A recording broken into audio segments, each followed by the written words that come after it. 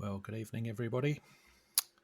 I'm Martin, and this is the stream for, I think, the 10th or 11th stream I've done for the game dev log for Zarktor's Realm. So if you've been watching the last few streams, you'll know that I've been working on the Exeter scene, Isca Dumnoniorum, as it was known in Roman times, at least, or post-Roman times. So yesterday I managed to get quite a lot of the city sort of mapped out in terms of the market area, the churches, the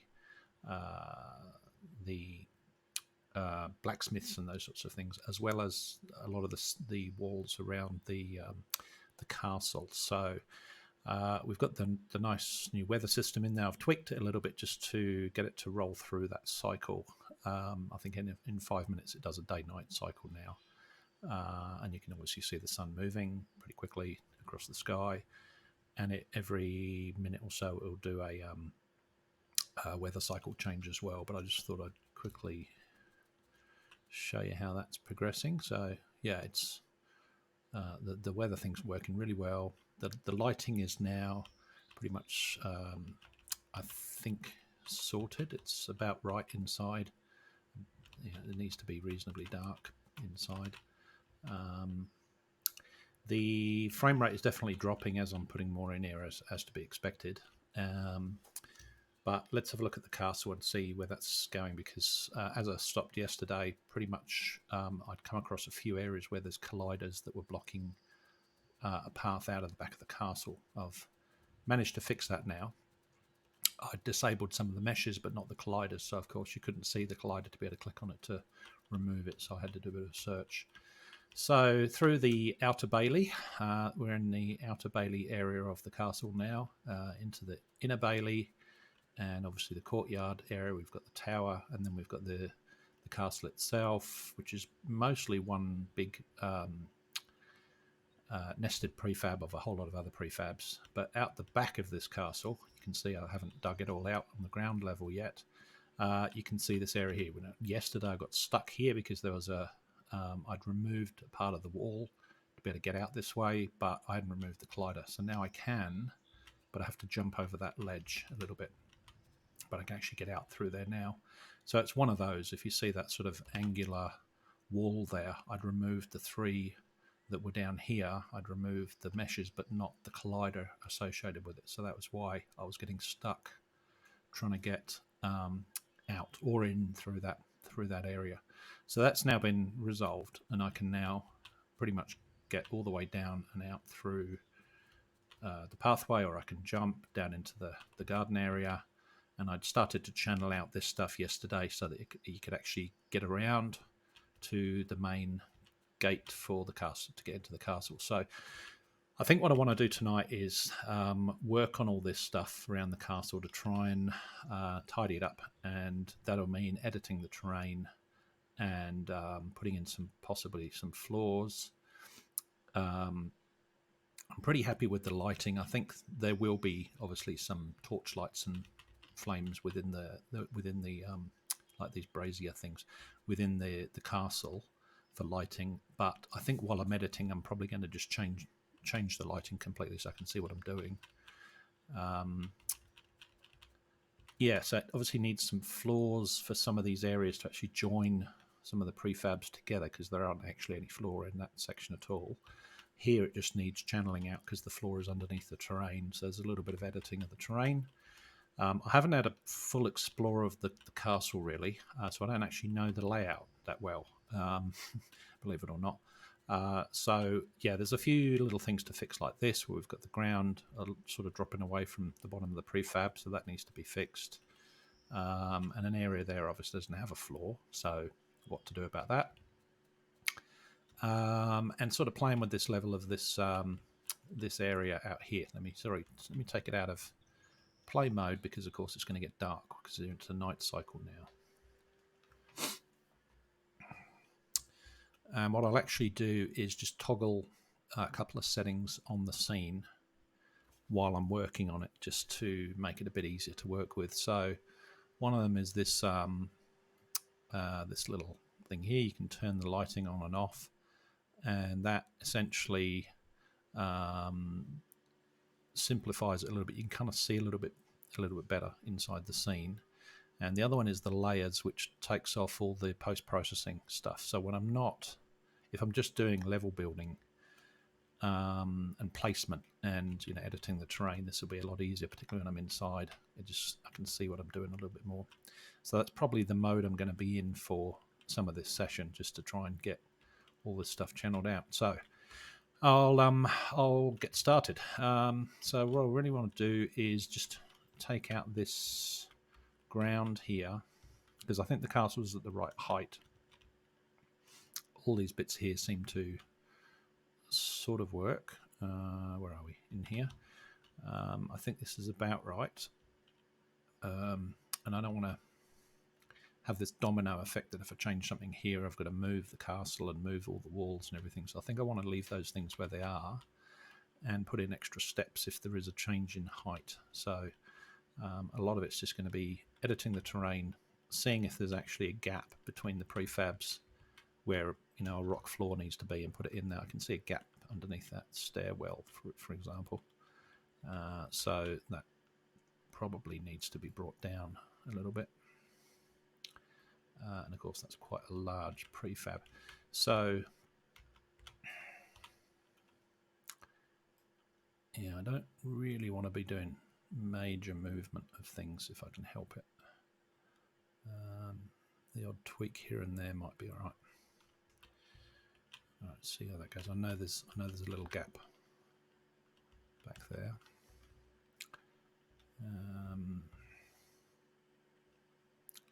And that wall there actually looks a little bit off center, so perhaps that does need to shuffle.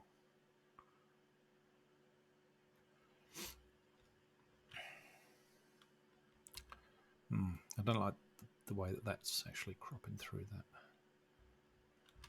Some of these possibly don't need to go together like this, but I do quite like the idea of this open air transition to this staircase. I think that's quite cool.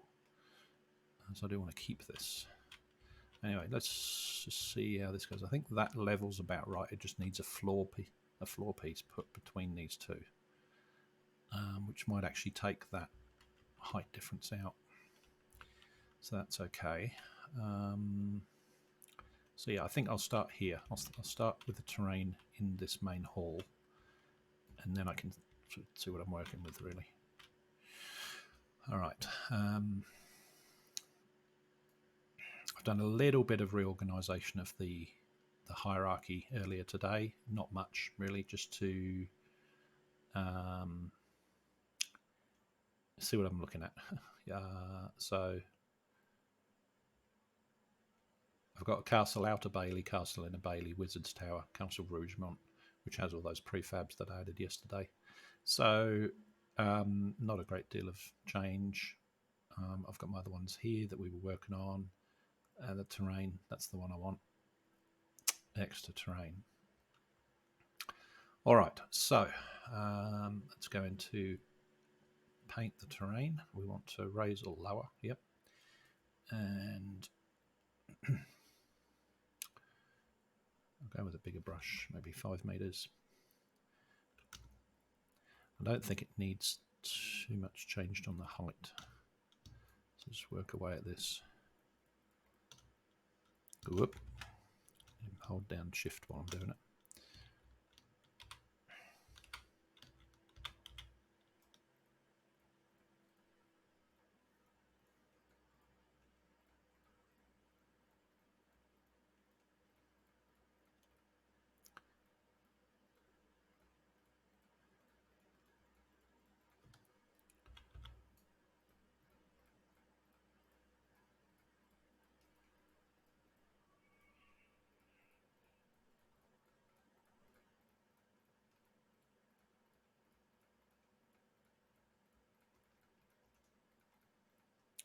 It's almost like vacuuming up all the rubbish in it.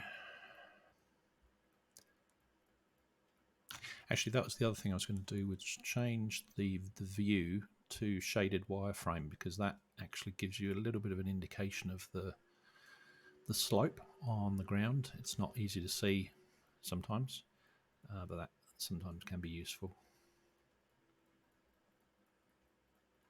It's hard to visualize it sometimes without that.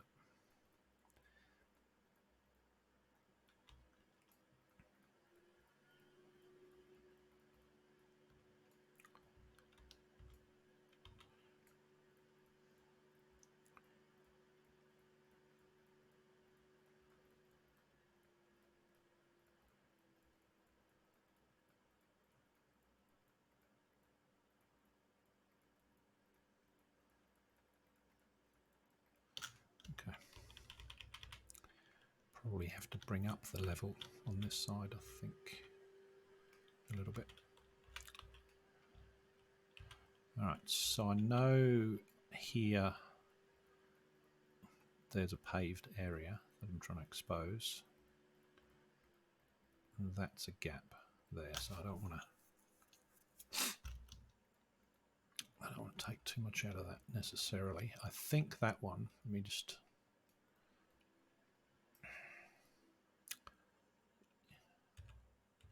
What's that? That is another part of the building. How did I hide that? Ah, okay.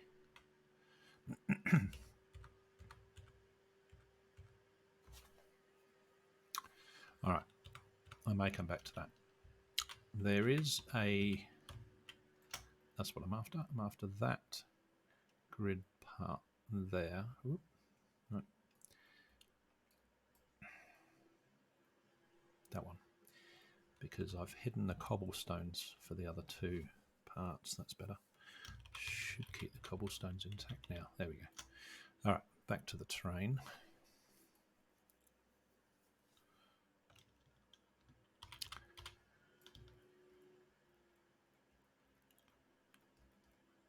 Actually looks like a bit of a drop on the inside there, so there's probably a step.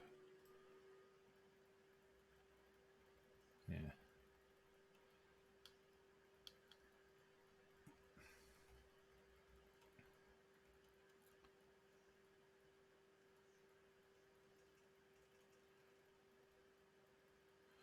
Actually, one of the ways to solve this, I think,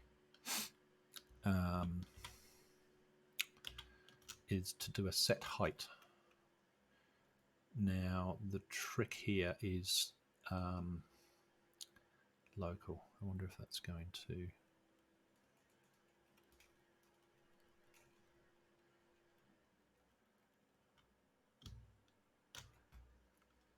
So, local set height.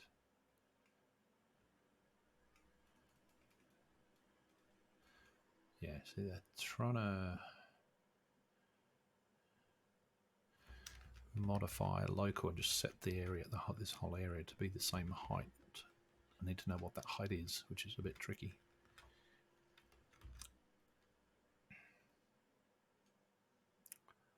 Left click to set the height. Okay.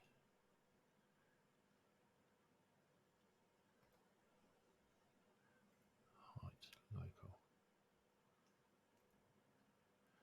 All right.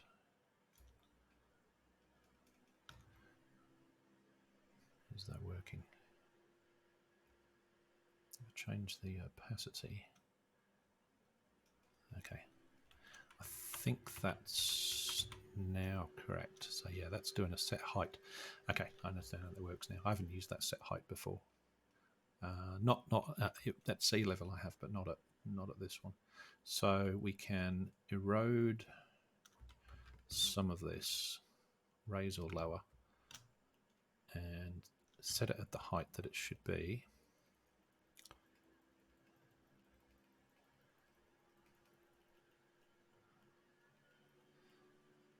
And then do a set height and click.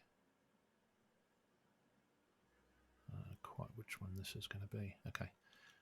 And then increase the opacity right up. And that should... okay, no, it's not working. Left click. There we go. That's better.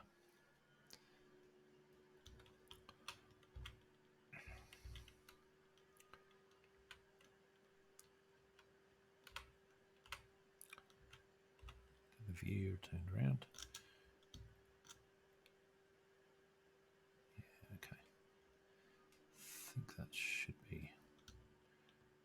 supposed to be doing. So look underneath the ground.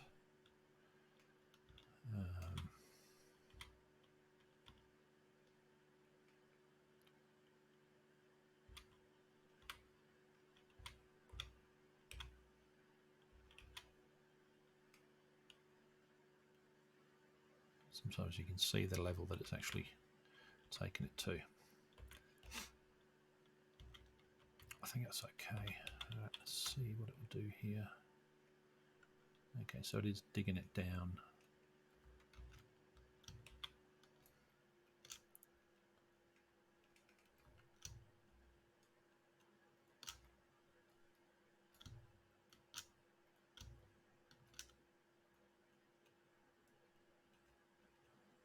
Yeah, I think that's what I'm after.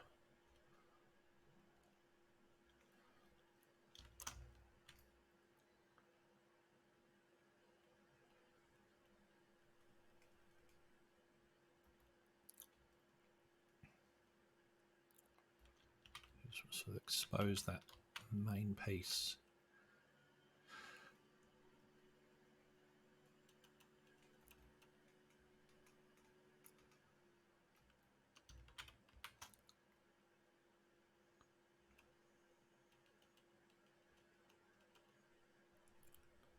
All right.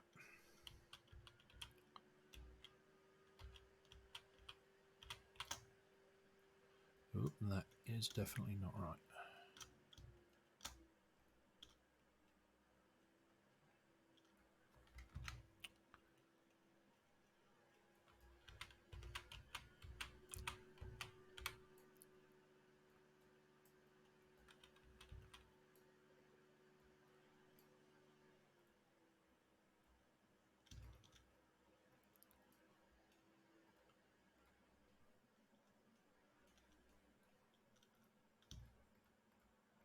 Okay, that looks better.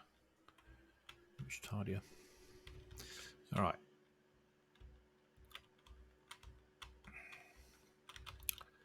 So on this side, it's just exposed with grass, which doesn't look quite right. So I think I want to put some floor in there, at least to this doorway. So I'm hoping there's a shape for that. But I may just come back on that one, put the floor in, and then bring the ground level up to meet it. So I'll come back to that. This looks square at the moment, so I will probably do something to disguise that.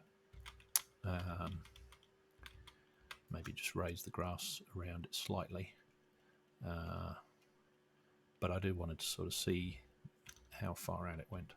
It looks like it actually goes through the wall, which is not very good. So I need to do something on this bit. Not a lot, just to conceal it and smooth it.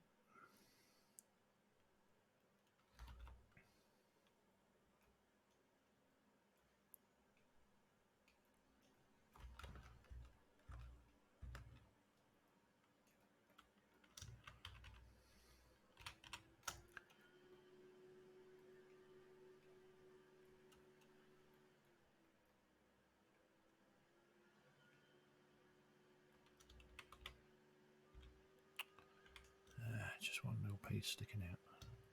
Typical.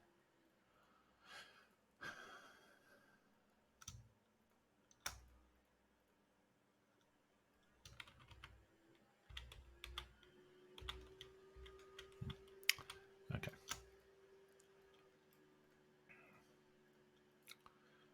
So I'm not too sure about this sandy material. I think medieval times it would be muddy, and Devon is not known for sand. Also, it's known for mud fields and so forth. So that doesn't look very good there.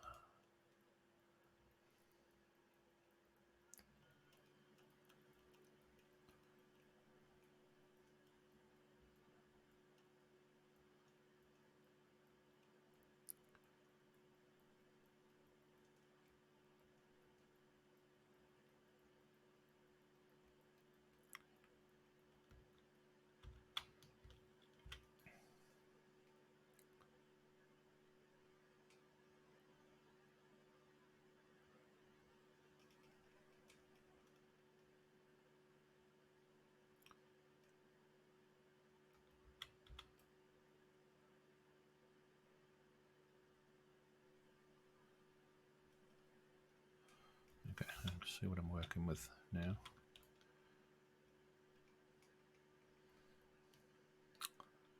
A little bit of slope in there.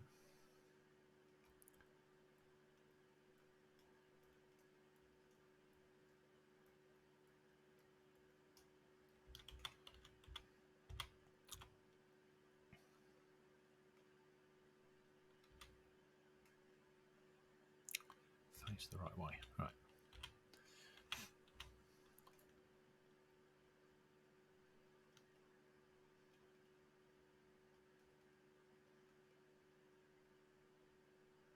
So should I just sort of channel this out a little bit?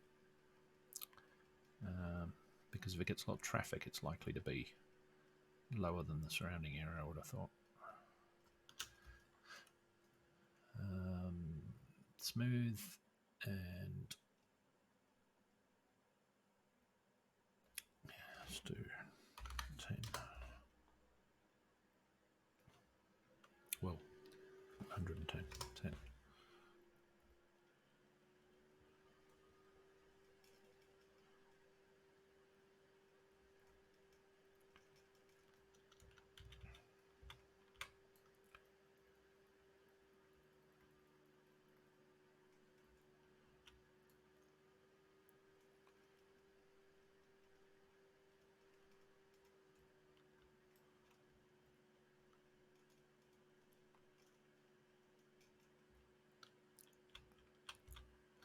And the other thing is, I actually don't need most of the rest of the city on.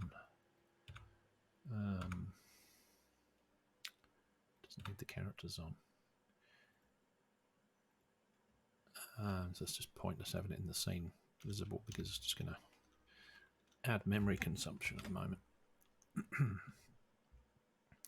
I know I'm getting null references, and I've seen a couple of those instances where they are referring to Blink. Yeah, Blink RPG Builder. So it's obviously trying to. It's got. I think it's one of the characters has got Blink RPG objects on it. I've actually started bringing in some of the Blink components, but it obviously needs this combat node to be sorted out. It's looking for something that isn't there at the moment. I'm not worried about that because I'm going to redo the Blink stuff on the character anyway, and for this scene, so it doesn't stop me. You can clear the error. It's just a temporary issue. I'm not worried about it. All right, that should be a little bit faster now. Whoa, should be a little bit faster now.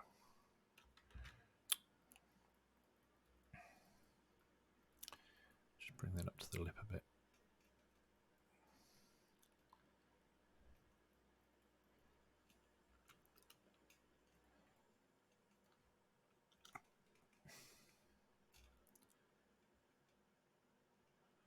I wonder if there is actually a shortcut key for this. Smooth height terrain F3. That's handy. Okay. Raise F1. F1, F3. Okay. Okay, that's handy. F2 set height.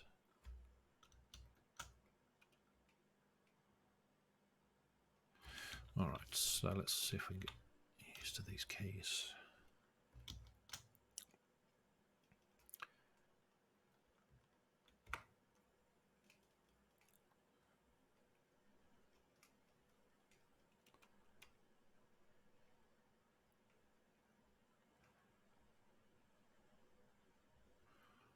We'll bring it up slightly from that.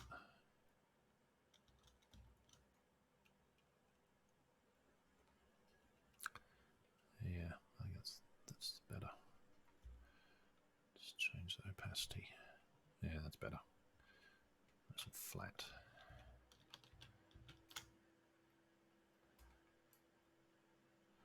And then I can smooth to kind of get rid of the jaggedy bits.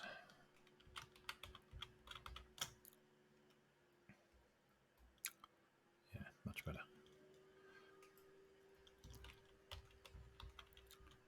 Okay.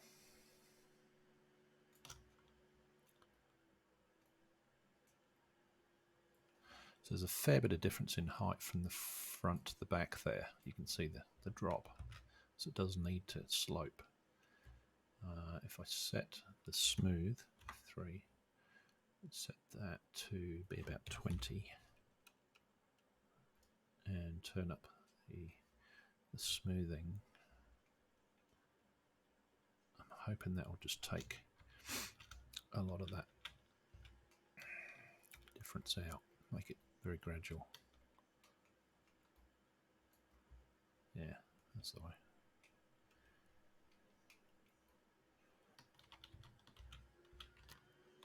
Okay, let's turn it up again.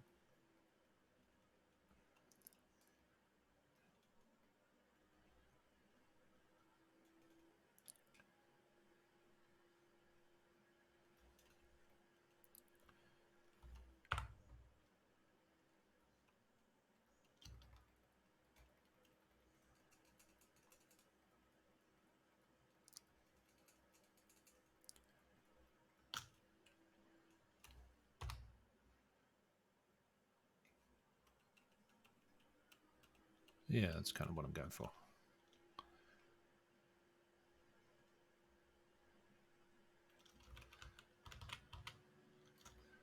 Probably even more up here.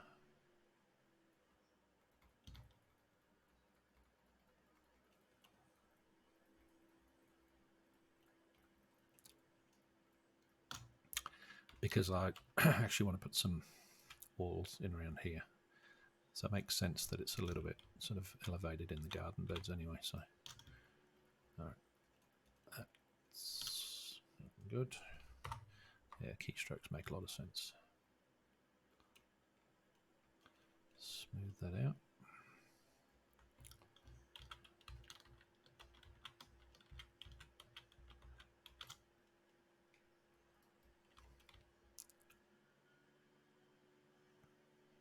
Okay. I'll do the same thing on this side. Definitely have this sort of bump up here, and I want to take that out, so I'm going to have to, but I need it to be that height going in, so I'm definitely going to need to bring up some things around this.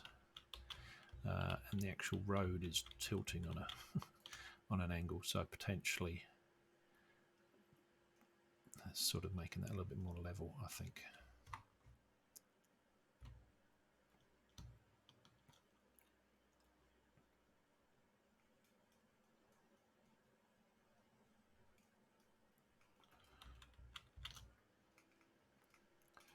A little bit more even, at least, or yeah, no, level's the right word, I think.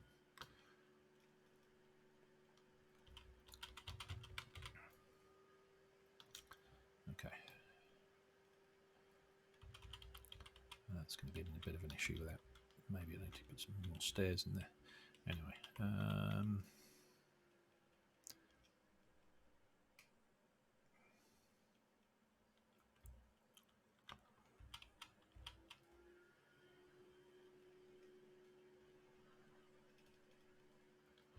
okay.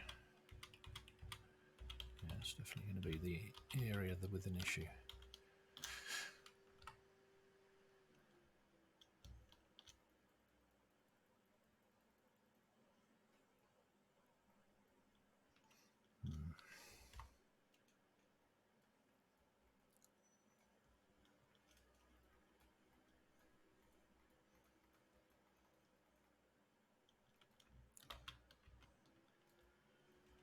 That's better. That's kind of what I'm going for.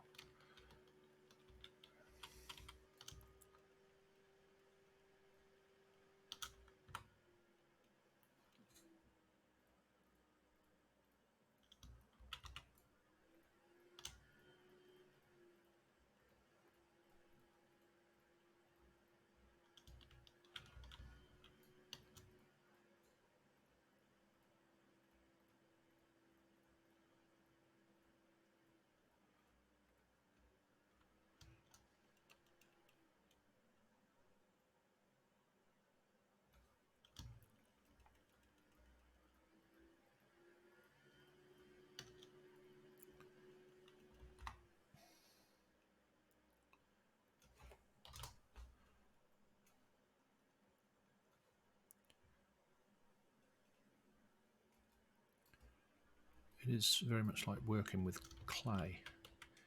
Quicker probably, but just kind of gradually shaping it into what I think looks natural. And of course what works for the game, because you've got to be able to walk in here, ride a horse in here and not get stuck on a step. I don't want to remove the collider, I just want to smooth the way in, I guess. Alright, that's looking like that should be okay.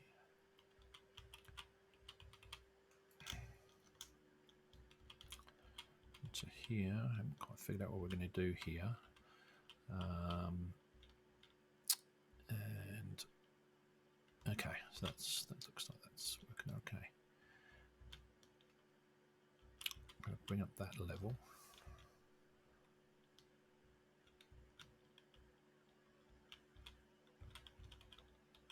Right, this level here, so I think I need a floor in here to join those two and decide what I'm going to do here, because there's nothing on that side. I think it's empty. Yes, there's nothing there. Right, time for some prefabs, I think.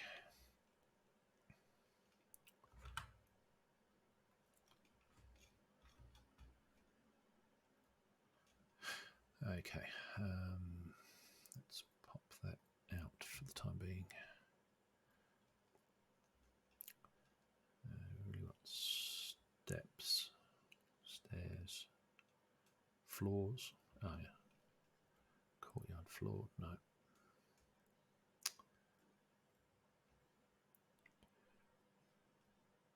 That's quite cool.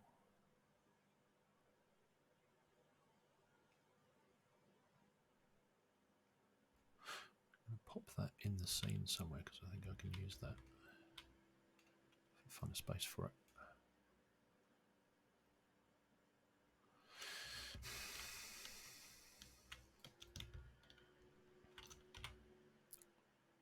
Put you out there for the time being. Right. Aha! Something's popping in and out here, so that there, whatever that is,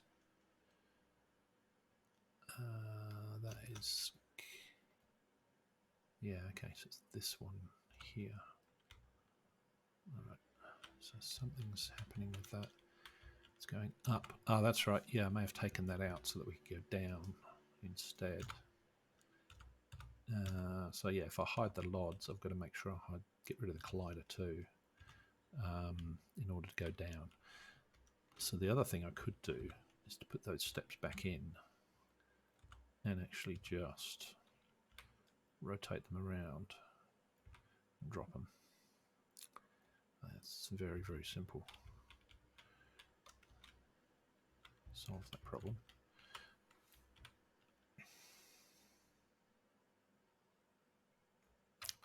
Cool.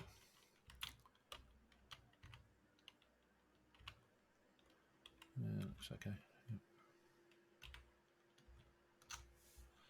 Alright, back to the terrain.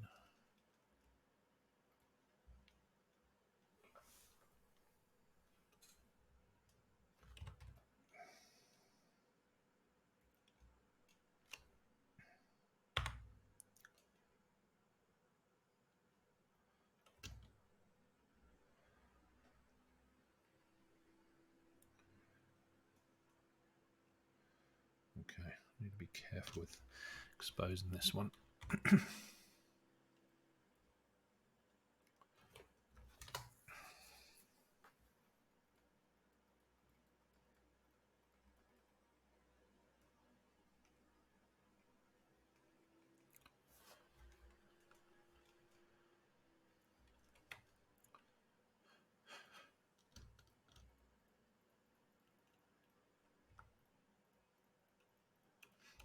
It's actually risen up. Okay, so I do need to fill that in. So presumably from this side, there is a stairwell through. There's nothing in there. So I do need to put the floor in there. So what do I see from this side?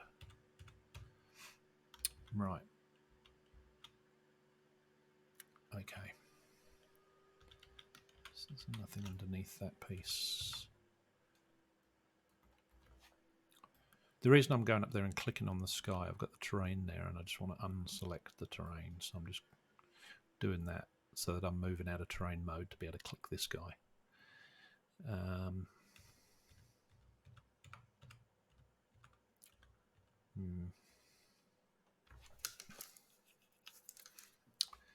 All right, so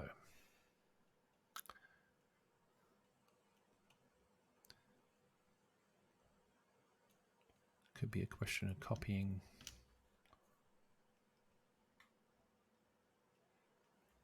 a couple of them down. Yeah, I think that's probably the go. Duplicate those, take them down to the ground.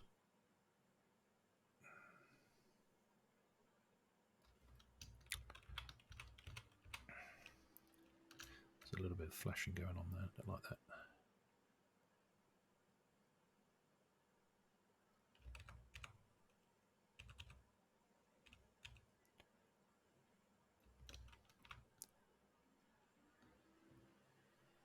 Still a little bit.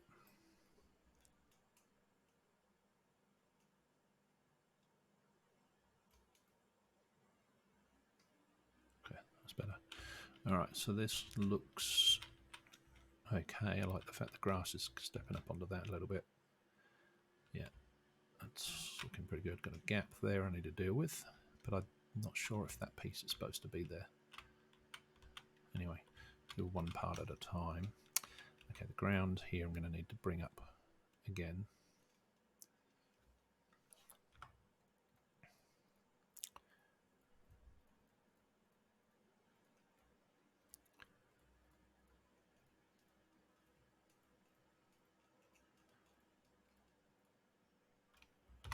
Yeah, the F1, F3 thing's quite handy.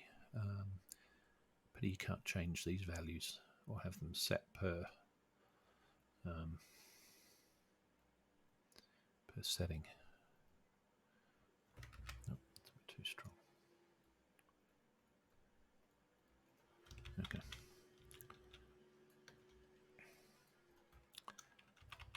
Guess I just don't want to be seeing underneath the mesh.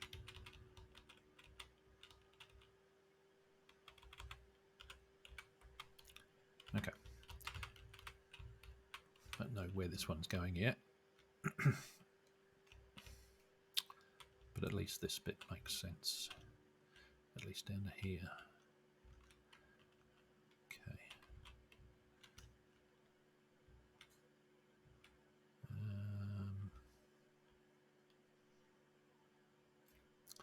All right.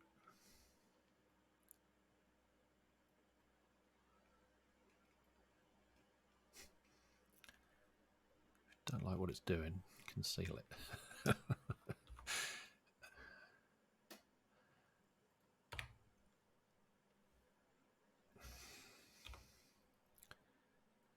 Hopefully it's less work than actually trying to mess around with the prefabs.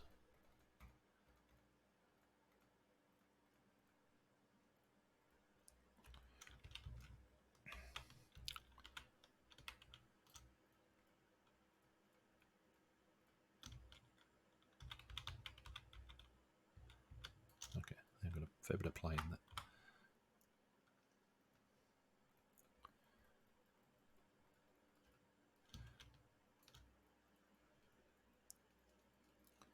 Interesting.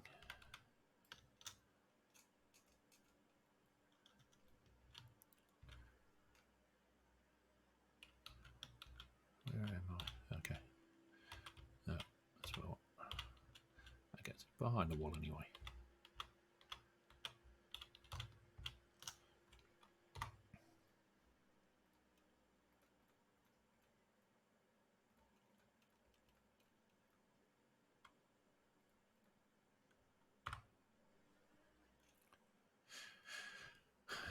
Is there a shortcut for change opacity? This is the question.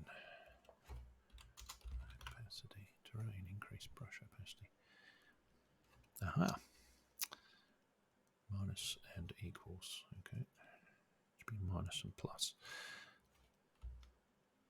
Cool. That's nice. All right.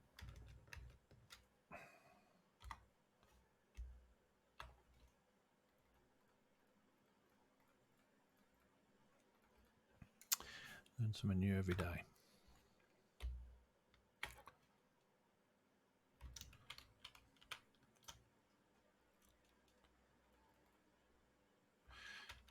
Looks like a very interesting little hidden alcove there, doesn't it?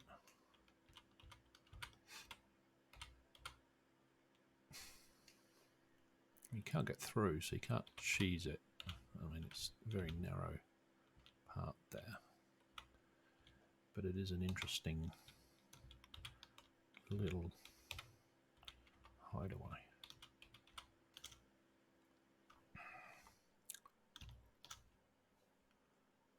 Got to keep these Easter egg things in there. Yeah, I think that's fine. All right.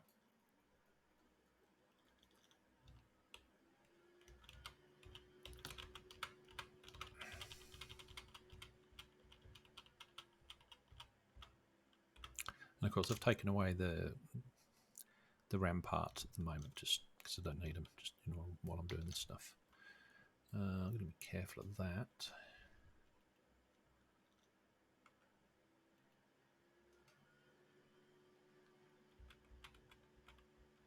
And I need to do something on this side of this one as well. Okay.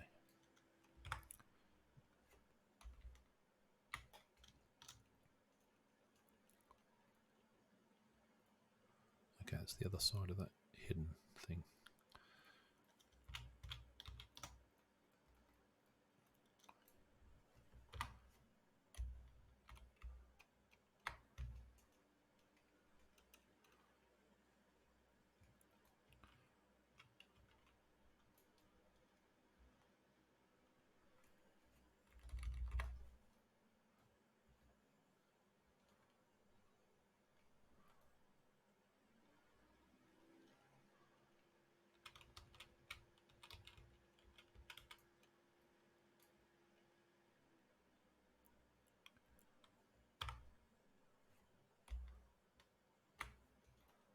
Right, like those new shortcuts. Well, they're not new. They're new to me.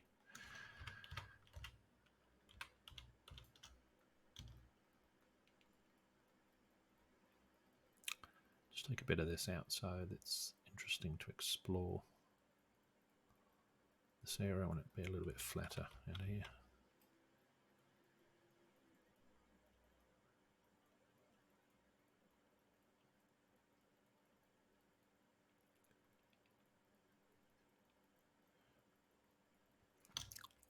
Okay.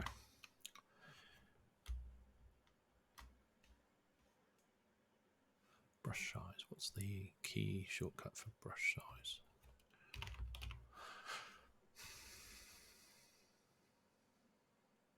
Okay, square brackets. Cool. All right. Well, that's handy. Oh yeah, yeah, that's good. Very nice.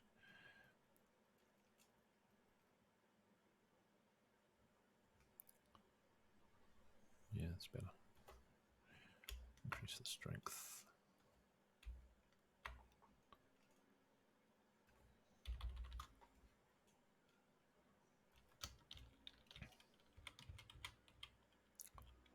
Okay. Minor bit of tweaking here.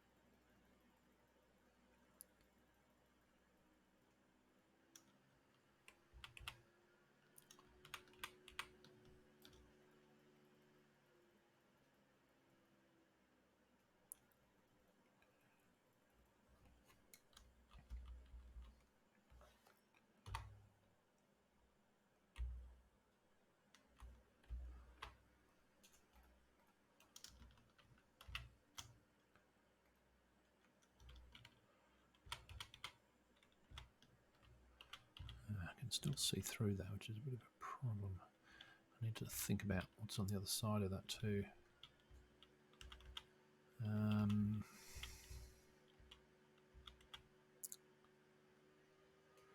Okay, that's actually the outer bailey. I think that's the outer bailey wall. Let's put these back in. Okay, so that gives you the context of where we are. What am I going to do with this area here? So,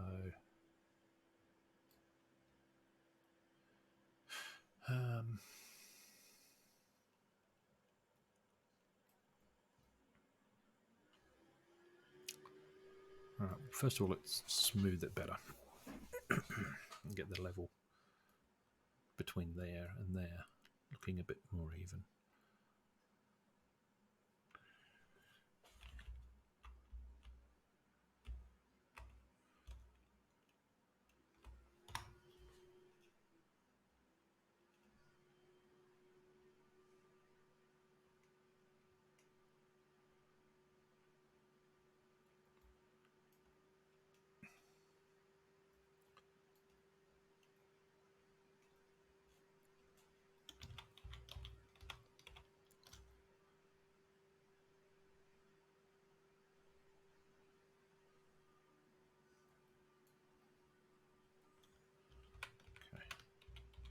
I want to take this ridge out that's in this part here, so I'm going to definitely drop that down,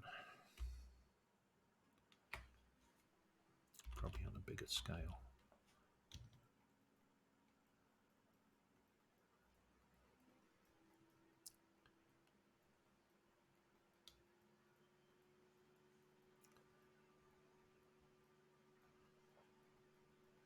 Just don't expose the bottom of the wall too much.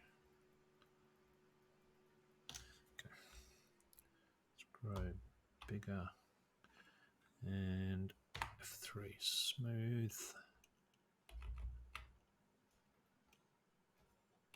stronger, that's better. All right, let's have a look at that. A bit easier to navigate. It's a pretty steep side to that.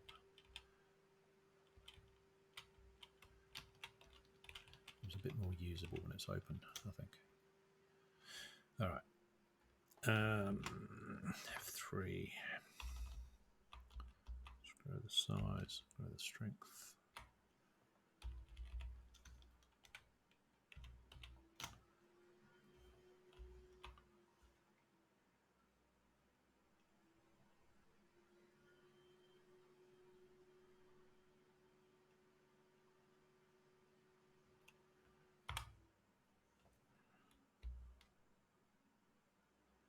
No, I don't want to do that. I want to do that.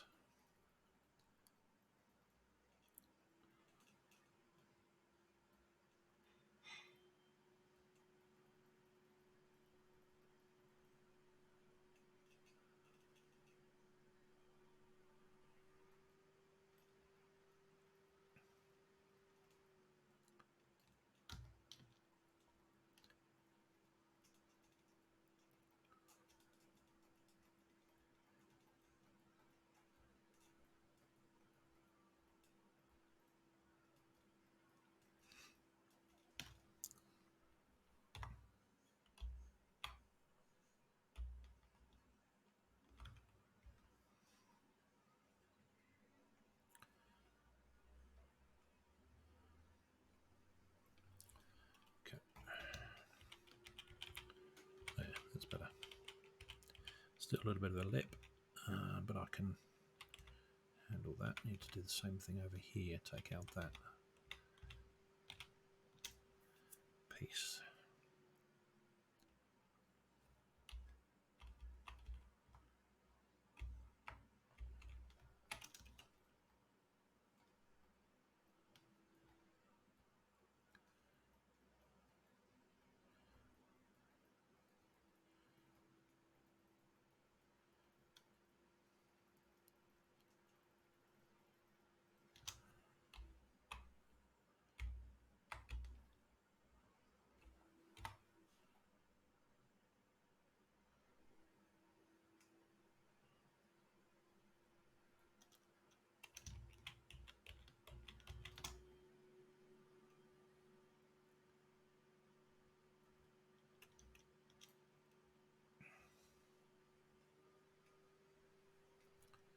Right.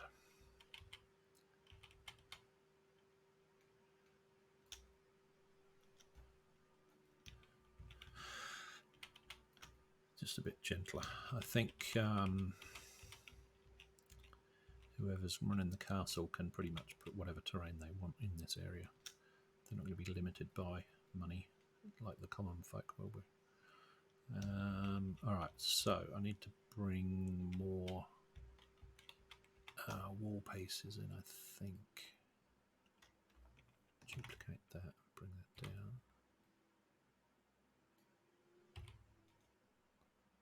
Maybe not the whole piece actually.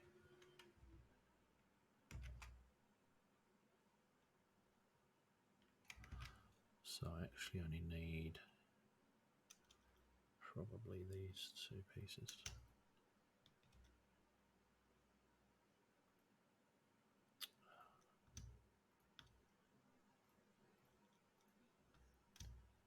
Yeah.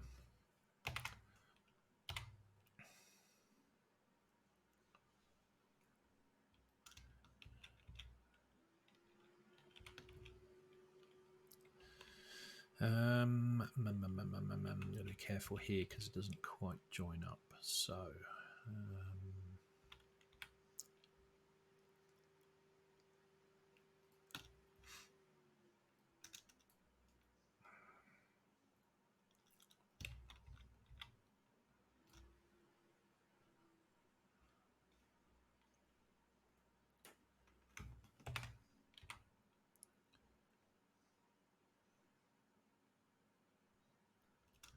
okay, right, that's a bit of a problem there still.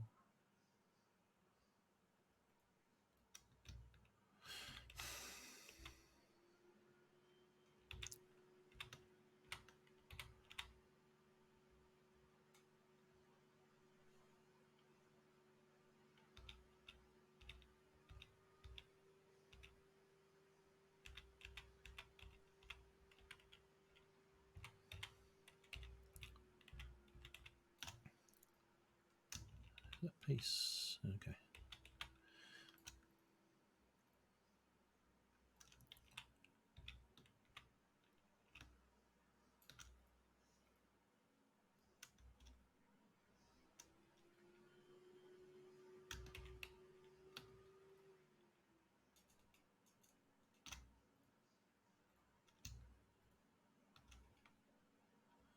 Alright, so if I take those two and drop them down along with these two.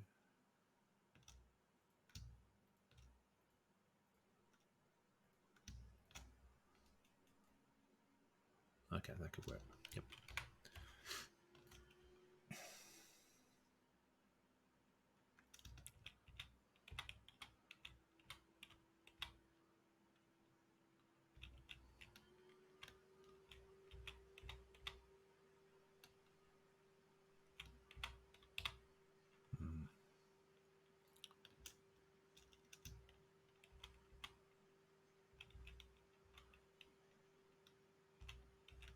Still need something in there.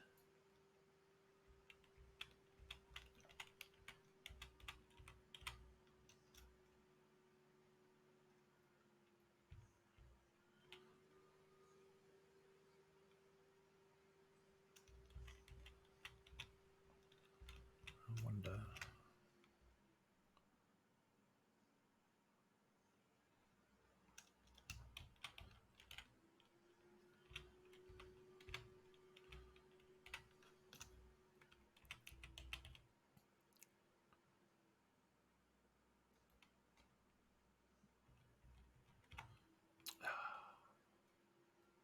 That's 2D mode. This part actually looks a bit off, looks a bit uneven. It actually, this part is not level with that part, which means this thingy is intersecting this one, but not that one. What am I trying to do? I'm trying to close this gap, but maybe I don't need to.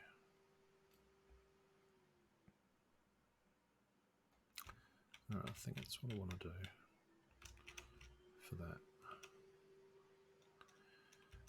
And I think if I then take...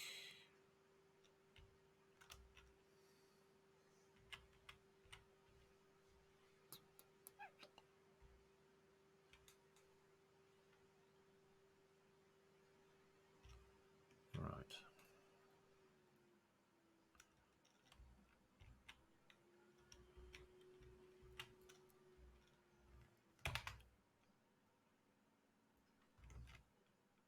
So this one here.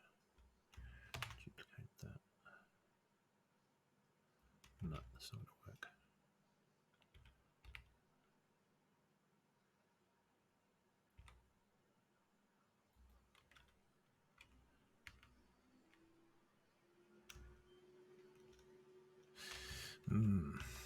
Okay.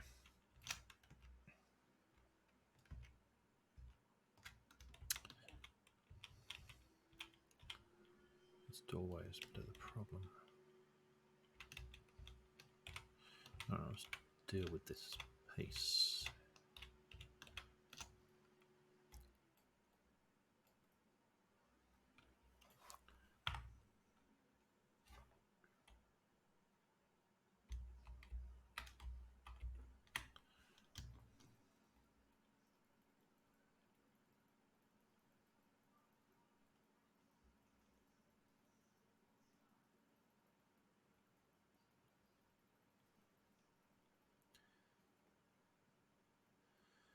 Okay.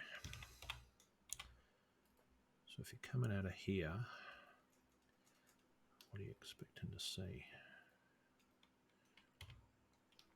Probably not a grassy slope.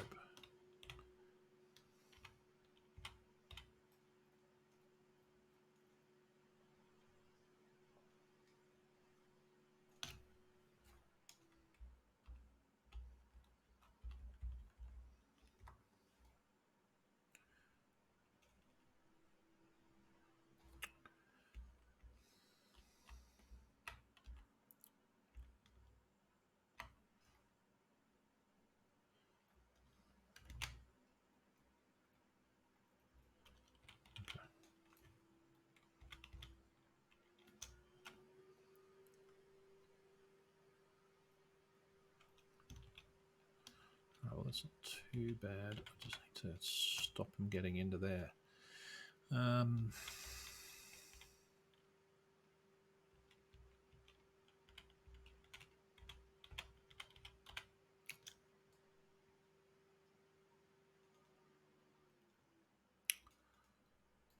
wonder if the answer is to take a part of that wall out.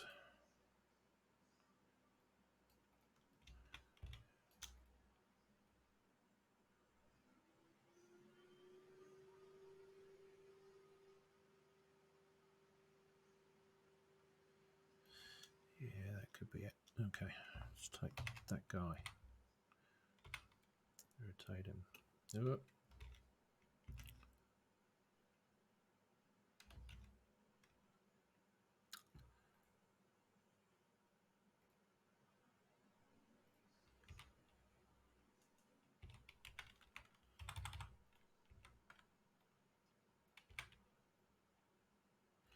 Yeah, I think that's going to be the answer.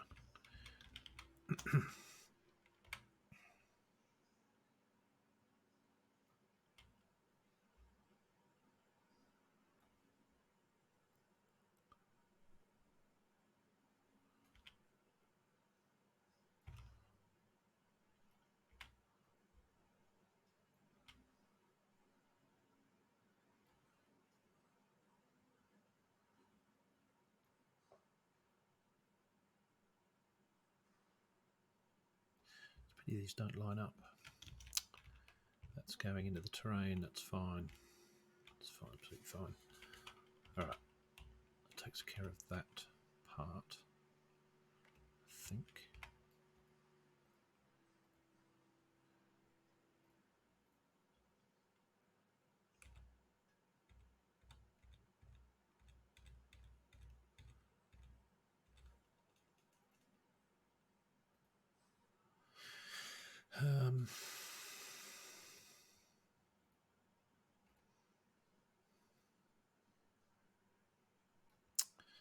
is actually cleaner just over the one piece across there. But that's on that angle. Okay. Right. How about I do a bit of an angle just to make it interesting?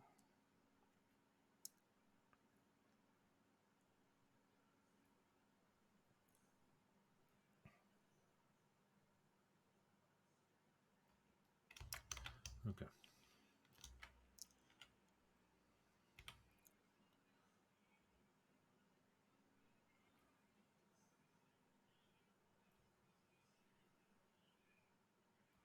Yeah, that's a bit more interesting.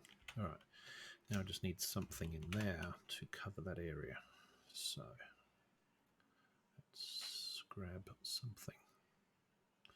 Show some floor pieces.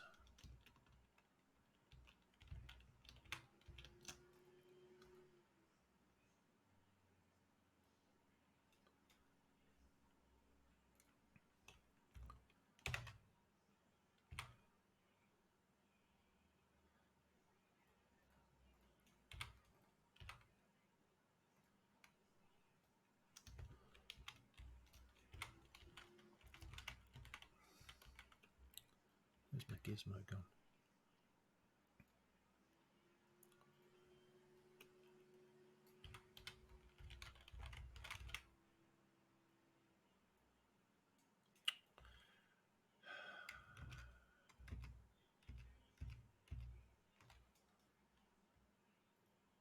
It's not behaving itself. Copy.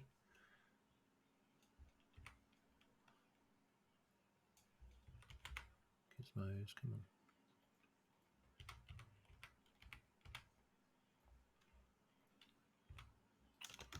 No, it doesn't want to play for some reason.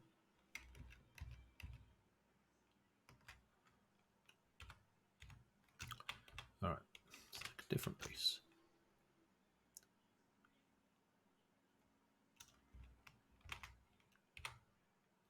No, it does not want to play.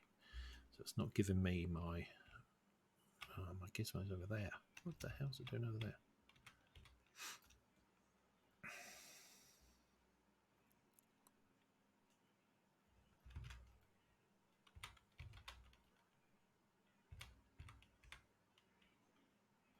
There's this thing about origins I was seeing before. It's not moving the gizmo to where the object is, which is very odd. If I switch screens again.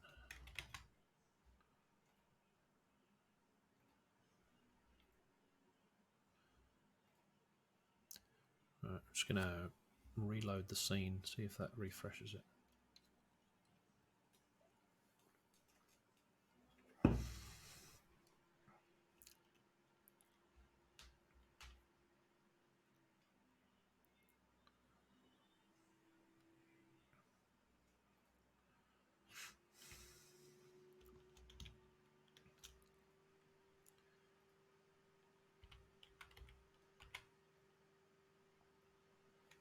There we go, it's fixed now.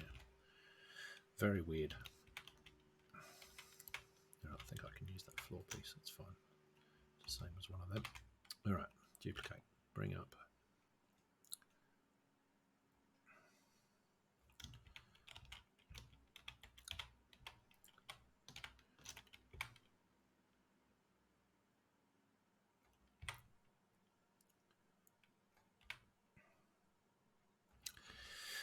Or do I want a floor piece? No, I don't, actually.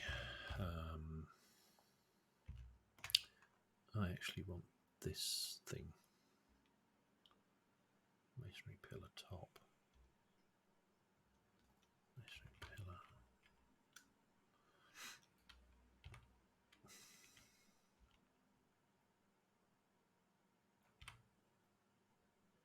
I think that's going to be the answer.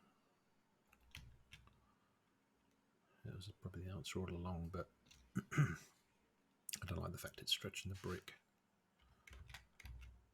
It's really only the top I need, the collision. So that's the collider. So certainly we want the collider to be that, and maybe even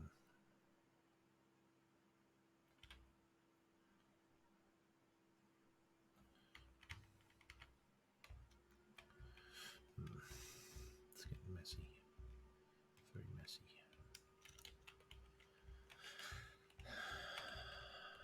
It's a messy join.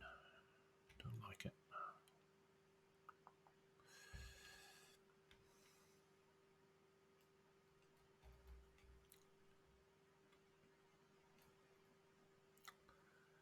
It's almost like I need one of them.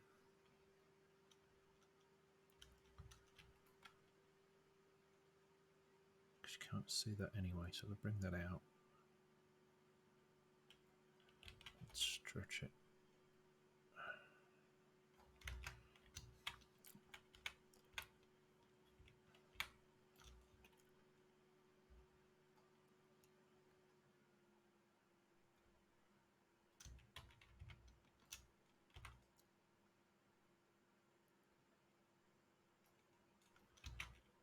Okay.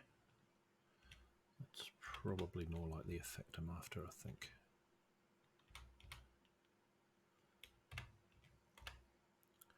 Because of course the players are going to be able to explore this, so I want to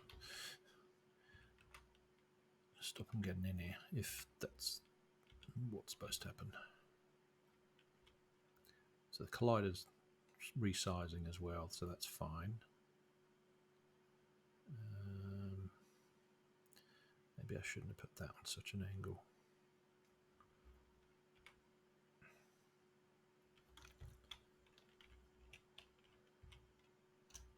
Try to be too clever.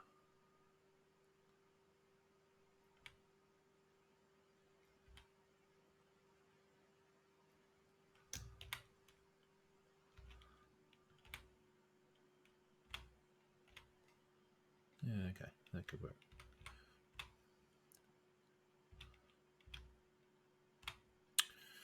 All right, I just need something to block off this now. So I'll use that guy, part of it.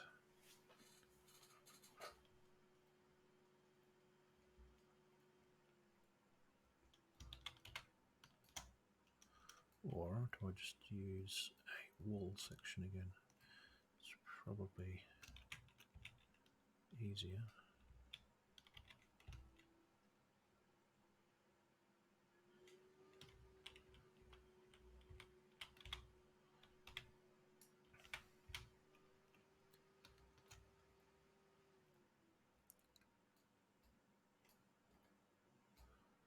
Yeah, one of them.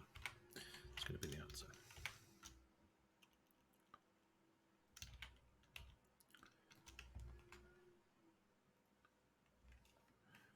Okay, let's duplicate him.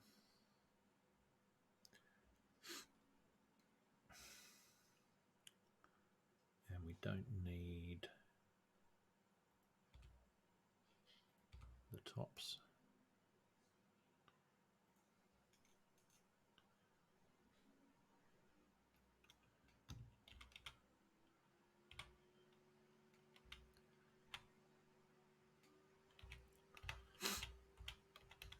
At least it just looks like a whole lot of masonry together.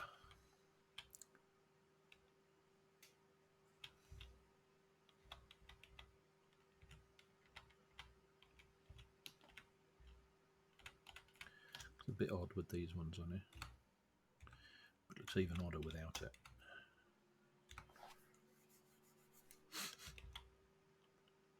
Okay.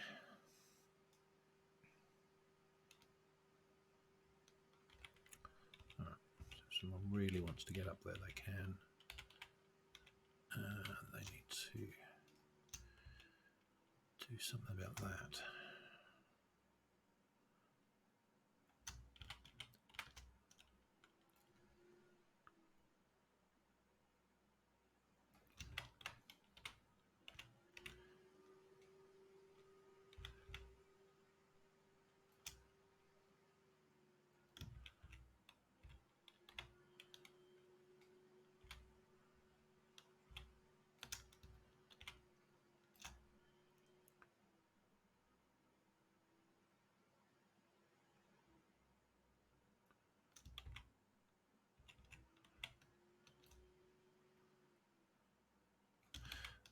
Okay, so it does need to belong in there.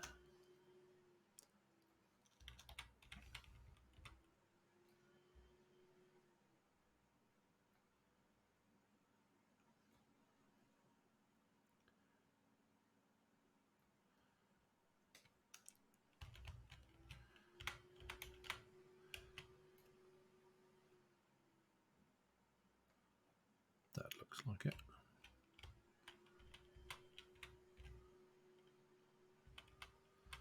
Well, no one's going to be able to. You know, I don't think anyone's going to be able to get in there. Good luck. If you can get in there, you deserve to be able to see what's going on. So, all right. I think that's okay. There's an exposed part there. I don't think you're supposed to be able to see through that.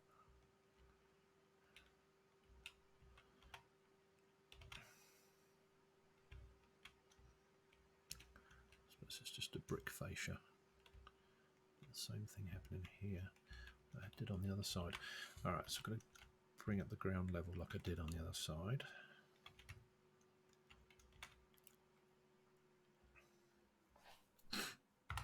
I knew there'd be a lot of fiddling with the side of the castle. It's bound to happen. I just needed to make sure I don't screw up what's going on the other side.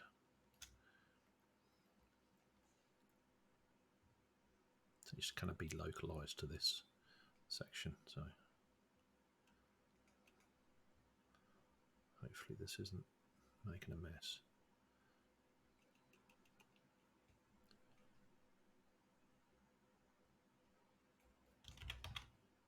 Yep. Looking good. Where am I? Ah, there we go.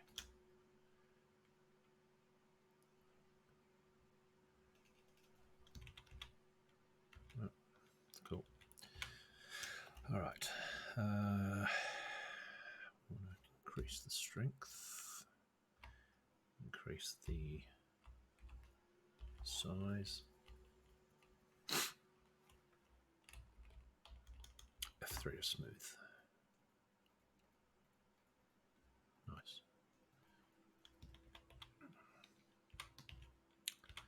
So bring up that side.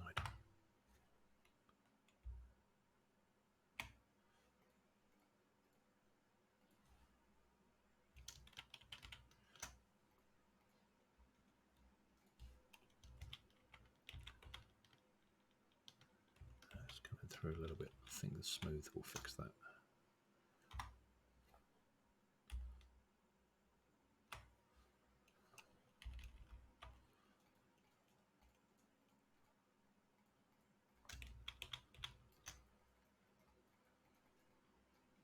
There we go. Better. Let's come through again there, of course.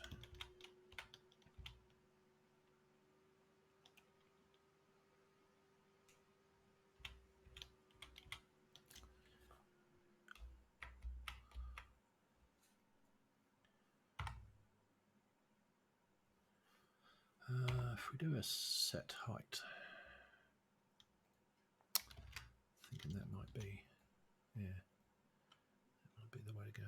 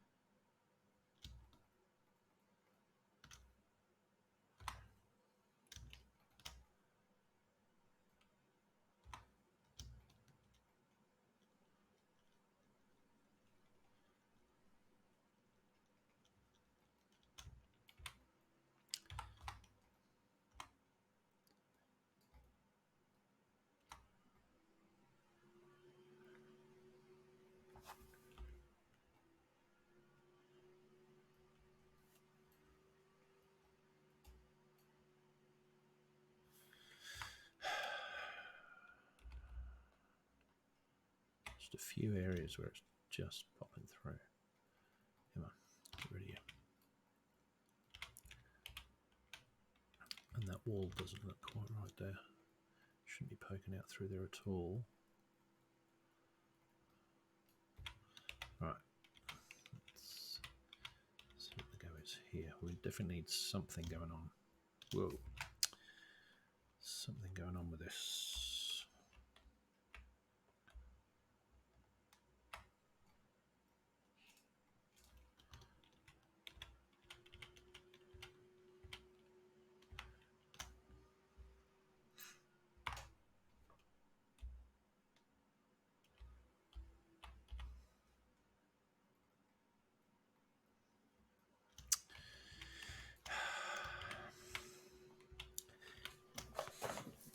It's a little bit frustrating when it just goes a little bit too far. I think the set height's the way to do it, but it's fiddly to use because you've got to find an area that's exactly the right height that you want, and then shift click. But then increase the strength so that it does it with one click, like that. There you go. That's it better.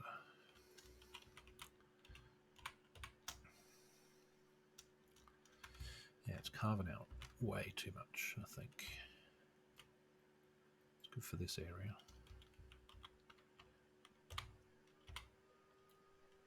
Of course, we will want it looking natural too, so.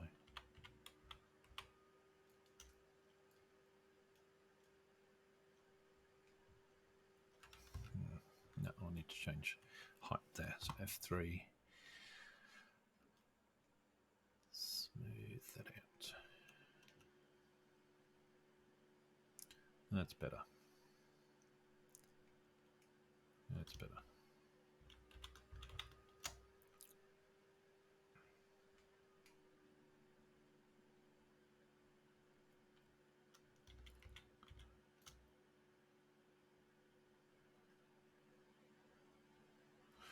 All right. It's a little bit unnatural, so I'm just going to mix it up if I can do it without screwing it up.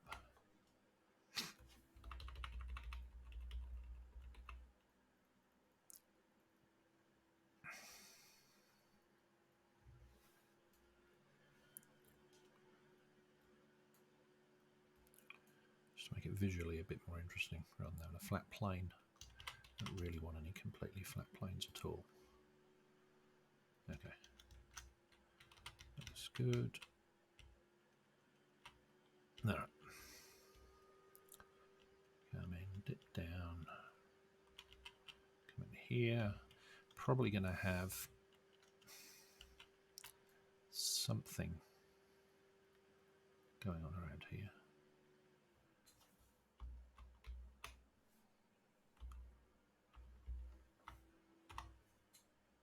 Oh. That's better. Okay, it's quite a steep heaps there. Maybe you can get up there, but you won't see through. Okay. Through, in, up.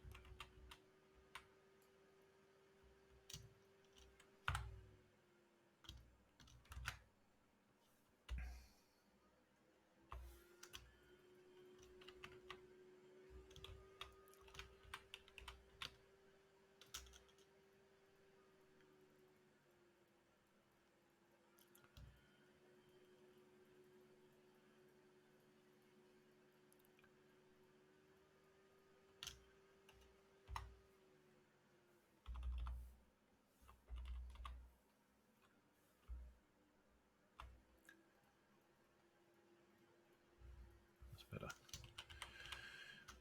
We don't want people looking in there, so that's a little hidey hole. Quite a big area underneath those steps, hidden away.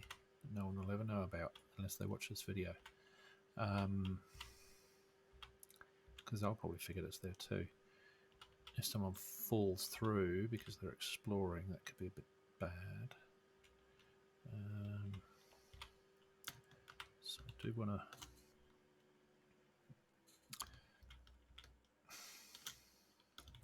just bring up that area a little bit, but not that much. Yeah, probably something like that.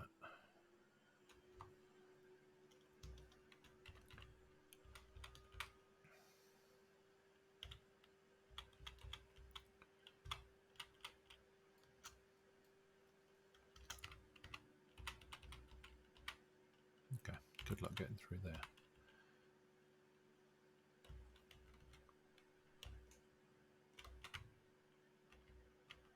Alright, don't really like the fact that this is all totally enclosed.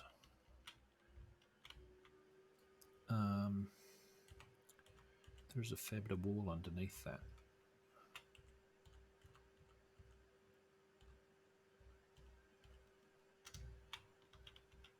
But these are supposed to be Northernhade Gardens, so this is supposed to be the gardens of the castle. I think I just want to slope this up around. So I probably want to do that.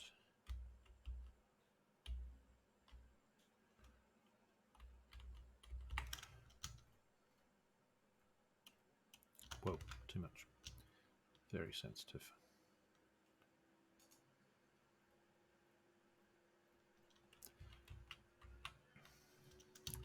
It's probably way too much.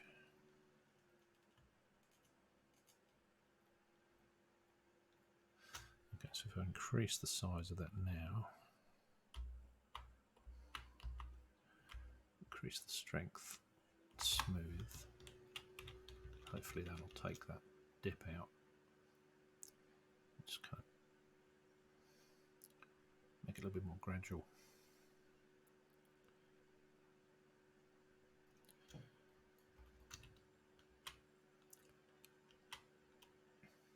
Yeah, that's better. That's better, at least today anyway. Not sure what we're going to do with all this, because there's quite a big area behind this in the outside the outer bailey.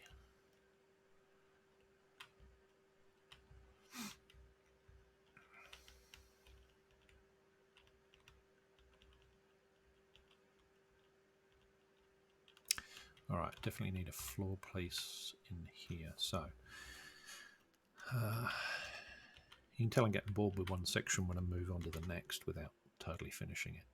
I will come back to it, but it's just, spend too long in one area, it brings you down. What is that? Okay, that's on that side. Well, that could work, but actually want this piece. That one. Duplicate. W. Move. There we go. That's what we want.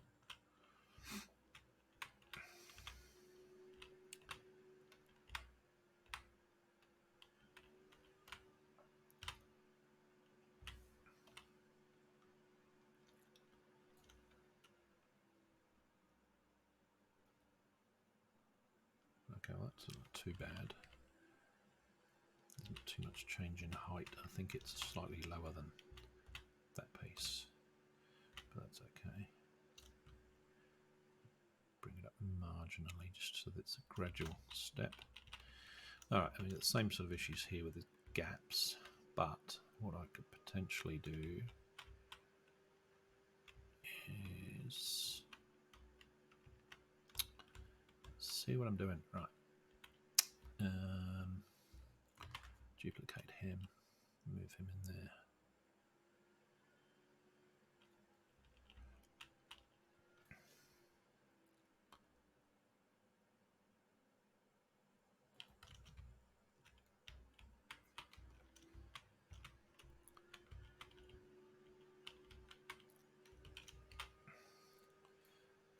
And same again, duplicate him. I know this is probably not the most efficient way to build a castle, but it's just how I know.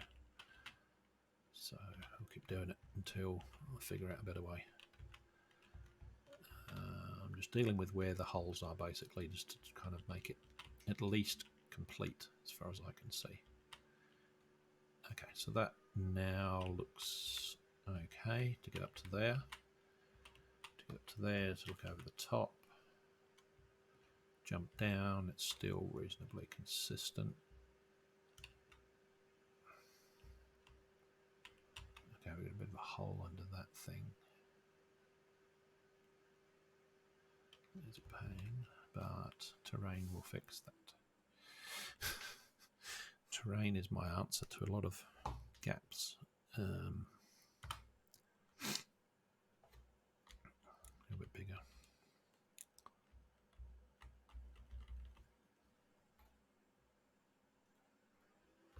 Too much, too much, much too much.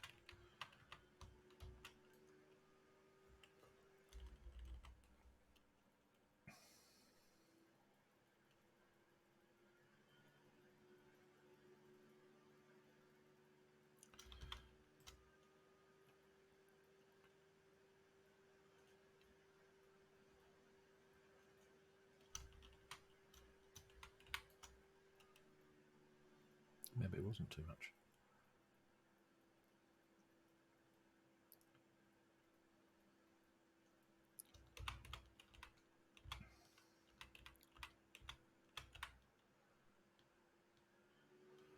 Okay, that's pretty, Jesus, that's very close on that corner. I don't think anyone's going to be able to get through there, but they might be able to see through there. So we don't want that.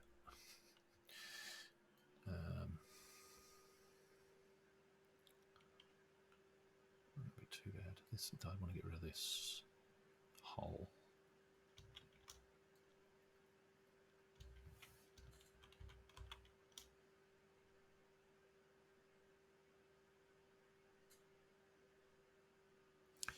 All right, let's try smoothing.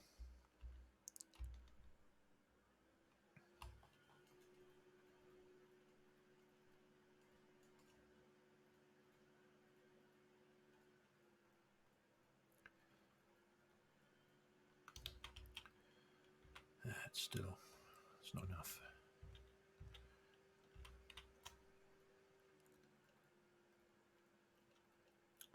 It's not enough. If we anywhere that we can, okay, so there's, yes, okay, so this is where you've got the corridors coming out for the, yeah, okay, so this is through that way. I see. So we could put something on the end here anyway. Still need to deal with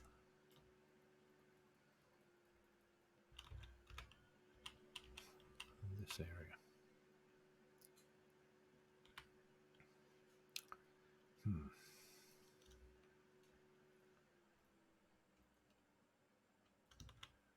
Why has it got a gap?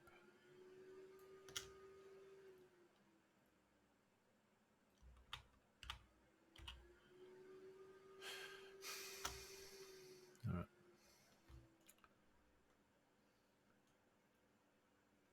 So to do what I did before then, take it down, get rid of the top on it.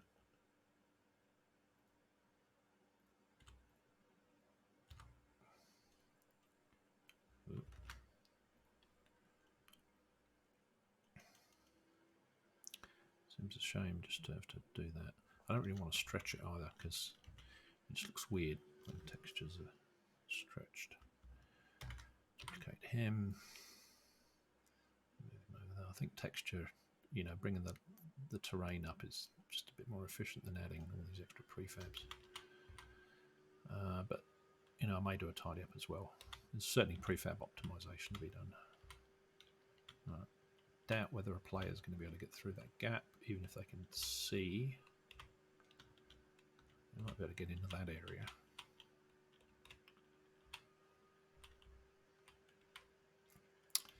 All right. At least the holes are boarded up. Okay. So, starting from down here. Actually, I'll put it in play mode. Now, just try and walk around it with a player and see where the issues are, I guess.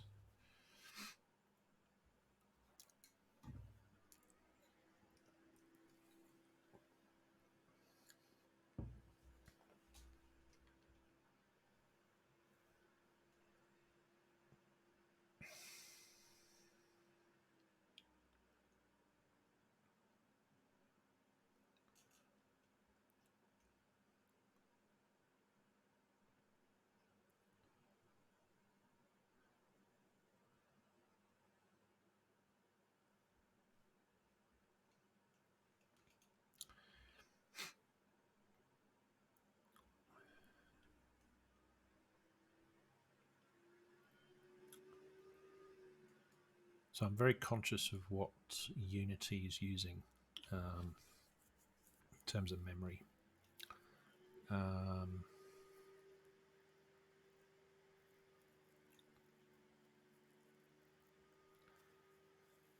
obviously moving from editor mode to play mode starts to put a bit of a load on it, because it then starts using all of the post-processing effects and all the other stuff that I turned off. So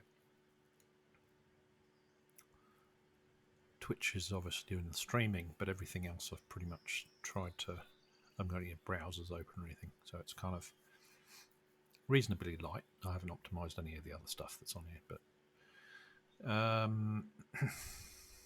every now and again I will run IO-bit to just do a RAM clean,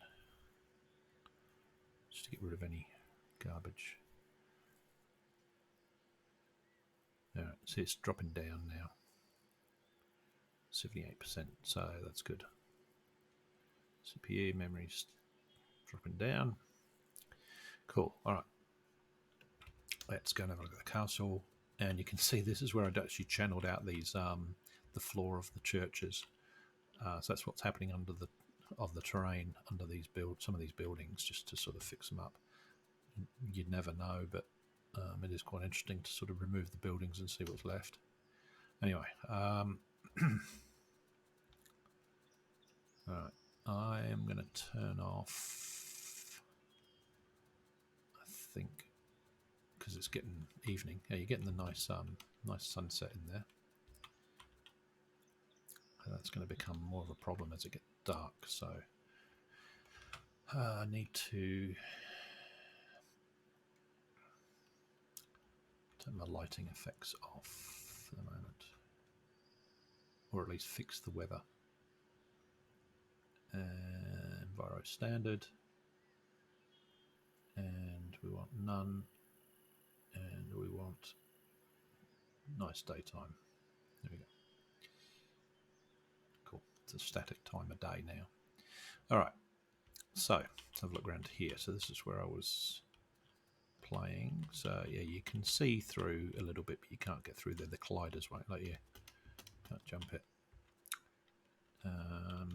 That's the corridor associated with the rampart section, so that's needs finishing on this side. That's interesting.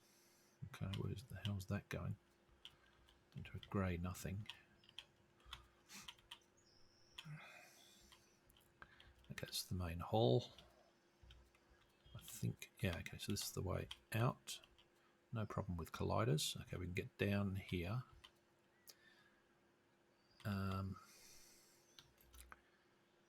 And it's still very dark, actually. Just because of where, you know, east is over that way and west is over that way. So the sun's, in England, the sun doesn't go directly overhead. It's sort of fairly low in the sky. So it probably is dark on this side of the castle, actually. But it's a little too dark and there's not very many lights. So I'm going to just see if I can brighten that up a bit.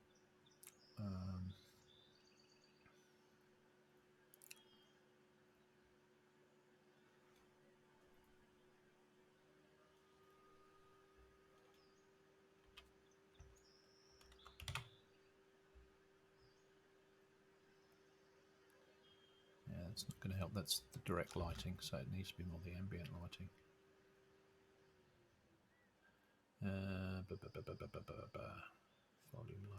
That's not going to do it.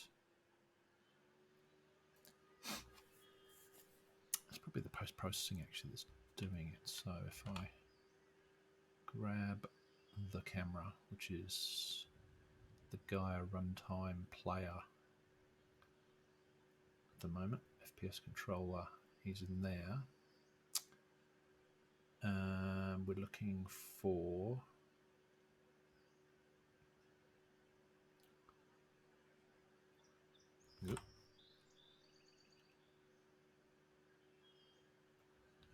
Where are you? Where are you? Where are you? Texture.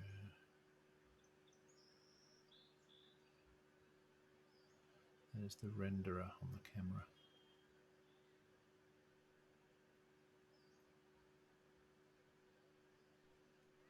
Ah, yes, it's down here somewhere. Gaia lighting, global post processing. Is that it?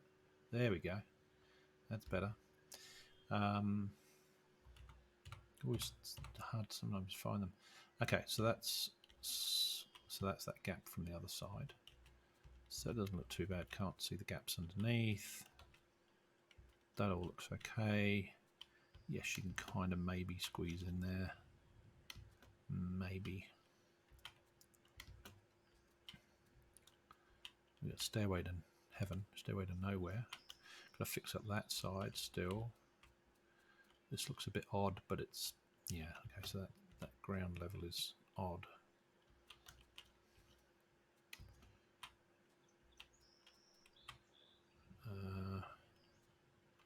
Okay, this is the bit I was worried about before. That looks okay. Certainly this area now works the way I wanted it to. Yeah, straight in into the stairwell and up. So the next thing is, can I cheese it in some way by dropping through the terrain? Doesn't look like it. It's stuck behind that though, that's a problem. This is obviously a collider on top of that wall.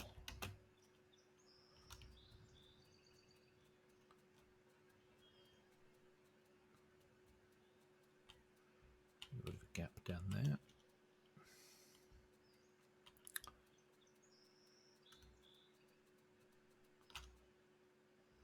Okay, it's getting there. It's a gradual process.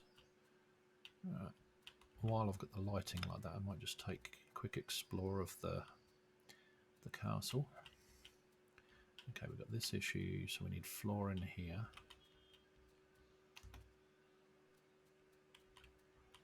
We need some rampart, something here to finish that off.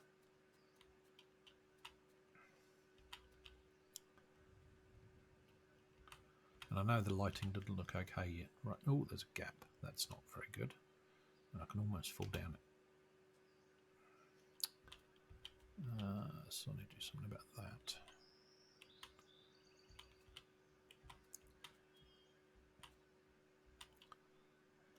Certainly the windows look really good.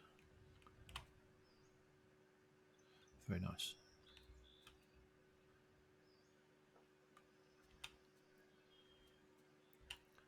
Okay, so we've got a balcony, which means we can jump out onto the roof and actually jump onto this section, which probably should have some tower or something on it, I think.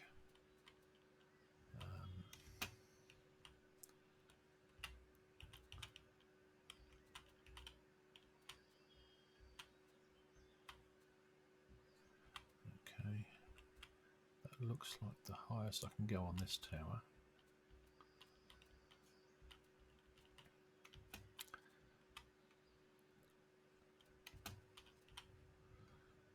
Can I get on with the other one, is the question.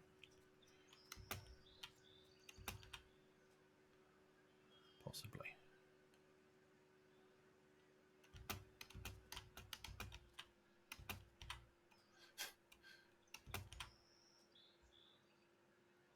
It's a bit of a leap.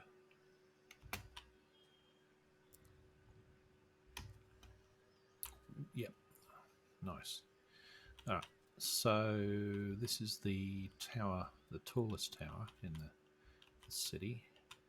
That's so precarious. No handrail. And we can go in here and keep going up until we get right to the top here. So yeah, that's pretty tall. So one of the things I did with the post-processing effects is I changed the focal length again to try and the depth of field to try and get things in focus about 100 to 250 yards away, which is pretty much that mage castle there. And then right in the distance, it just sort of fuzzies it out. But it's still doing something with the wall at a far distance. You can see the wall's fine there, and then when it gets to there, it's still hiding it. So there's something going on with the level of detail at those distances. I need to do something about that. Anyway, it's looking okay from here. So if I jump all the way down. All right. So yeah, this is looking okay. It's just a bit time consuming to fix up, but it does need to be done. It's an important location, so got to get this thing working. Okay. Yeah, through this way. Okay. So we've got a problem with that. That doesn't look good, so we need a step there. So steps coming in. This thing looks good with the gold on it. Really nice materials, physically based, rendered materials. I mean, that just looks like, worn timber. It's very nice. All right, and then this is the base of that really, really tall tower. So I'm not quite sure what we're going to do in here yet, but I do like the configuration of this. It's like a basement area here that you can move through. Not sure if that's supposed to go through that way.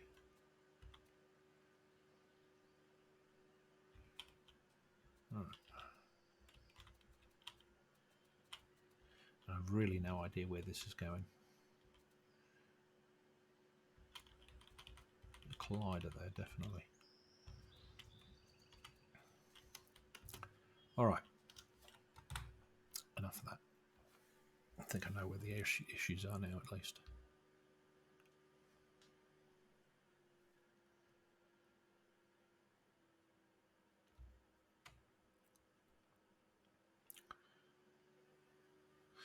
Alrighty, so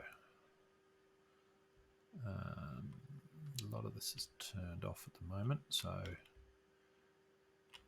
think what I want to do is have a look at the base of this guy in here. I want to know where this goes.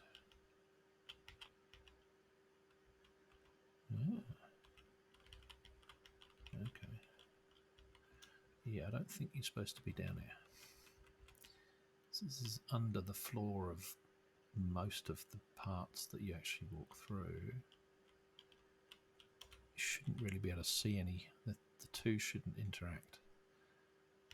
Actually, you shouldn't be able to get down here, and you shouldn't be able to see through either to the other side, to where the player is. It seems strange to have a doorway there.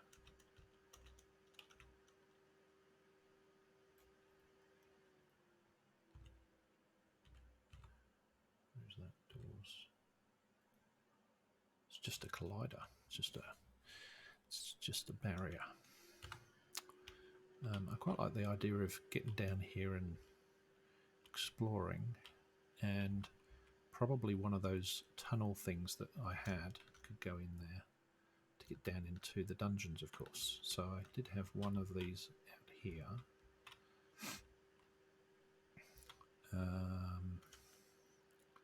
So this type and this type, which it's got stairs halfway up. It's got two sets of stairs in this one, so I think I use this one. Okay, so it's probably, let's reset the rotations on that. I think it's in there somewhere. Okay, that's cool. All right, let's bring him around, face us. Bring that up. Bring that in.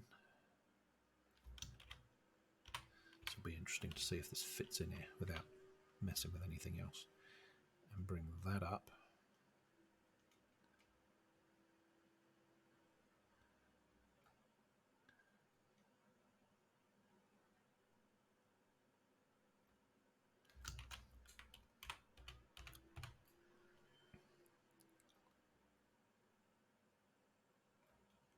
Okay. So the question is whether I can channel any of that other stuff out, or is that going to be visible somewhere? Because I want to go down and down and down so you can't see it. Oh, she comes out there.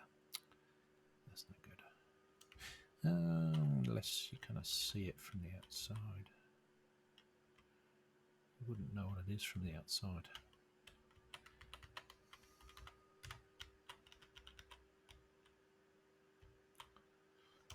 I don't think the placement's quite right yet. Alright, where am I? Through here.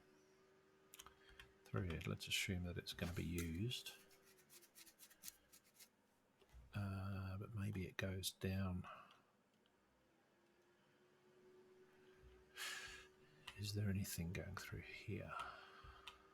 Yes. Okay, so that's going into that area. So I can't put it there.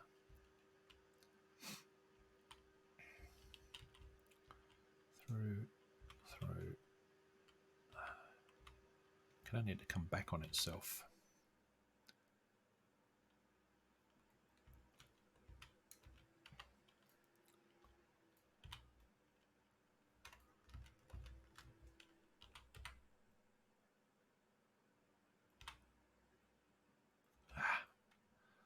Right. Maybe that's more like it.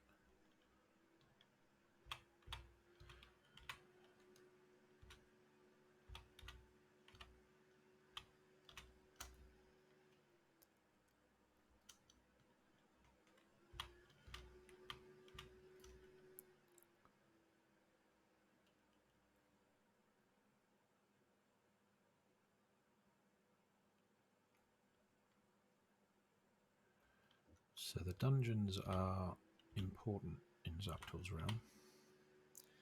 So I need a way to get into them in a way that isn't obvious for the player. They're going to need to discover it. And of course, if you watch this channel, it's a bit of a spoiler as to where they are. But hopefully by the time the game comes out, I might have moved a few things around. I mean, you might need keys to this place, so you know, you probably don't need to walk straight down there. I think I'm going to channel out some of the ground so that you can actually get down lower. And maybe even put it, I wonder if I could put it over there somewhere. Because that's a big open space that doesn't do anything.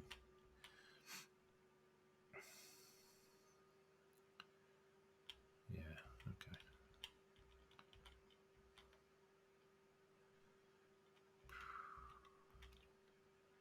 It's fiddly. Alright. So we're coming in here. And we want it down in that corner. I think.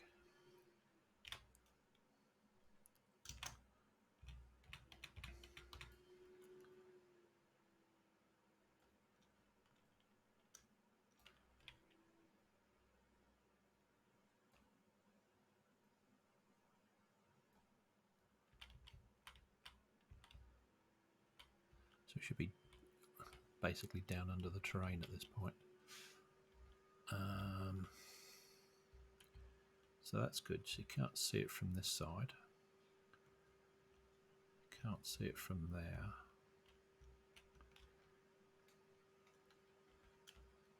So it looks like it's concealed under the building where it is.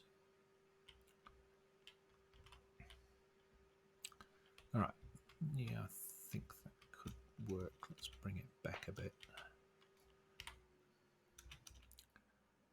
So at least it's faced off with the same brickwork here.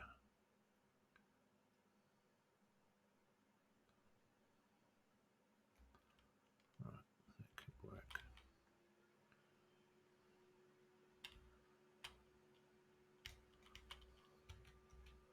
Not sure about the hole on the side.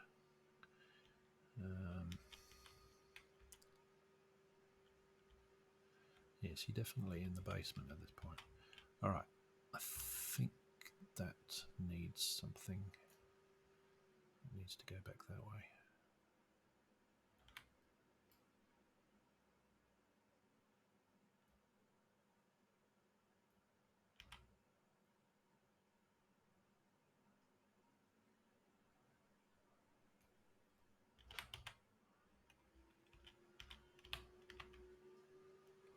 All right, I'm going to need to put in some fake ceilings and stuff in here just to do that.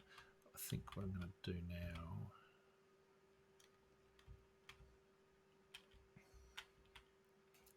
Just want to get it underneath the terrain and hidden. Lock it in place and then start channeling it out, I think. All right. Cool.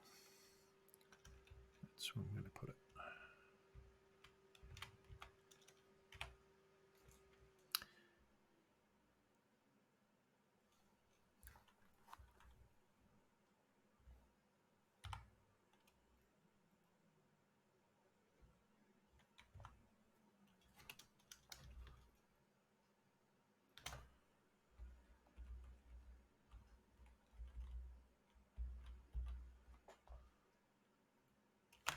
Whoop.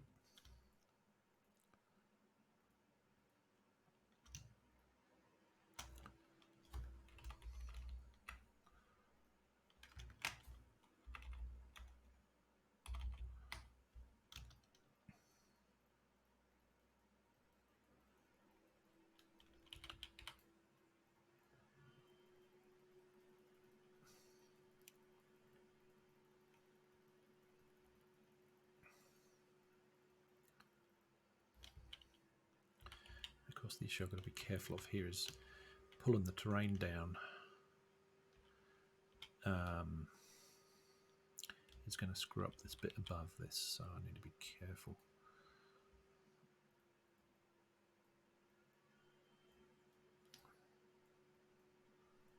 I'll put another section of wall in there, I think.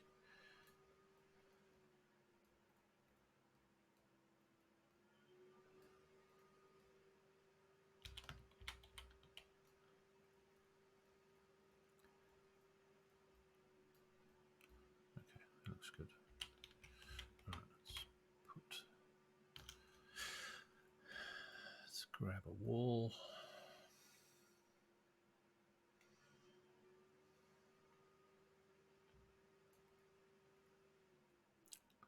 If I can find a wall.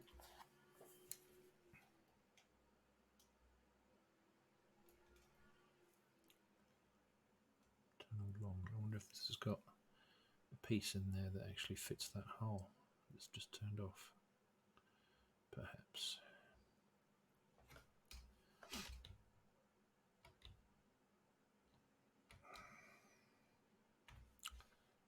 Maybe not.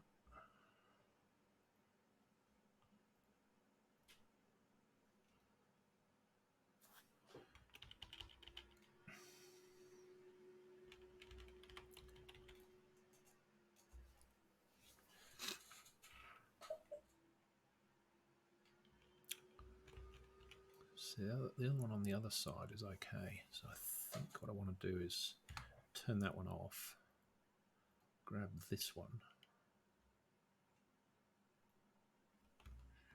duplicate him, and rotate him, and put him in there. That's the answer.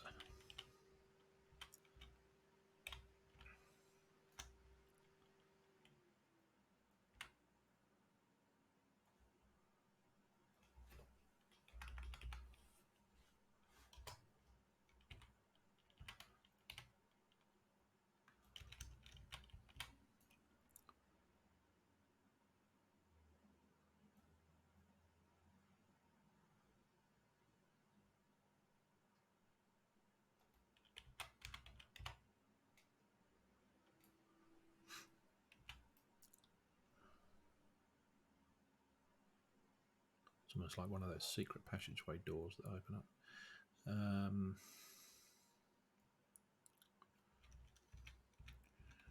Gap. Don't want gaps.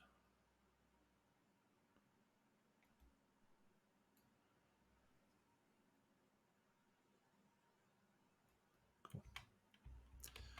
All right, that looks good. Yep. Down, down, down.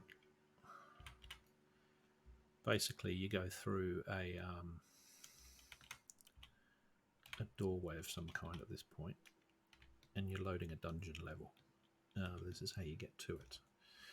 So, because obviously I don't want to try and build an underground scene on top of underneath a city that's also very, very detailed in the scene. So this is going to be a loading point here. But I do need a door in front of it. So let's see if I can find one of those in a moment. I'm going to just cut away that terrain a little bit more.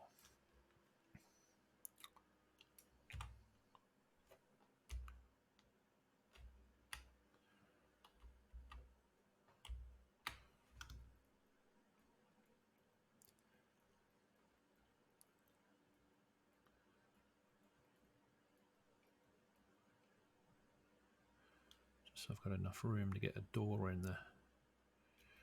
What's going on there? Why is that not pulling?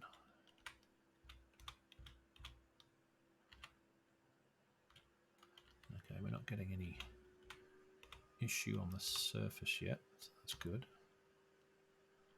Okay. It shows how much gets dug away when you...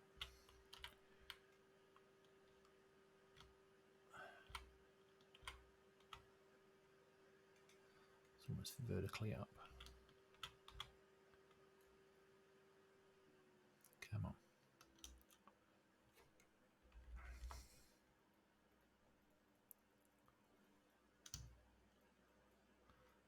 That's better.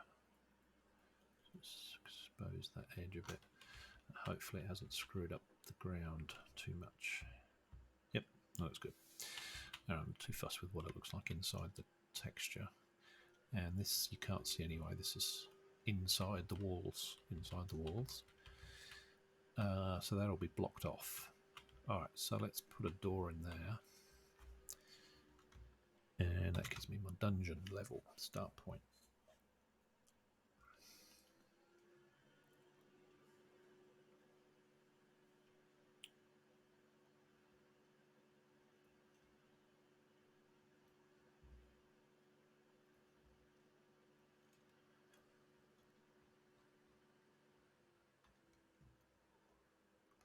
Okay, so we've got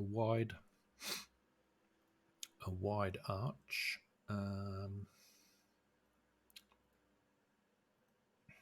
Stairs tunnel long.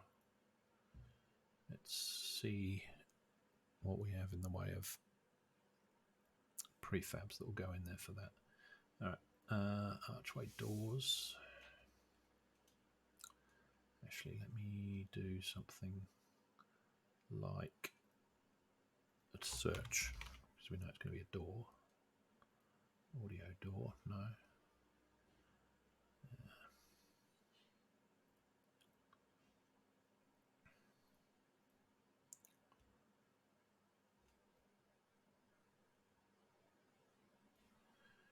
Interesting, but no, I don't think that's what I'm after. I don't think it goes with that set. No. Actually, I want to look in detail medieval. There we go. I didn't filter it by the... Okay, we've got the doorways. That's fine. I've got the arches. I need the door.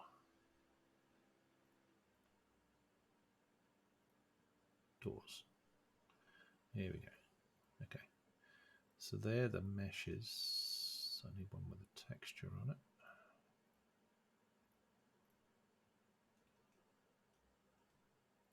Doors.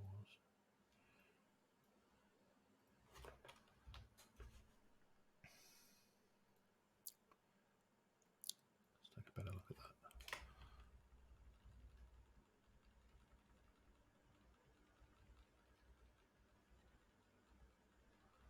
they're all door sort of supports and things.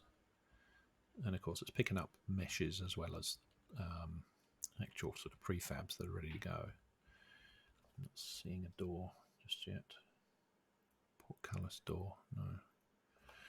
There's definitely one in there because I've seen it somewhere.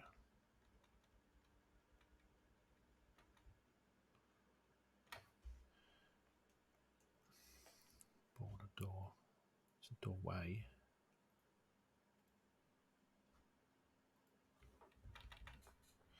Okay, so we've got something there.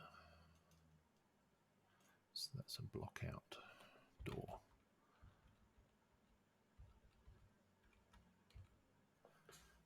Castle doors, block out, mesh filter.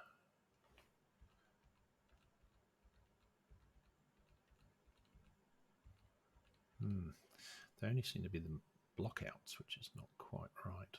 Doors. Doors.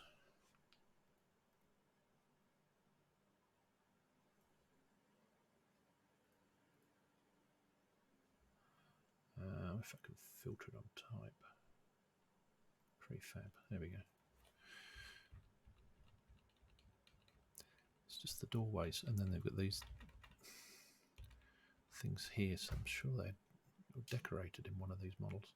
All right, let's have a look in the medieval village pack, which is also here.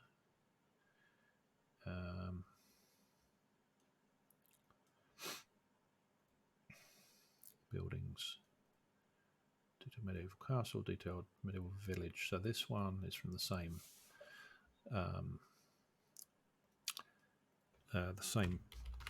group. And I want to look at prefabs only called doors and see what these look like. Ah, okay, this is more like it. All right, so we've got these very interesting door sections. Will any of these fit into this? Probably not.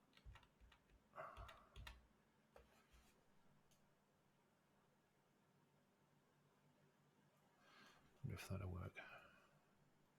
A push.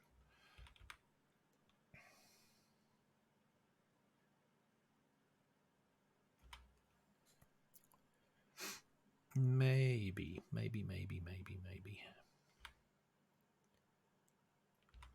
Only needs the player to interact with it. Doesn't need to actually open. It's got like a padlock thing on that side. Nothing on that side.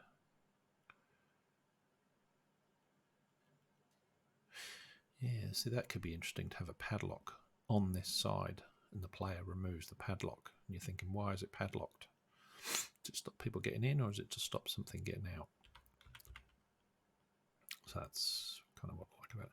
I really don't like that stretched texture. So, but that could, yes, not quite right.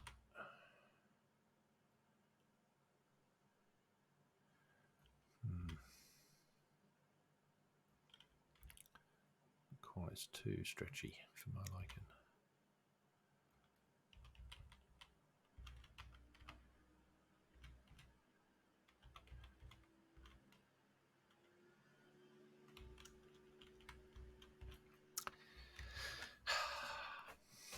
What to do? These are not the right door pieces. Ah, I know what I can do. I know what I can do.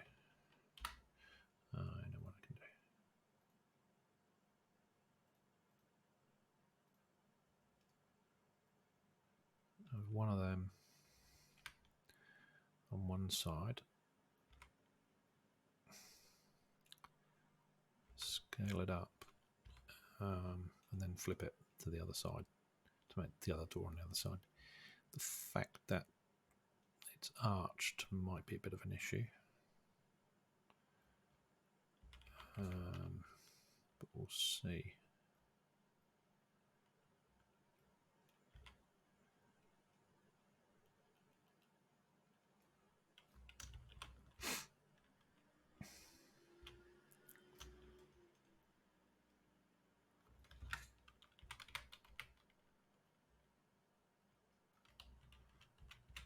Can't really tell it's not arched.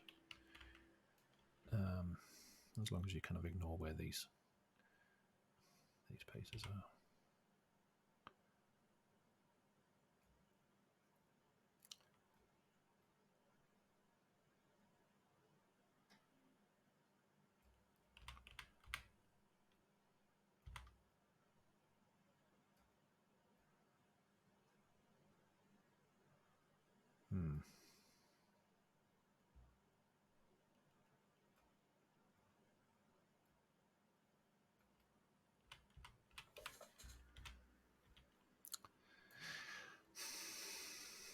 Why are there no arch doors?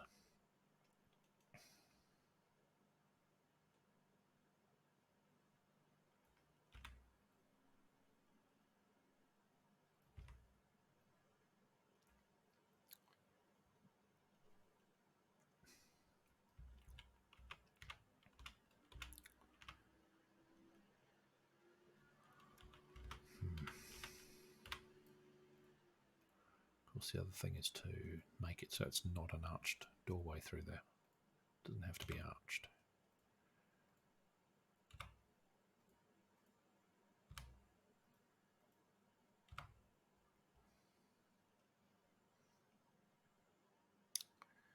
Yeah, that might be the answer. Okay.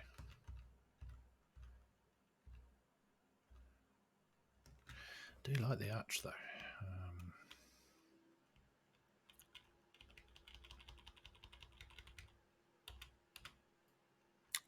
That just looks weird, I think.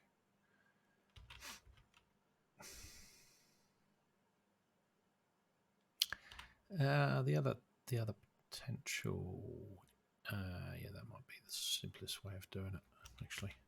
Okay, let me just see if this is going to work. I need 2 of them.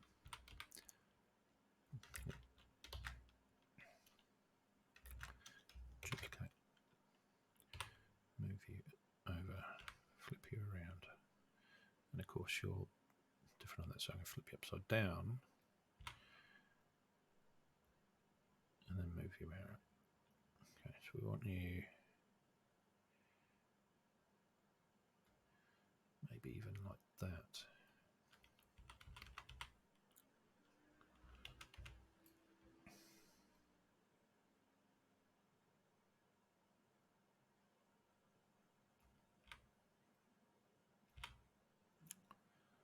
Yeah, I think I have a way of making it appear like these belong. I think. I'll see how I go. Alright, so I'm going to deal with that top part in a minute.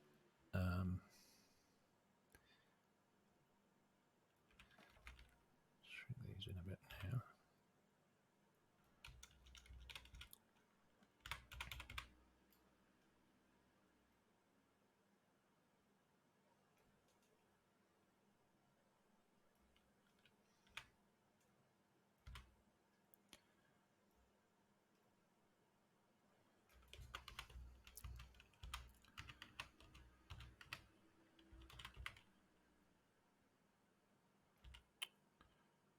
Fiddly, very fiddly. Right, okay, so we've got that.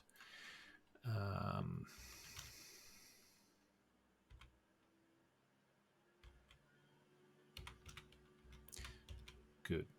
Okay, so I think the next step is to create something across here. So I just want a flat piece of wall, I think.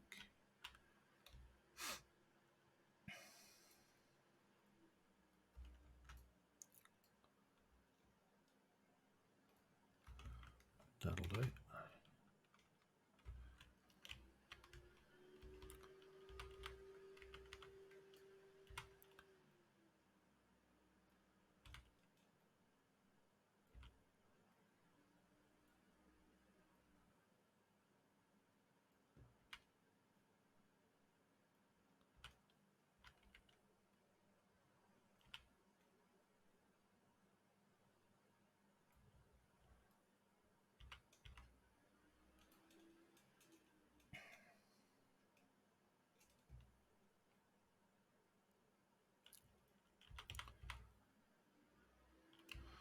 Yeah, okay. Maybe, maybe not.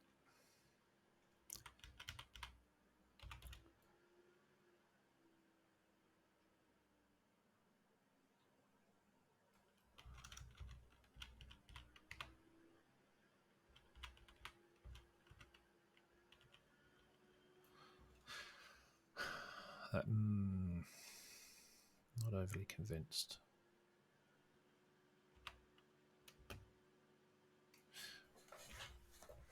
I'm not going to come back to this. I don't really want to have to create a custom door for this thing. What I do want to do though is add in a another object behind the door.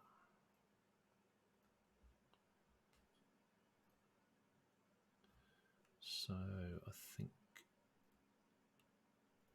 let's collapse everything down. I want to create a plane.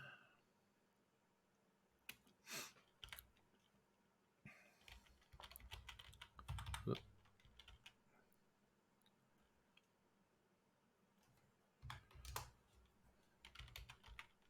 Whoop. I'm going to go.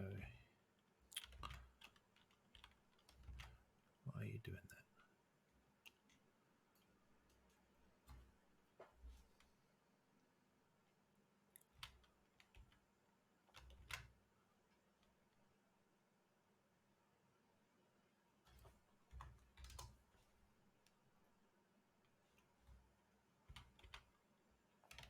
God, shrink you down. No. Just want to make you smaller.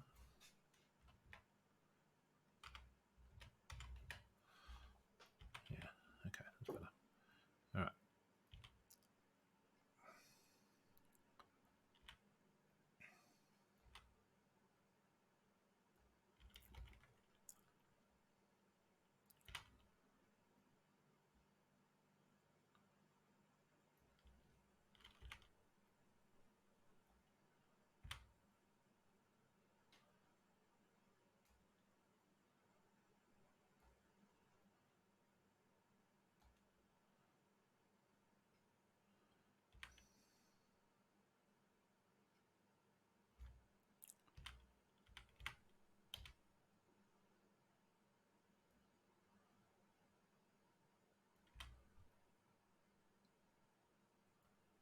Okay. I think that's what I'm after. All right.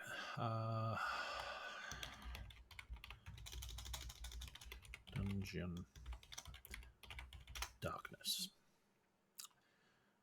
And I want to make that black if I can do it. Don't need a collider on it.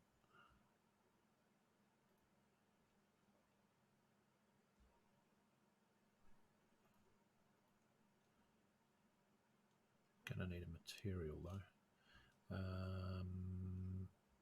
Don't think I've got material.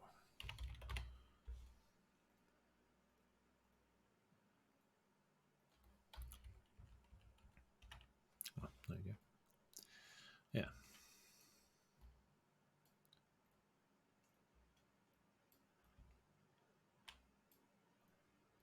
Okay.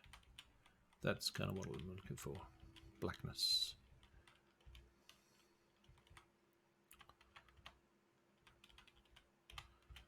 Maybe even allow a little bit of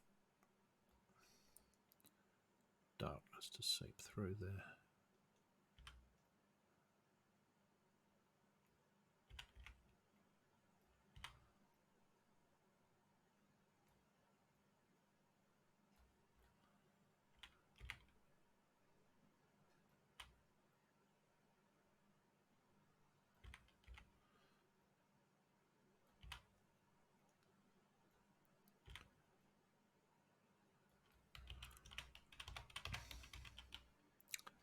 Ah, yeah, okay, so it's not quite big enough.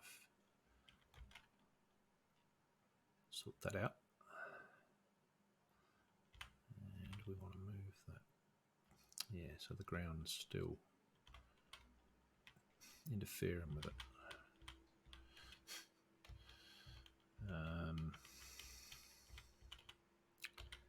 Should better make that vertical rotation 0, 0, minus 90.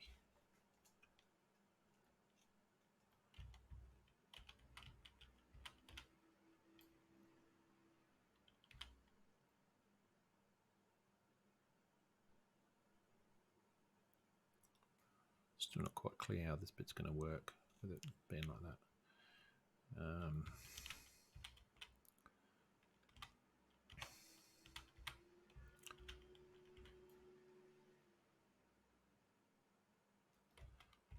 But we're just hinting at it, I guess.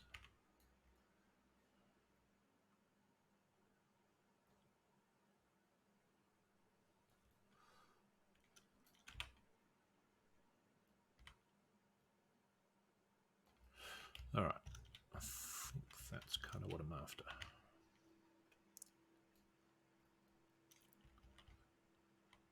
Get down here, click the handle, load a level. You're in the dungeon. All right, I think I'm going to need to channel out a little bit of this ground again.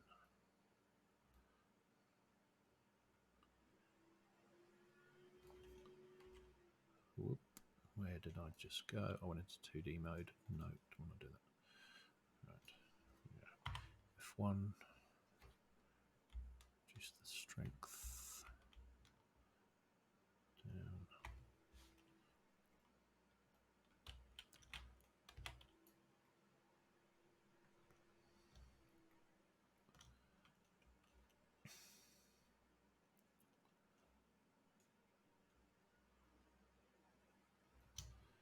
Why is it not going away?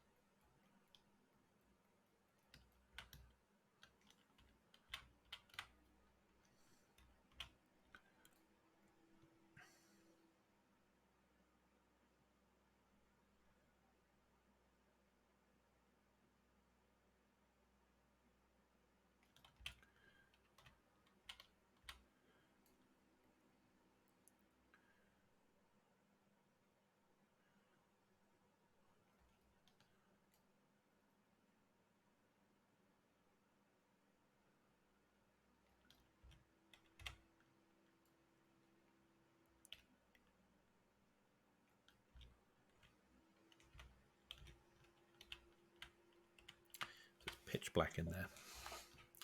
Shouldn't really be able to see any grass or anything. All right, so let's grab this. I mean, it's bigger still.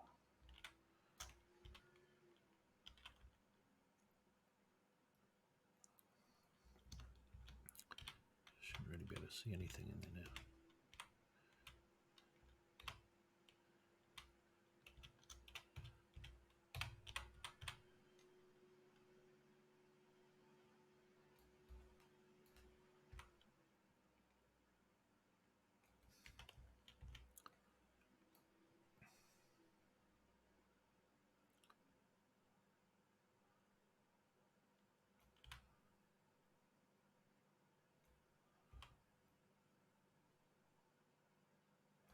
Not sure if that works. Yeah, that kind of works a bit better.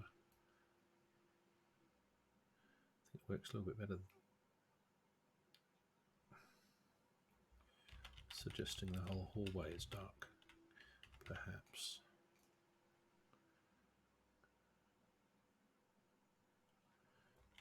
Not sure.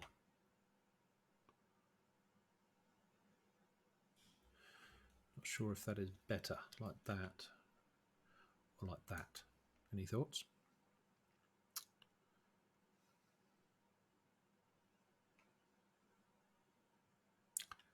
I'm kind of leaning towards that.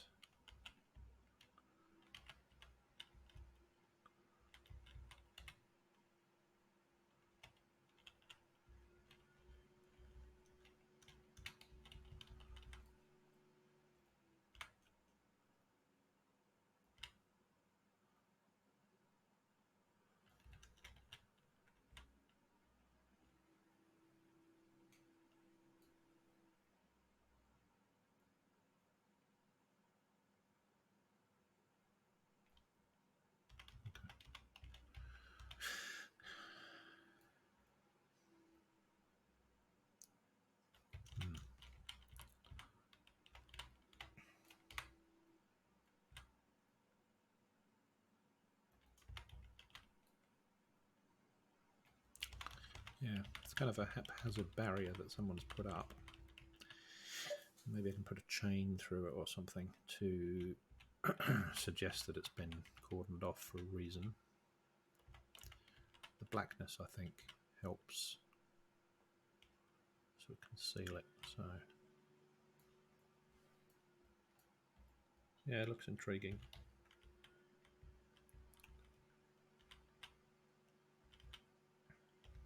All right. Is there any clue from the outside?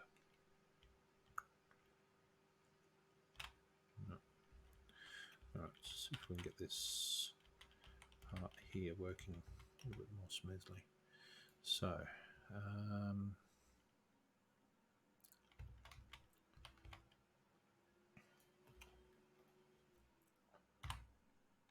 do a set height.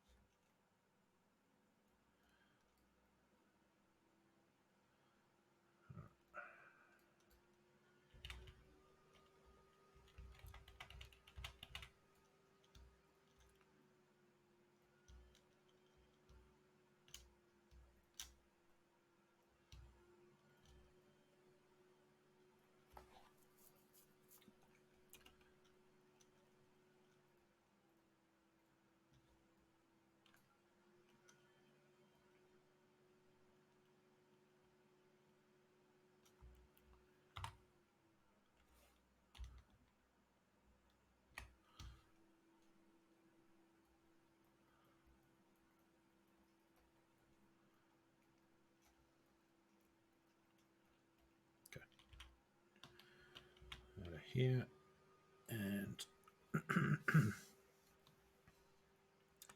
I suspect this will be painted with like a muddy texture through here, or even stone or pebble or something.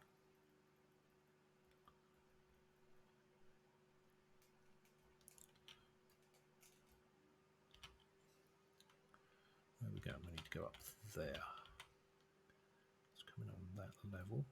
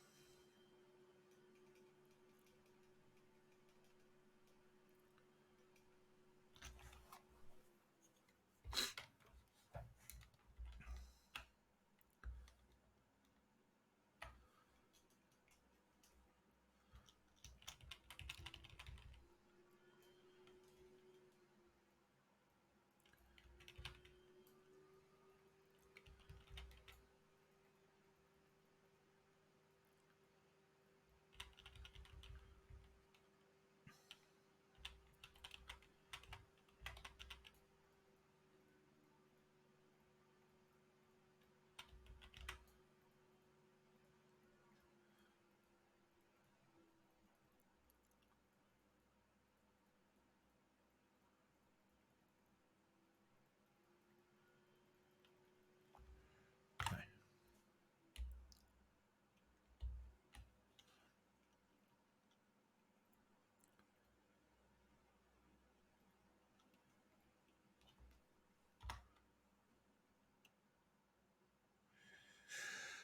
Keystrokes. So remember my keystrokes here.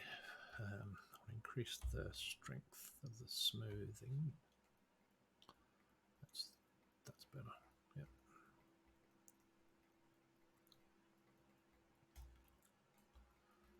Okay.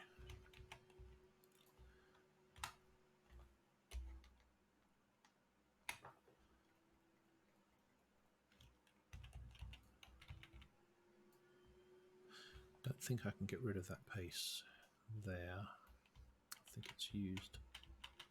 Yeah. So it's on the other side of that. Can't use that. But I can conceal it carefully.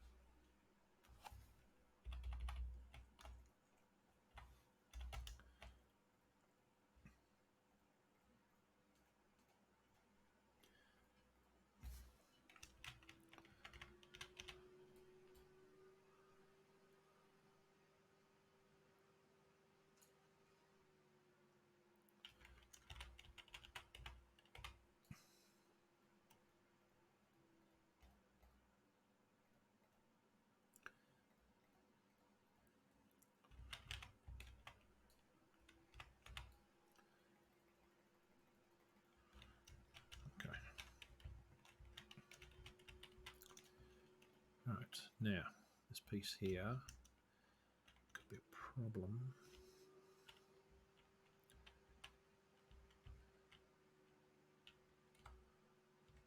Okay, can't take that out.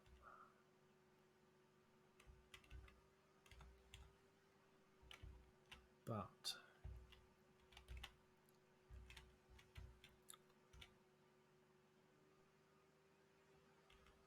maybe I can resize it.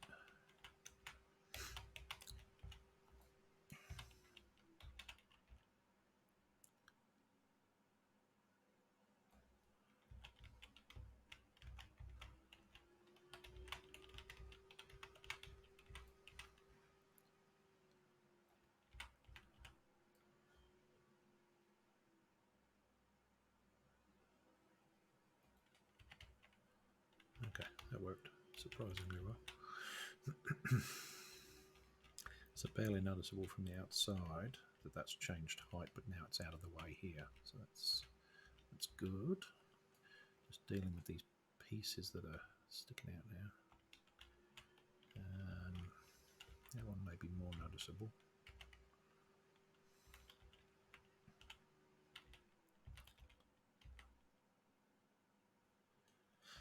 You know, the other thing I'm going to have to be careful of is the fact that I think I've just edited just one of the LODs, not the whole thing. Should be doing that. All right, let's do that again. I have a habit of doing that. Just click it twice and end up just, you know, if you edit one of the level of detail meshes as you move the character away from it, it's going to then pop into the other one, which of course is in a different position, hasn't been rescaled. So it's not a good idea. Okay, that works. That's kind of out of the way now. Cool. I'm liking it. I'm liking it a lot. All right, it's coming in here. Explore, explore, explore. Ooh, what's this? Yeah, cool. Let's smooth this out a little bit more.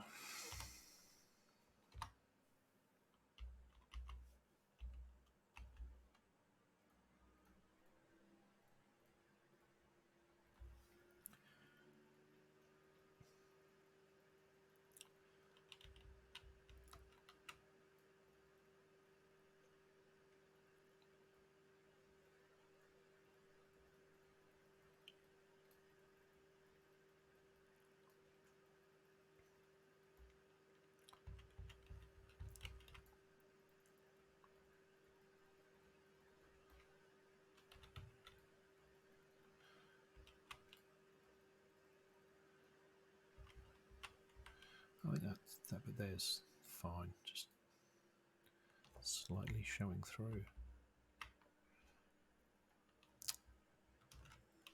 That's fine.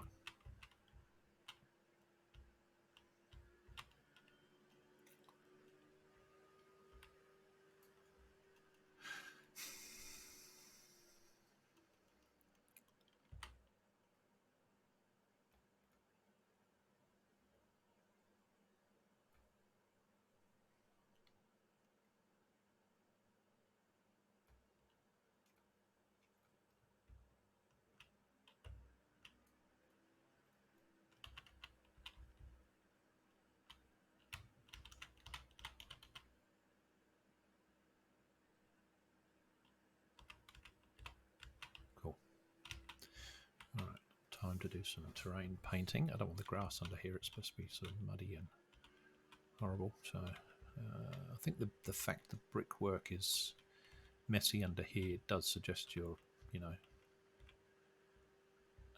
under obviously the building. I just want to make it look a bit more realistic. Obviously there's areas here that you can get into that you shouldn't be able to get into, so that needs to be blocked off on that side. That is a bit odd there.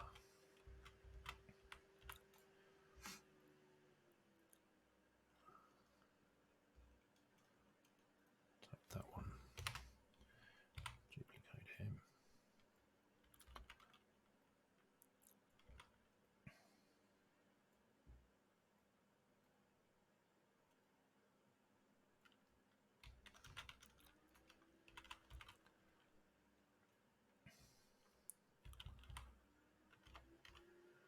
Let's make it a little bit interesting.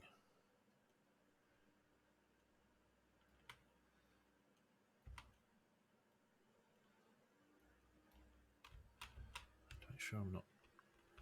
Okay, so that's the stairwell. That's why that's looking that funny colour. Okay, put that on an angle.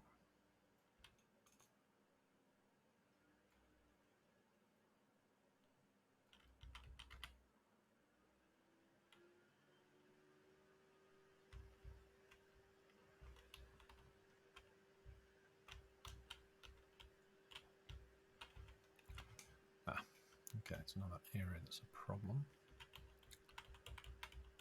What have we got going on?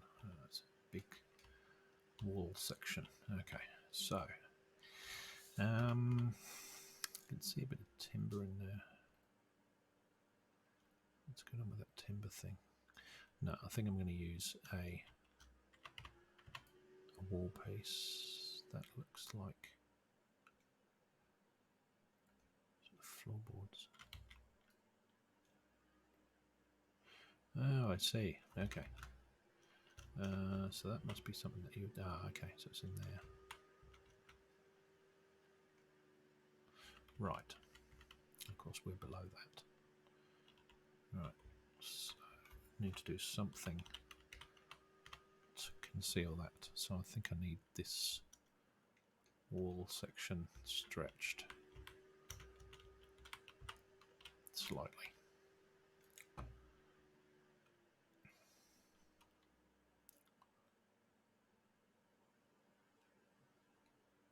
Actually, I might do it just moving it. Okay, let's have a look on the other side of the wall.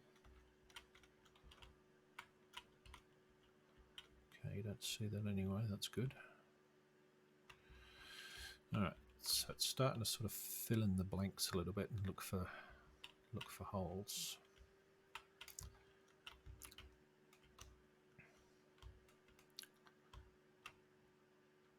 Ah, okay, so that's where that tunnel thing is.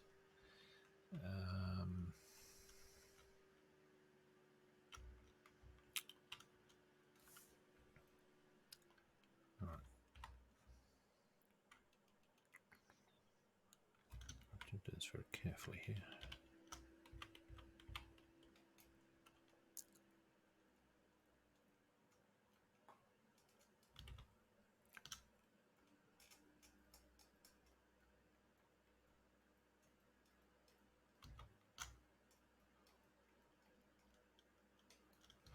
I should check what that's looking like inside. I don't want it screwing up inside again.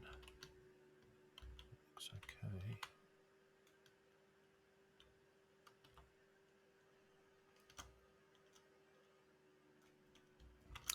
Ah, I know what to do. I'm going to do a set height on this. F2, Shift, increase the strength, reduce brush size. That's better.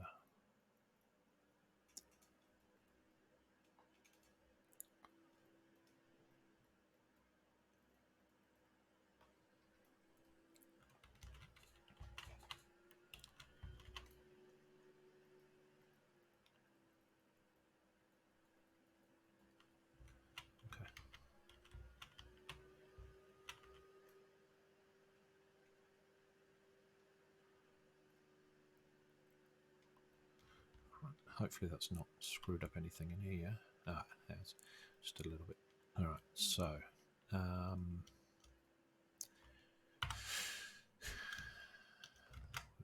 we want to increase that. And there we go. That's not going to work.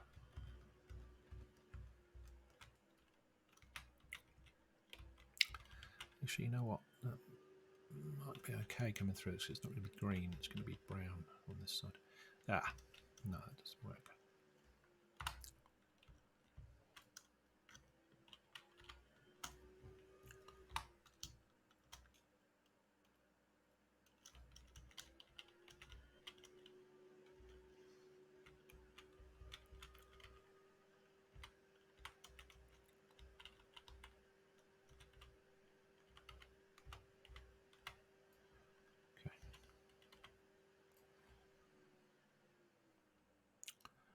Smaller brush size.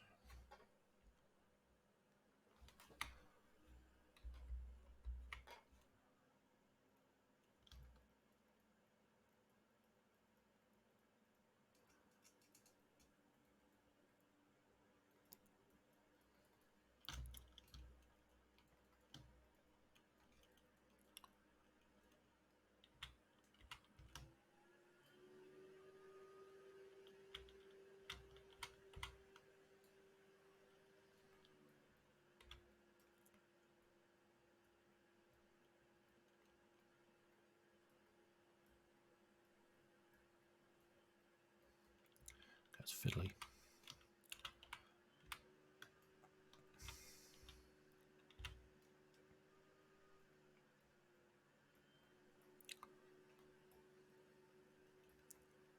Come on.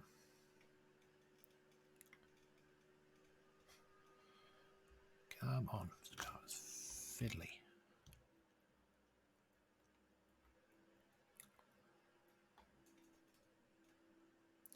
I think it's screwing up the other side again. Not too much.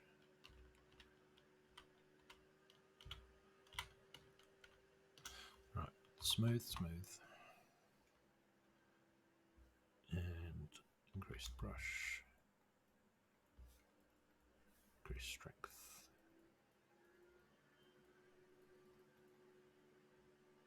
That's better.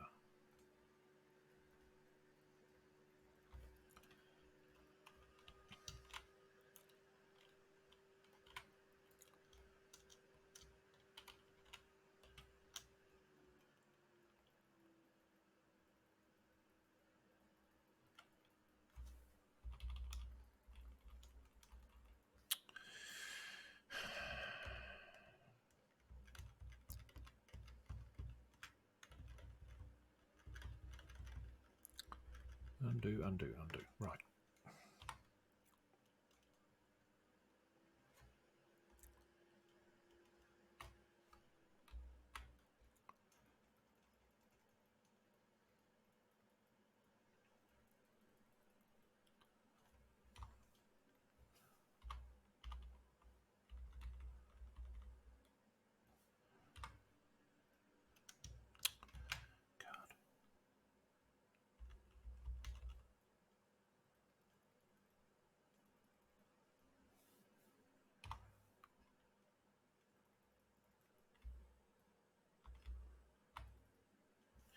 There's got to be a way of doing this with some sort of presets.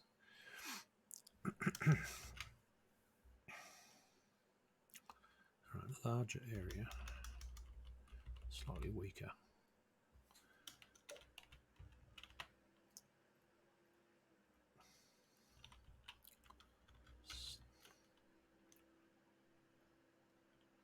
Just concerned about that step, because the player's going to get stuck on it if they're not careful.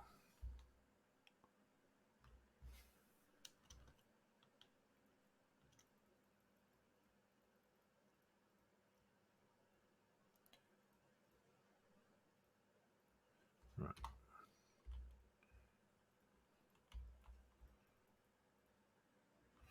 Right.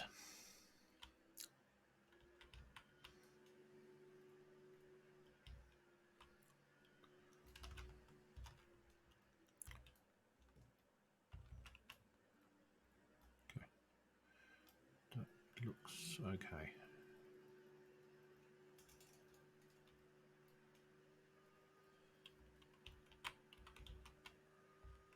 That's okay. That's good.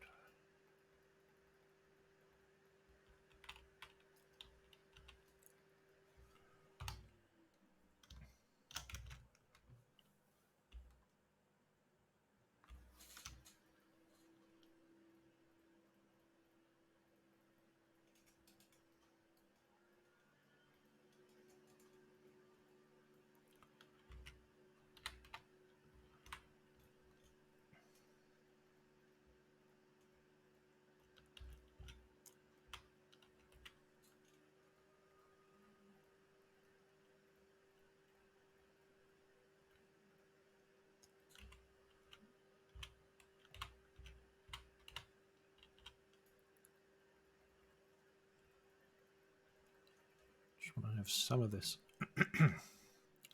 stonework exposed, but a lot of this is going to be mud, so it's going to be a bit of a mixture of the two in here. So it's smooth now.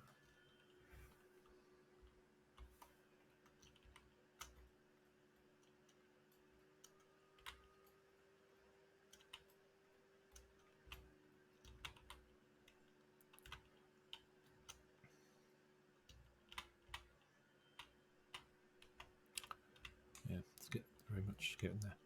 Okay, so now to block off this this part. So I think if I grab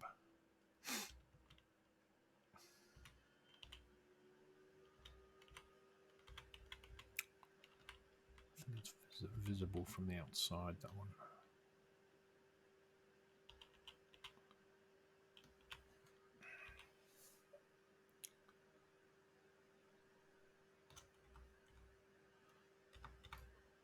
Maybe it's not.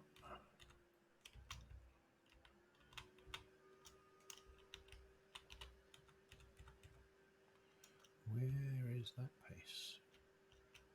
Ah, there it is. Okay.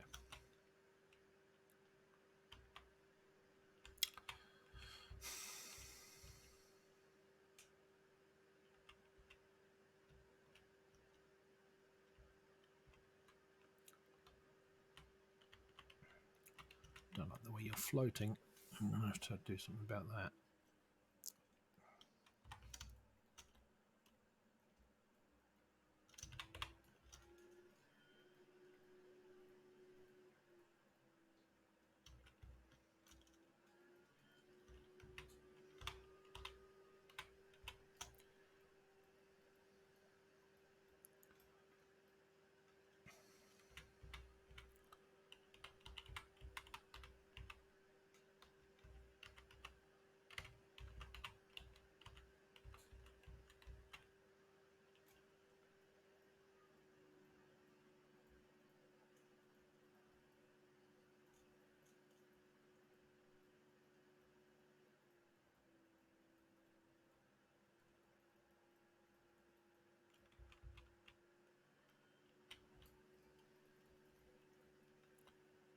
All right.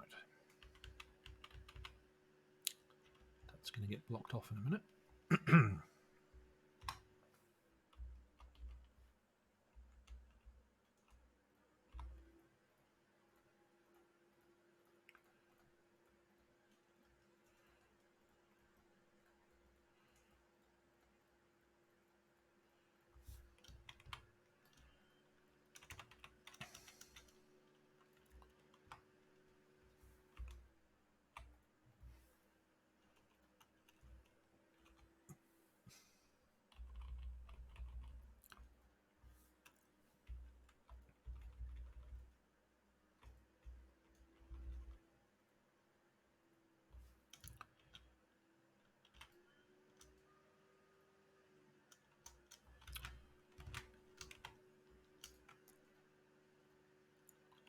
God, this is so finicky.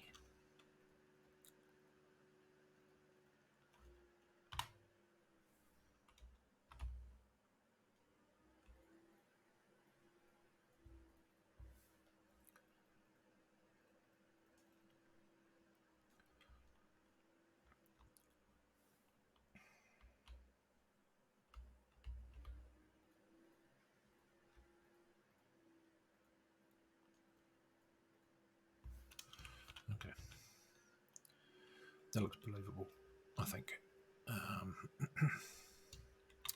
Alright, now to just cordon off this part. So I should be able to grab this guy.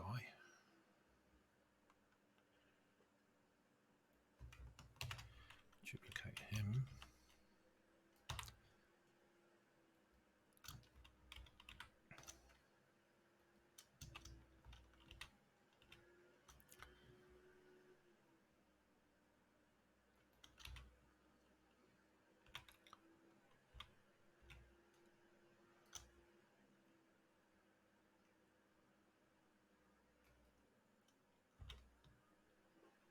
Cool. Yeah.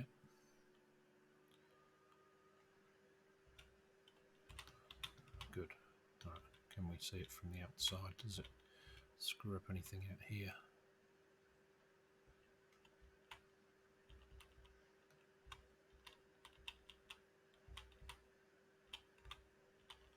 No. Looks good.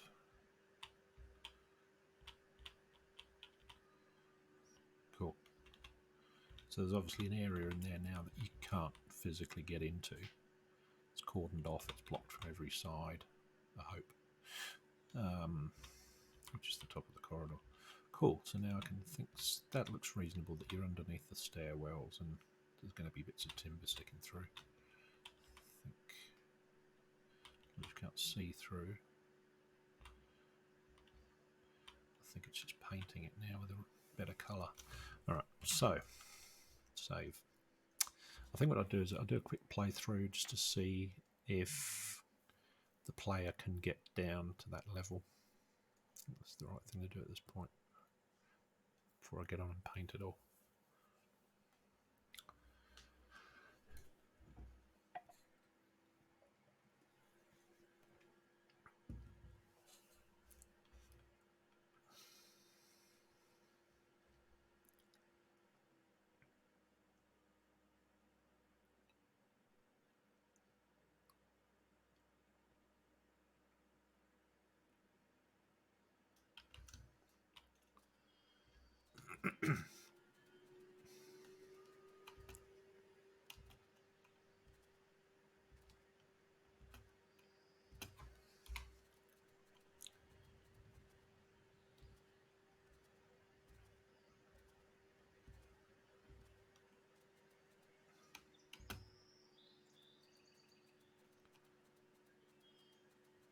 It's looking good. Okay, nothing exposed there.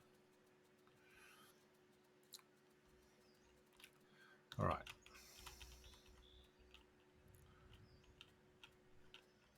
Looks good. Yep. Awesome.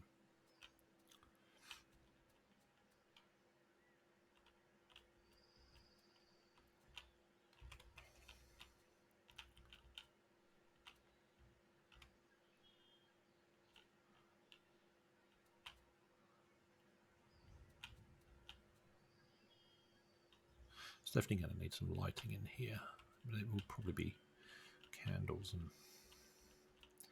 flames and those sorts of things. So I might put some gates on some of these so that they can't be accessed initially. Just having open doorways everywhere isn't ideal. I want this area to be a little bit difficult to get to. But yeah, it's working okay. You can't crouch with this character controller, but you can kind of get into some... Oh, that's a bit of a problem there. Okay, clipping through. Okay, I need to put a collider in there so you can't get in that bit. Can't go through there.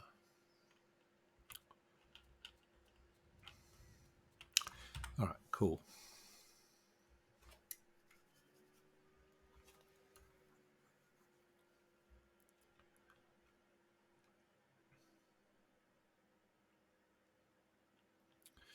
Alright, let's paint some of this terrain.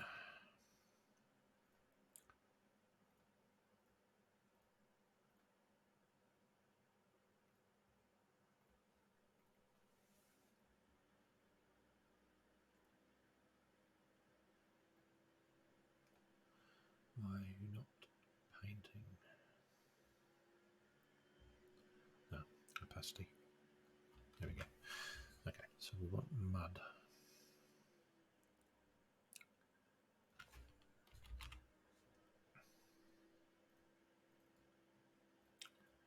Yeah, that's not right. Nope.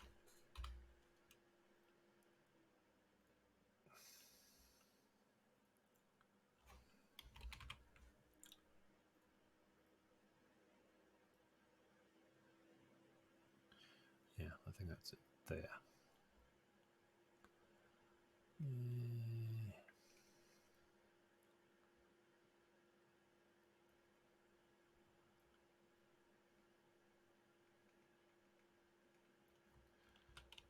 Definitely the wet, muddy look. Of course, it's not going to have the reflection like that on the sky, so it's not going to work for this particular area, but I'll add another one anyway. Dry mud, that's probably the one I want. Yeah, that'll work.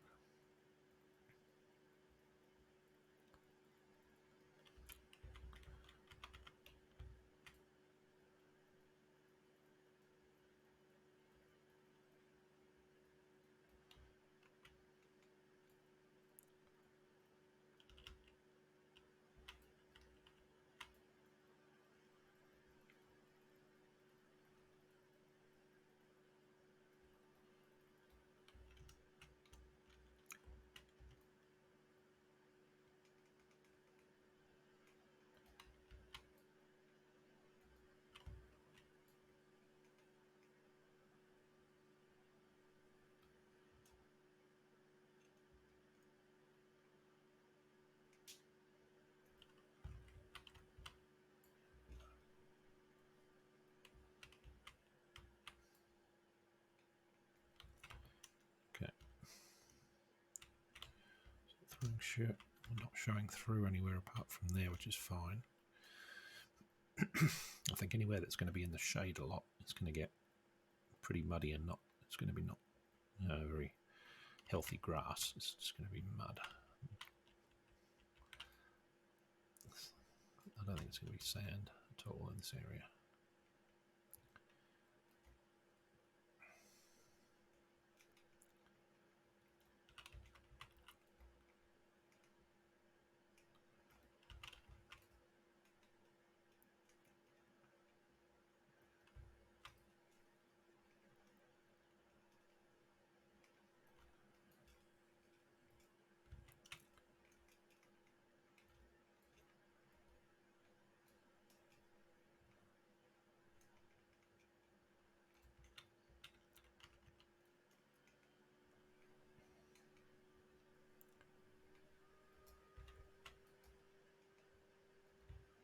Okay.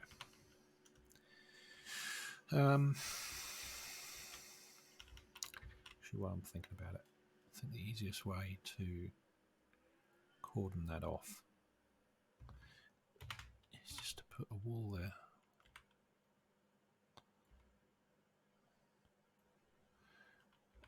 Maybe an angular one.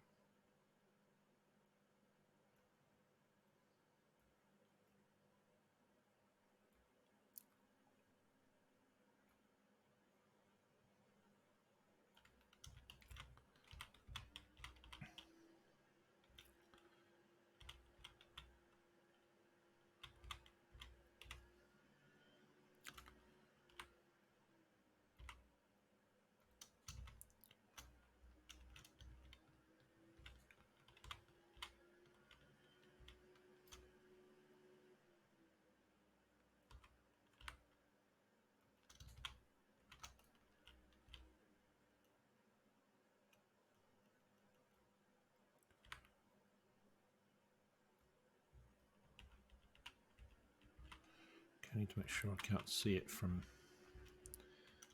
exterior places. I'm going to pop through somewhere that it's not supposed to. It looks like it's all underground. That's fine. Cool. All right, well, that's starting to look definitely. The mud's looking better than the grass for this area.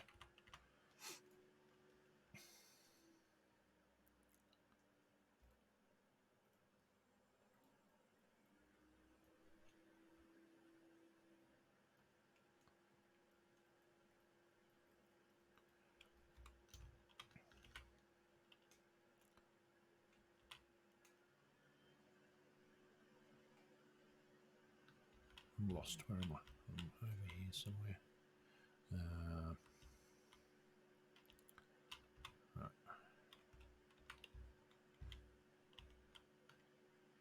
Okay.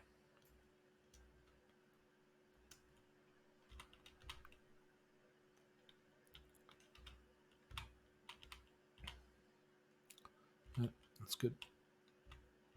That's good. Okay. So it would probably be like that in there too. I've got to smooth this off, but I'll put mud in there to start with.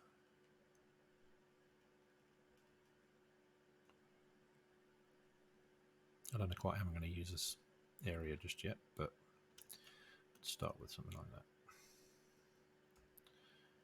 And smooth.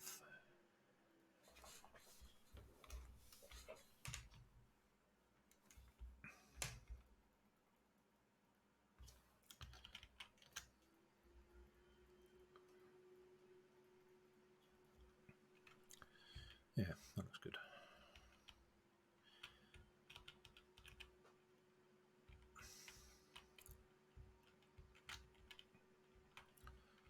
Cool.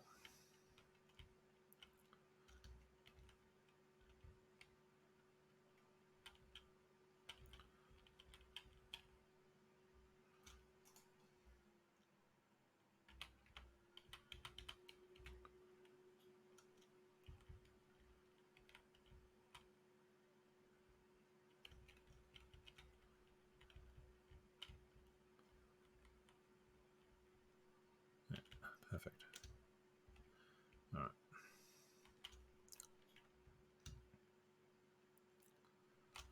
So let's turn back on stuff and have a bit of a play, just see how that works.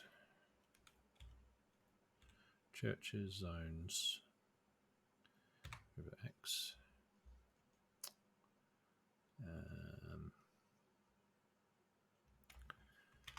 What else is there? We need the enviro,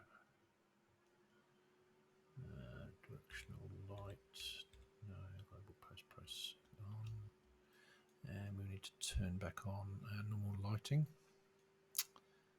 And these, there we go, that's better.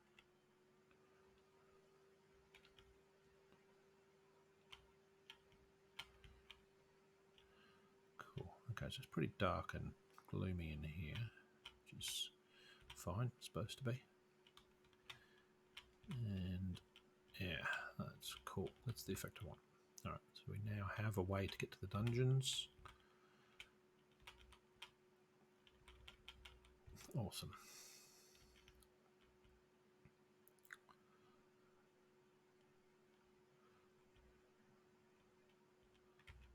Okay. Let's turn the characters back on.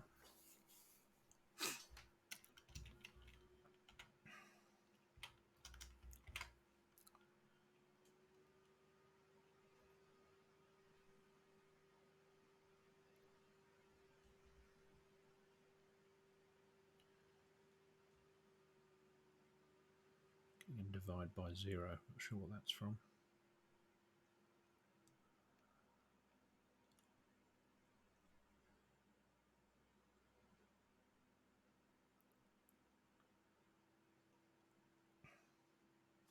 It's cleared it, whatever it was. Alrighty.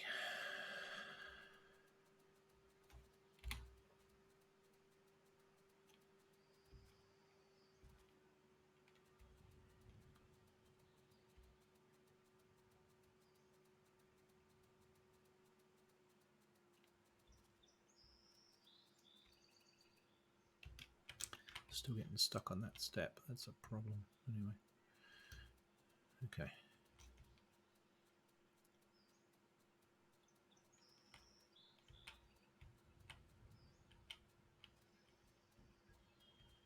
Yeah, that works. Great. Perfect. All these colliders should be stopping the player from getting through anywhere that they're not supposed to go.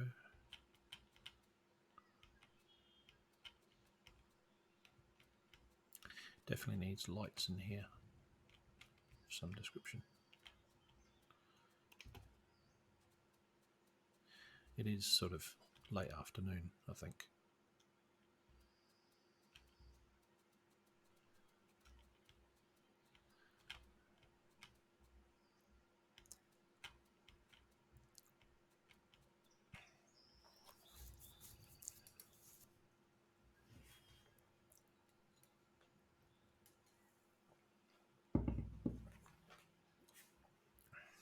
So yeah, that's the Enviro product doing that that weather. Very nice effect. Very easy to implement. Literally, it is drag and drop into the scene, and it should go into its night cycle in a moment. It's on an accelerator. There's the sounds for the night, and with a bit of luck, the moon will come up. Oh, we're getting rain now. Okay, let's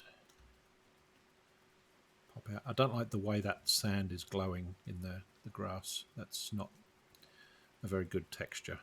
So I'm going to probably replace that with that mud one, I think. The torches are glowing, which is good. As our players.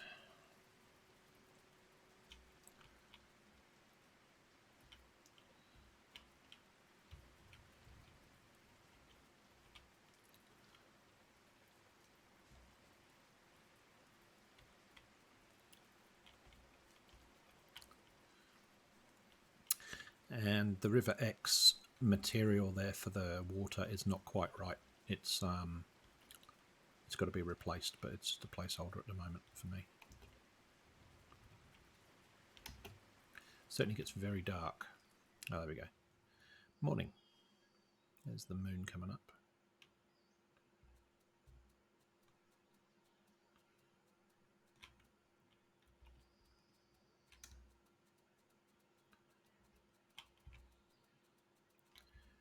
And sunrise just happening. So we get moon rays there as well. So you can just sort of see them coming off the moon, which you can turn on and off. You don't have to have them. And it's obviously, whatever the date is, it's obviously when the sun and the moon are in the sky at the same time. Clouds are just, they're looking awesome, the way they roll in and out.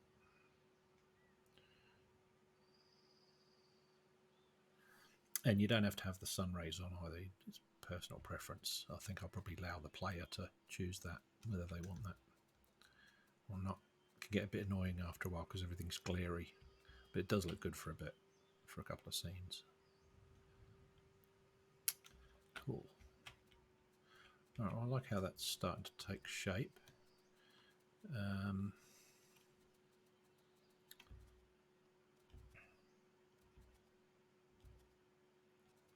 Yeah, I think the next thing I want to do is replace that sand.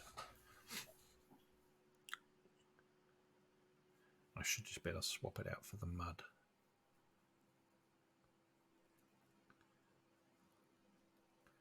Alright, so layer texture and paint texture. That one, we want to get rid of that one. And replace the layer with mud.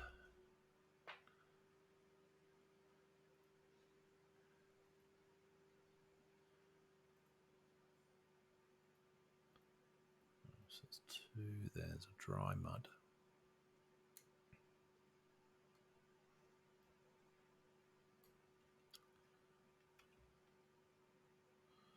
Doesn't look like dry mud to me.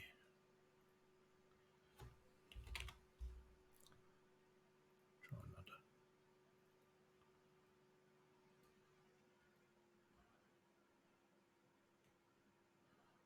Yeah, it's a little bit too wet everywhere. I do want to use that texture, but not on every single path. So that's a bit extreme. Replace that layer. Stone, so that's better. Yes, that's better. Much better.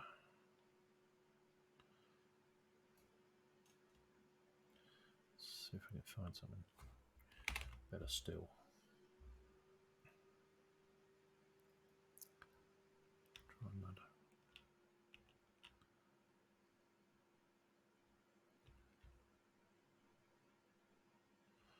It's hard to tell until it actually goes into a night cycle. So I'm going to force it into a night cycle. I just want to get rid of that glowing that we were seeing. God, where's the terrain? The glowing colour. That's very cool. Whatever's happening there. Not quite sure why the wings are doing that. But anyway.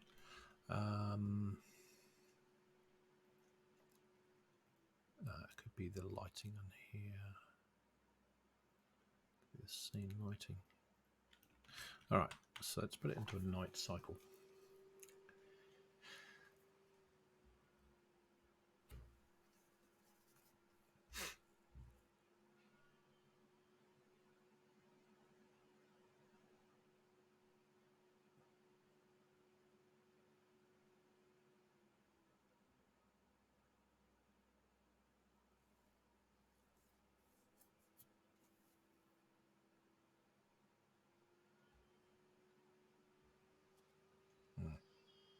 Yeah, it does. I'm much happier with that. It's probably not perfect, but it's better. It's 100 times better than the sandy thing. All right, so let's grab Enviro Standard, put it into system time. There we go. Awesome. So it's not glowing anymore, which is great. The stars are sparkling, but they're out of focus just because of the global post-processing volume. I think that might be what it is. No, that's lighting. I think it's an effect on the camera again. Anyway, that's fine.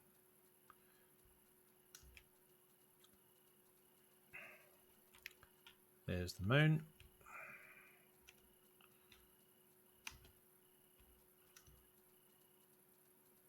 So it's dynamically doing the moon shaft things, which we can turn off. And of course the clouds have come in and hidden anyway.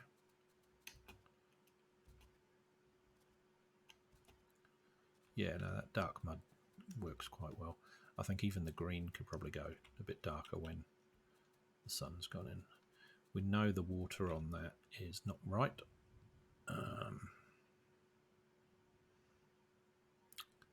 Yeah, I may actually take off that focal length thing altogether and just have it in focus.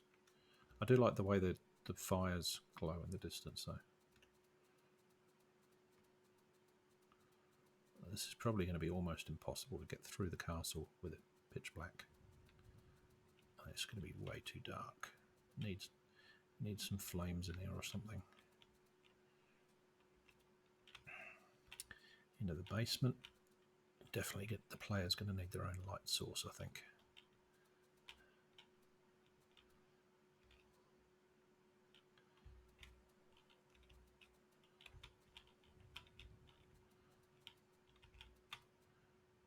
Okay.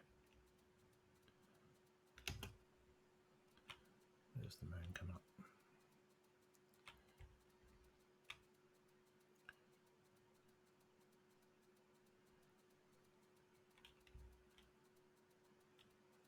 And the Milky Way. Yeah, no, I think I want to get rid of the out of focus distance thing. Where is it? It is on the camera. Go player.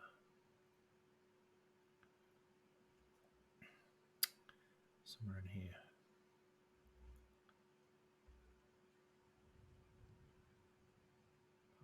Skybox.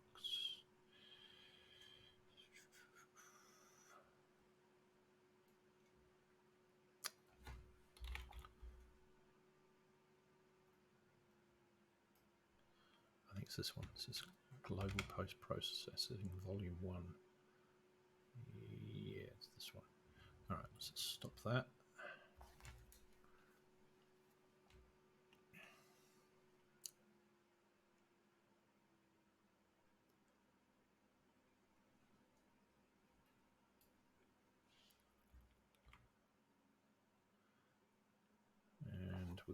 to, because in source control I have to actually check it out in order to modify it. All right. So at a distance, depth of field, should be able to turn that off. And you don't notice it because you need to be in the game screen. So you can see it sort of, it's in focus here. From 200 meters out, it will start using it, but basically it's in focus, I think, to about 500 and then 500 meters and then fades out in the distance. But if I turn that off, the distant stuff should be still in focus, I believe. Yeah, looks correct. Okay, so I'm going to turn that off. The vignetting is really pretty minor on this screen. You're really not noticing it. It's that null object. That's probably RPG Builder. Yeah, it's that combat node thing again. There's a little bit of a color adjustment in it as well. But yeah, it's that depth of field that's doing that. And a focus thing. All right, so let's play that and put it into a night mode.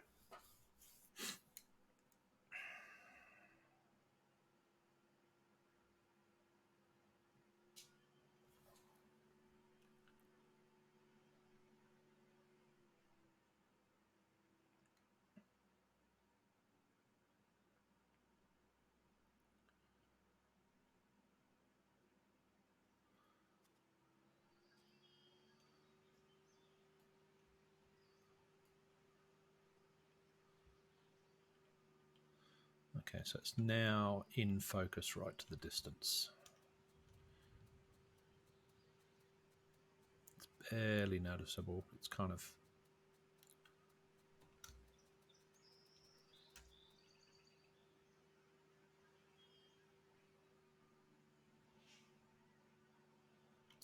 All right, let's put it into a night cycle. There we go. Now the stars are in focus and the Milky Way kind of shows up better, which I think is a better effect anyway.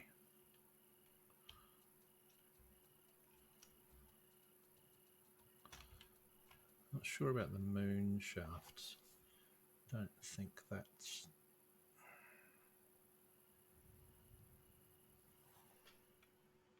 It's too much. I wonder if there's a way to reduce the brightness of that.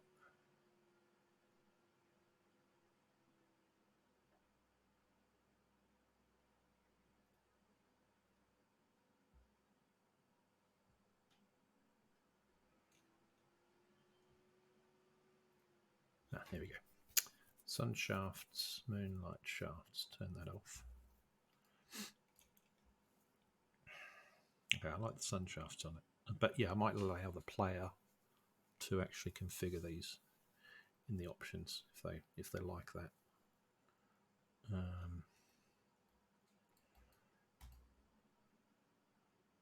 And of course, it might affect performance, so there might be a performance tweak to be able to turn some of these things off. Anyway, all right, so I'm pretty pleased with that. And I'm pleased with the ground now being muddy. That's good. I'll probably use that down by the river a fair bit. Because it won't be grass into the water, it'll be mud and rocks into the water.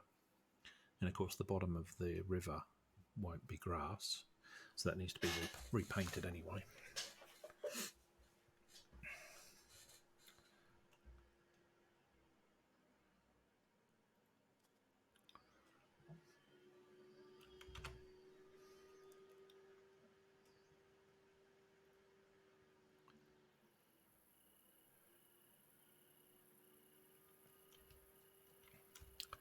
There we go. That's the moon without the without the moonlight shafts, which makes it a bit more realistic.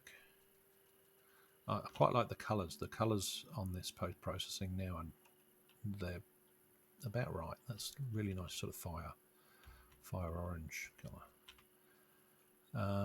So that's looking really good. The sky's looking good.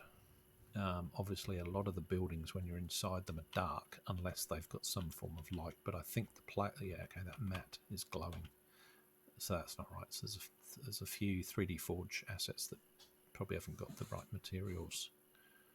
There's some sparkly stuff going on there. I don't know what that is. Yeah, so I think the player themselves will probably have a glow around them, or they're carrying a light or something. But it's looking, yeah, I'm quite happy with this scene. It's starting to really take shape now. The weather's making a big difference to the sort of experience of exploring the city. If you got a storm coming in, or so we do heavy storm here, you really do get a sense of medieval England. And the foggy as well, if the fog comes in. Oop.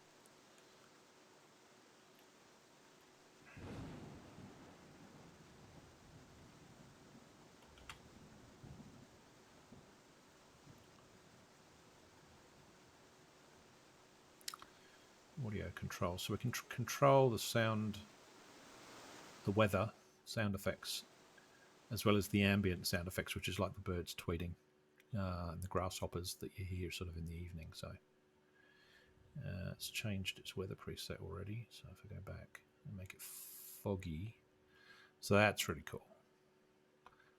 It's not quite right. So it's obviously brought in a fog, but the sky needs to fog out as well.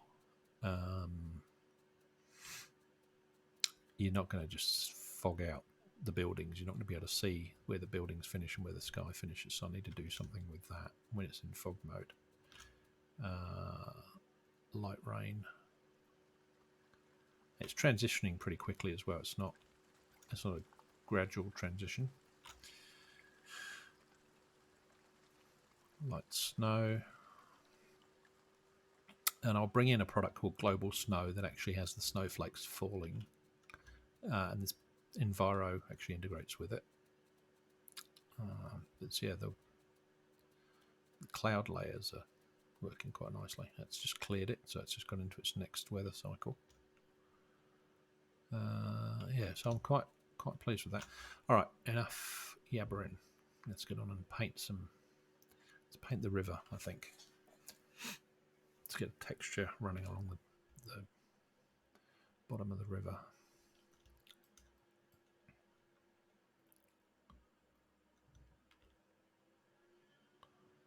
Alright, so that's actually defaulted to the mud side, which probably isn't too bad. There's a little bit of a repeating texture going on there, which looks a bit odd.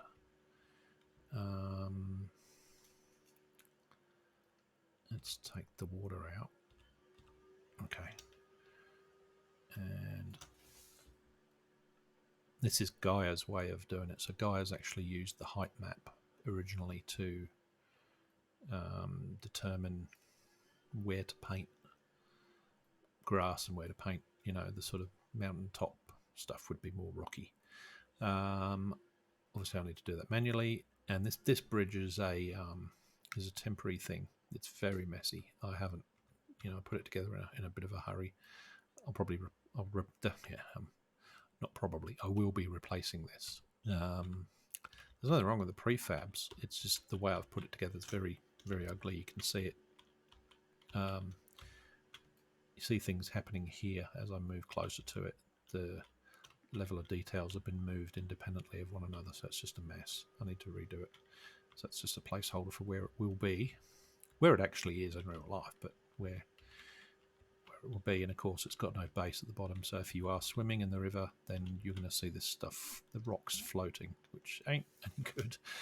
Okay, so let's paint this terrain around the river, and I'm going to paint this stuff green again on the other side. So let's paint. Let's activate the inspector, and we'll paint textures green. Yeah, pretty big brush. Whoop, not that big.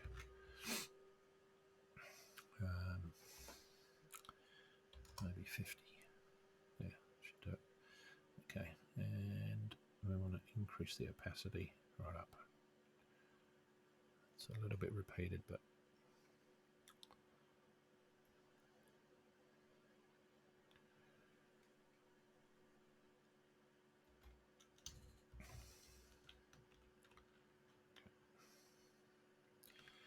Devon is very very green. Fields and everything is just green, green, green. So I'll probably have a few different greens in here overlaid, but I just want to get approximately the right colour.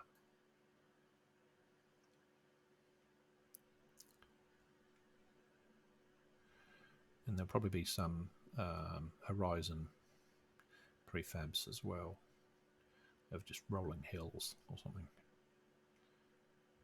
if it's not already a terrain. But once you get to the edge of this terrain, you're probably going to be unloading the Exeter scene and loading some world scene. I haven't quite figured out the world navigation yet, whether it's going to be completely open world or whether it's a map of the UK that you choose where to go and then zoom into, you know, particular locations. Haven't quite figured that yet. So that stuff there's all right. Let's bring in these other. Actually, I can now hide. And hide the bridge. That's fine. Don't need the bridge. Don't need the characters. Don't need the castle. All the churches. All that. All that. All that. It's really just terrain I'm working on. Okay. Let's bring in these other terrains. So these are the adjoining pieces. Just so you've got distance. And these are pretty much going to be green, I think, for the time being. So I'll create a nice big brush for that.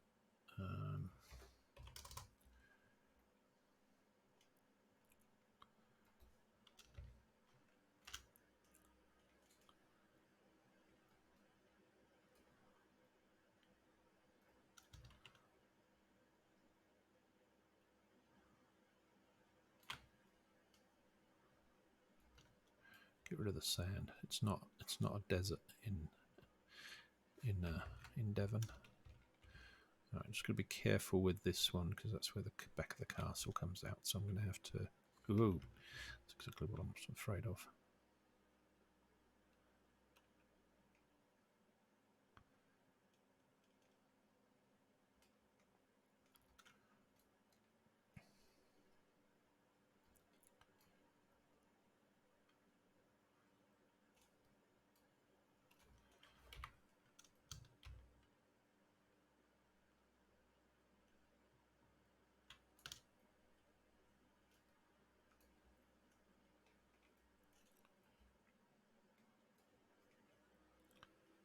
Right. Okay, let's go down another river.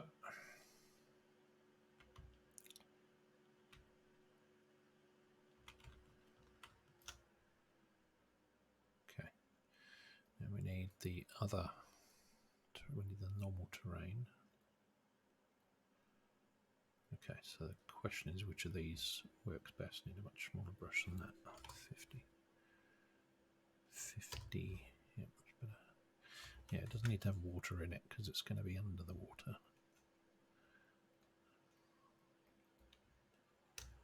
And I don't want it too repeating either, so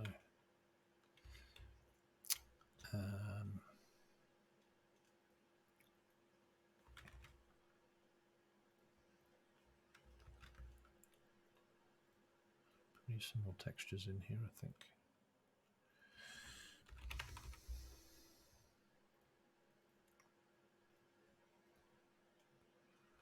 That could be good for some of the beachy areas. Okay, I'll bear that one in mind. Let's undo that though. River. Terrain, ground, river. That sounds... It's a little bit repeaty, but of course there's going to be a mixture of things going on here. So it's not really painted at 100%. So I'm going to bring that down and use my tablet to do this so I get a bit of. So it doesn't look like I've drawn it with a mouse. Have I got enough to work with here?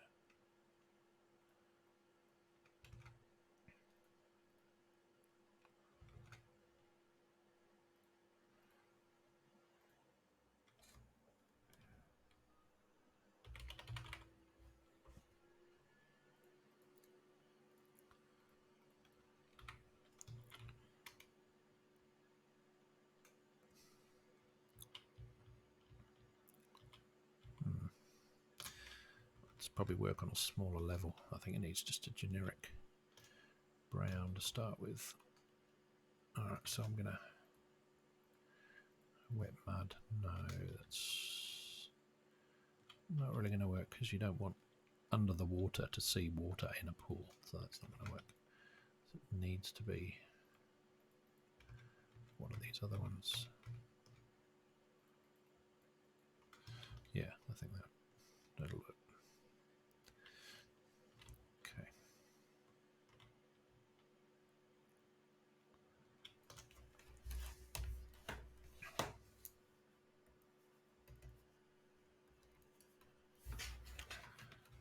Why is my tablet not working? Okay, tablet is dead. Let's do it with the mouse.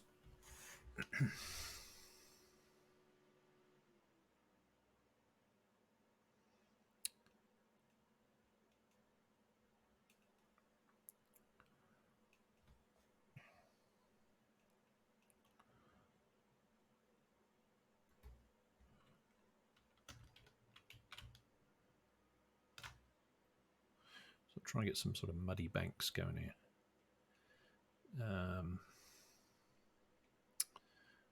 And then I'll decorate it with a blend of other textures as well.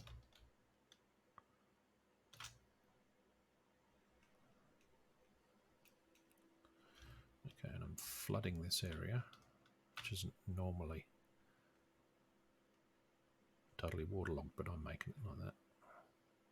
A low-lying area, anyway. Alright, so the main River Exe going off this way.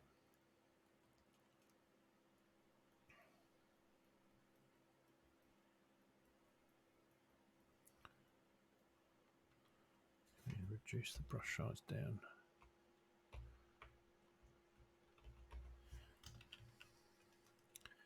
Try and do this channel.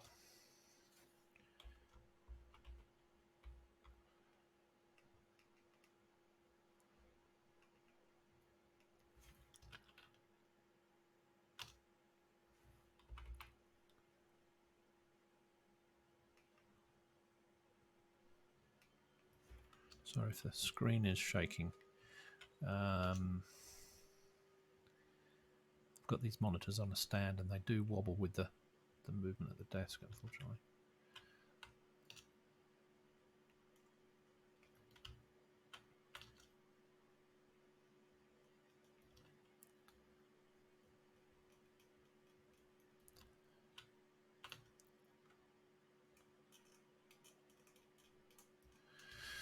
Okay, I want it a little bit sketchy. Let's keep this one going. Did I do all that? Okay, so I want to increase the opacity a bit more. I'll run this one in.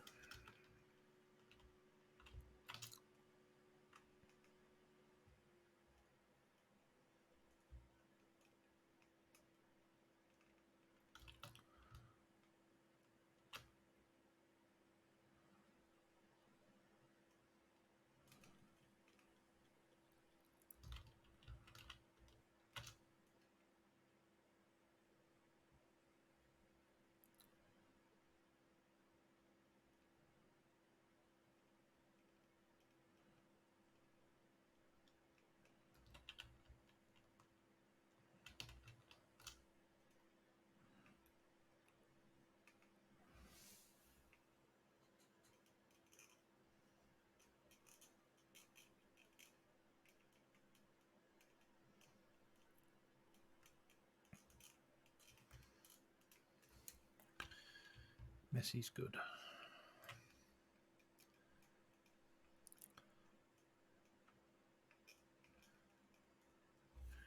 increase the brush size a bit.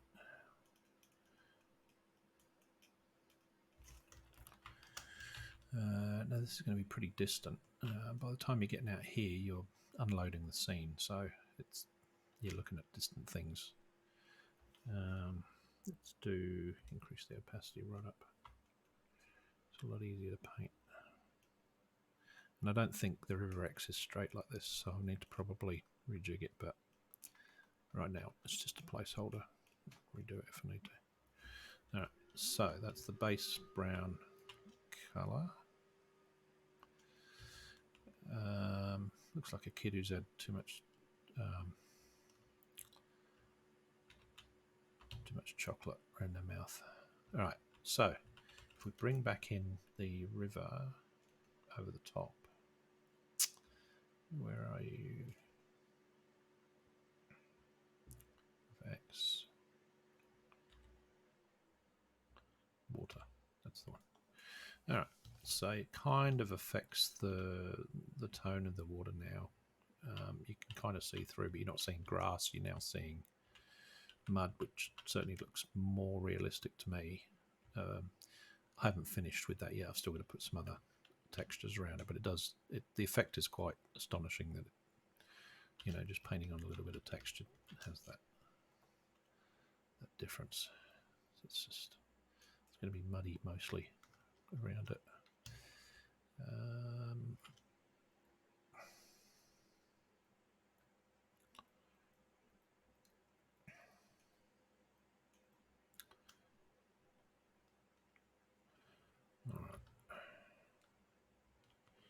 Don't like the way that's going in ridges. I might need to smooth that.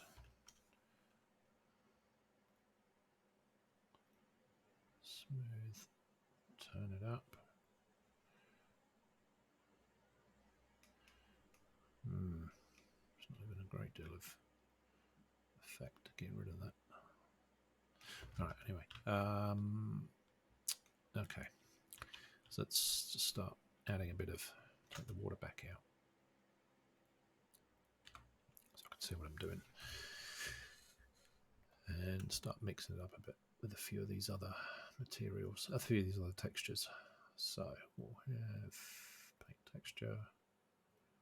It's pity my tablet's not working. It would really make life a lot easier.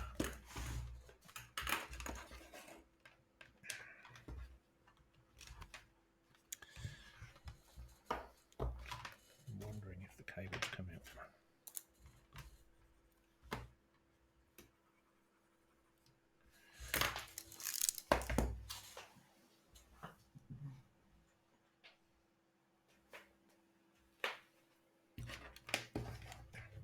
Bear with me for a minute.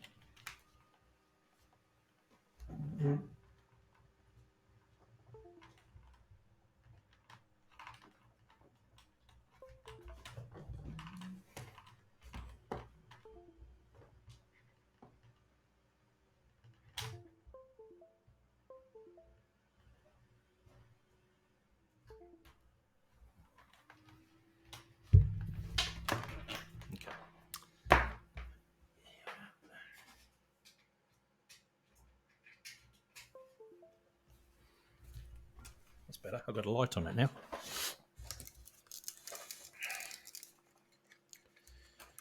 Okay. Maybe it wasn't getting power. That's better. Okay.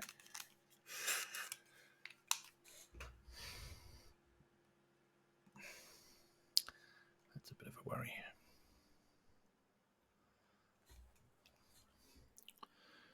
Divide by zeros.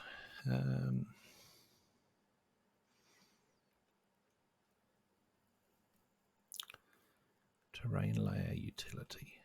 Okay.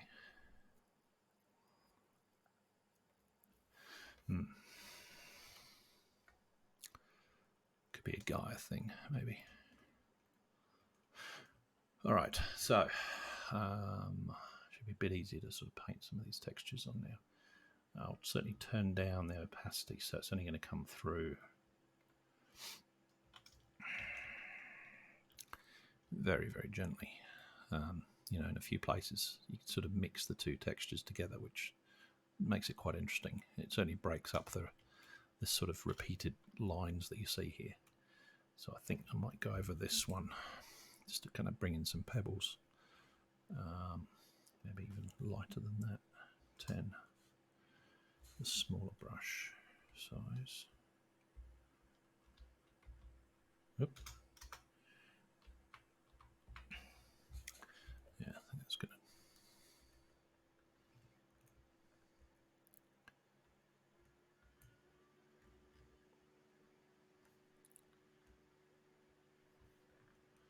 Maybe even less than that. 5.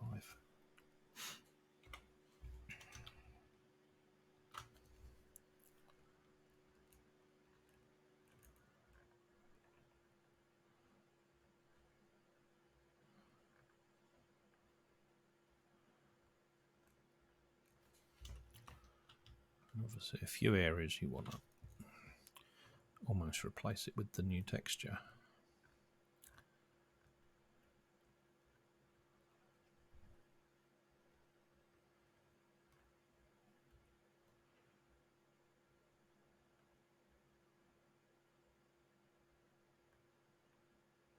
This will actually be marshland over here, so I may well repaint this once I get a few marsh things going on. Alright, whoa, 2D mode. Alright, let's see what that looks like up close, because it's always the test.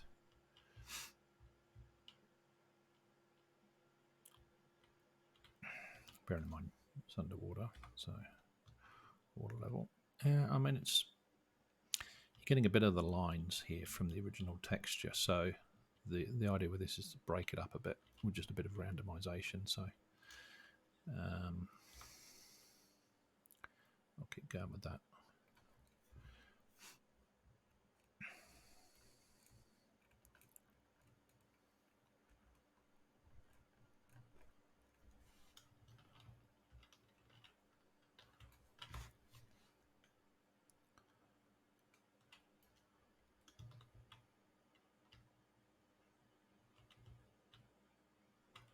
And yeah, I've got to change the levels a little bit, so it's very, very flat right now, and I want to just undulate it a bit up and down to mix it up.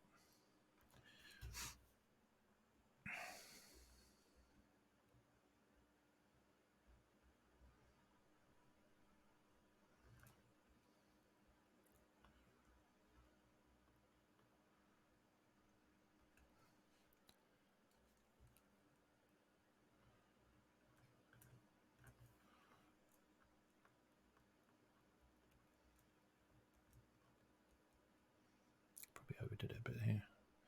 Got a different texture, repeat pattern going.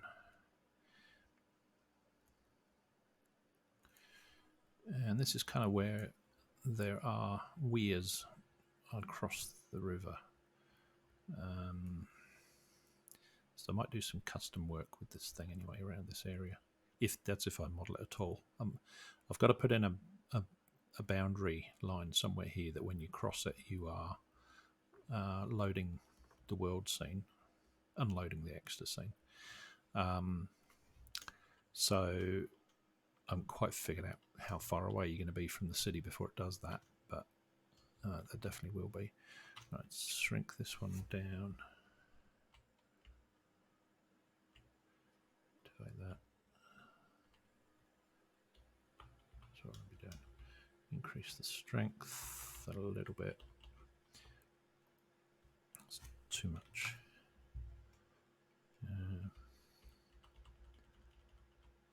Okay. That should work. It's a lot easier to do these tablet things side on, I find, rather than up and down.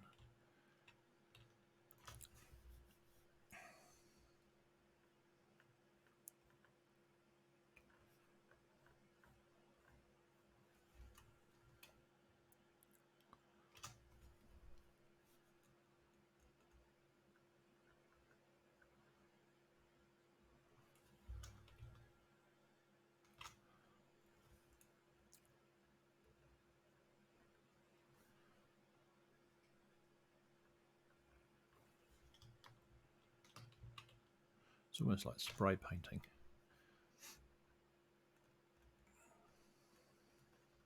Okay, back onto the main river.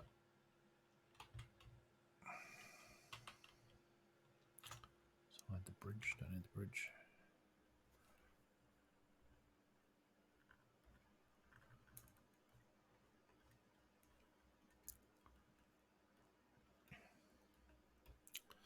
So just looking for areas where you've got this massive chunk of repeated pattern, like wallpaper. Just trying to break that up a bit. Now, I think it won't be noticeable from above water, but if you swim, sooner or later you're going to spot the pattern. So make it a little bit less obvious.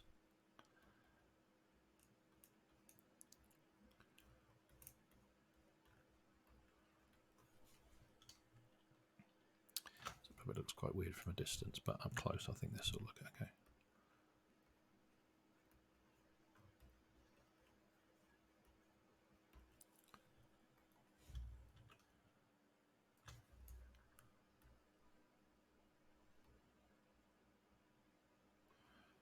Depositing a fair bit more near the dock, just to suggest that it's maybe a little bit more man-made, and they've, yeah, it's probably a little bit too much, but anyway, bring back in a bit of the brown, I think.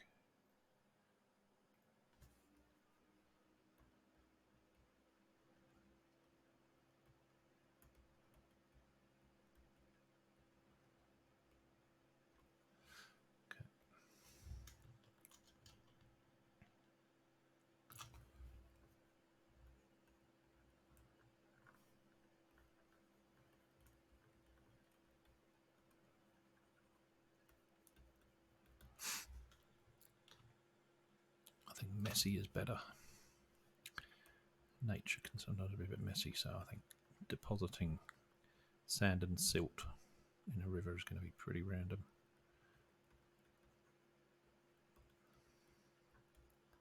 All right. A little bit more.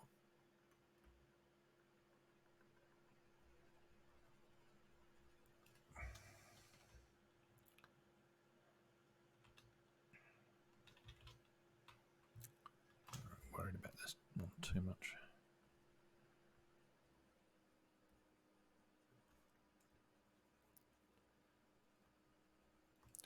All right, let's put the water back in. So that looks like under the water.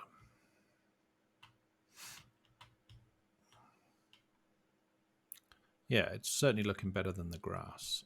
Not sure about the stones on the wall don't quite work. It's not too surprising.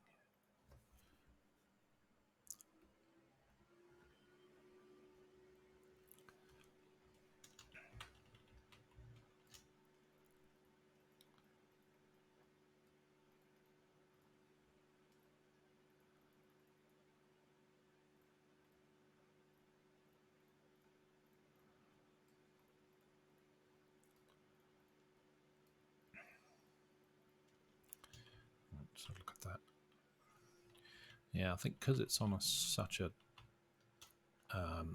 almost flat going to almost vertical, it's stretching it. So I think what I'll do is a little bit of smoothing in there will make the difference. Let's go with a bigger brush and a bit more strength.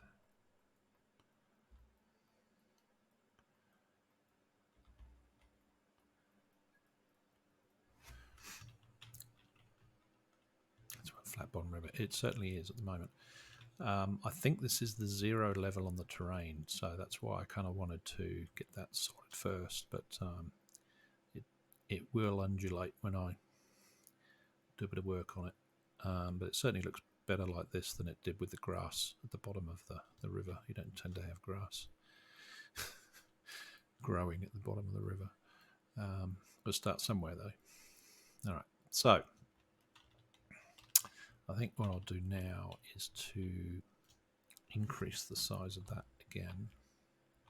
can start to see if I can pull these sides in a bit and remove the edges a little bit more.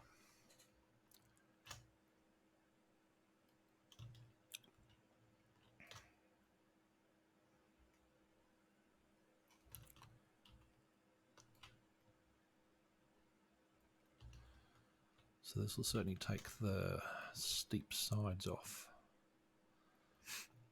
This channel here is supposed to be it's actually a canal. So this is man-made, this one, which means it can be almost vertical on the side. So I'm not going to mess too much with that one at the moment. I think what I want to do is add a bit of undulation to the bottom of the rivers because it is very, very flat. So I'm going to reduce the brush size down with the. So the shortcut keys I've figured out tonight. F1 is raise and lower terrain. F2 is set height. F3 is smooth, and then the minus and the equals, or the minus and the plus, increase and reduce the opacity, which obviously is the strength of the effect that you put on there. So I want a fairly minor effect on this because I'm going to be pulling the terrain up. And then to increase the brush size, it's the square brackets left and right, which I don't have any of these shortcuts before, but now that I'm doing a lot more terrain work, it's really, really handy. Okay, so I'm just going to sort of pull, if I can get it right. That's smooth. No, I want to raise and lower. So I'm going to do stuff, probably make it pop out of the river a few places, and then I'll smooth it out again. And while I'm doing this, I'm going to increase the brush size every now and again just to randomize it. We know where the river goes, the course it takes, but obviously it's going to be a little bit random under the surface. Let's have a look.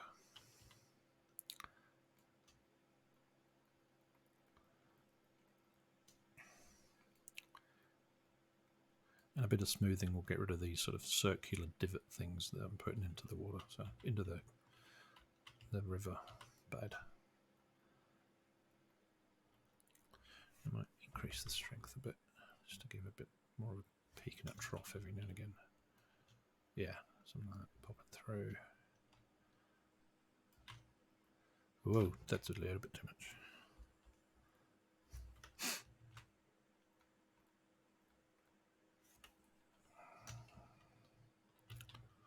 I'll average some of these out in a minute.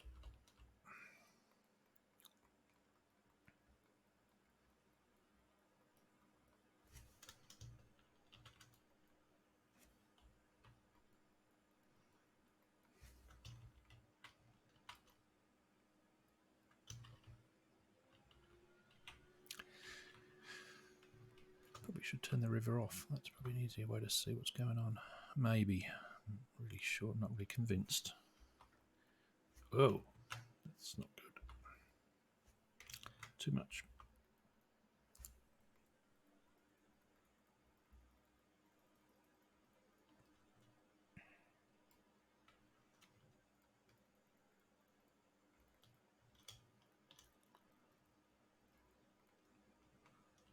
Okay, starting to look a little bit more random. And if I do a bit of smoothing on this, gentle smoothing, it should just show a bit of undulation on it, which I think will be effective. I've still got another few textures to paint on top of this as well, so it will be, and a few prefabs to chuck in there, so it'll be a bit of a mixture if you do swim through the river. Okay, this stuff here has got to be averaged out a bit. It's a little bit too bumpy and I never smoothed it.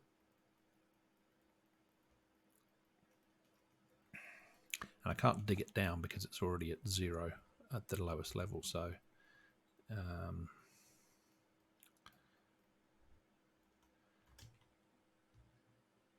was one thing I sort of considered when I was doing the terrain, was what's the lowest level. And I thought, well, let's make it the River Exe, but never really thought about how deep I wanted the River Exe to be. You think about these things after you've already started modelling the terrain. It's actually come up out of the water, I think. Yeah, that's cool. So we want a few areas where it's coming out.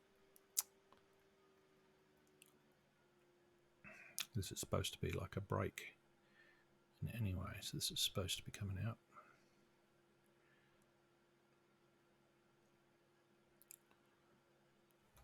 Increase the strength a little bit more. There we go.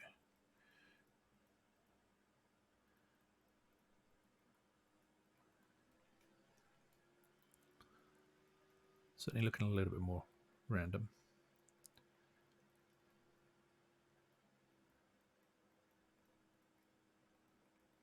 A bit more natural. And this is not supposed to be river all the way out here. The river's actually narrower upstream than it is downstream. So I'm going to need to do something about that. But I want to get this. I want to get this grid fixed before I start worrying about other grids. All right. So let's take a quick look how mixed that is. It's looking pretty messed up. It's good. Materials look good. All the sort of pebbly, stony stuff mixed with the mud texture. There's likely to be sort of sandbars and things all over the place as well. So let's make that a bit shallower.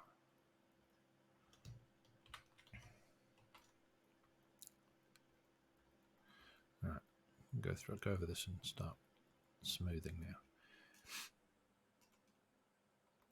Okay, use a bigger brush.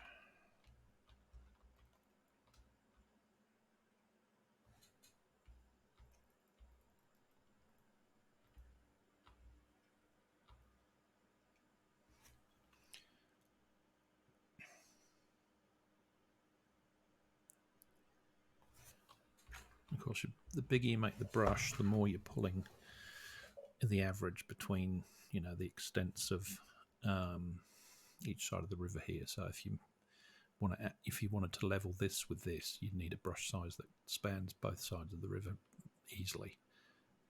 So I've got a fairly big brush here just to pop some of these down under. So it's still going to undulate under the water, but maybe every now and again it might pop out. So that's fine. Have a muddy section. Maybe that's a crossing or something.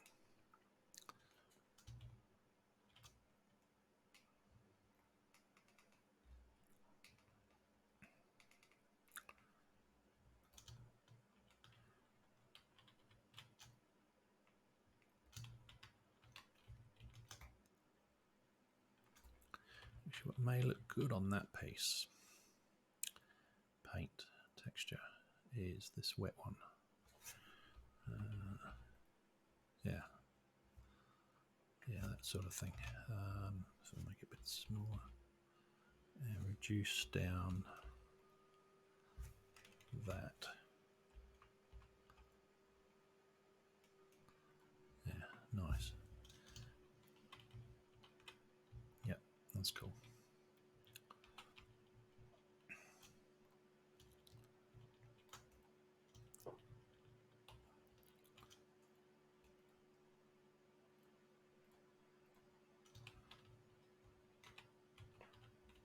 Of course, it's not going to be dome shaped like that, so I'm going to have to dip it a little bit more.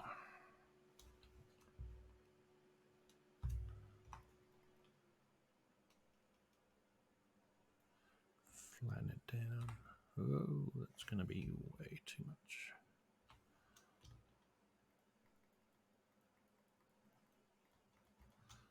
That's probably...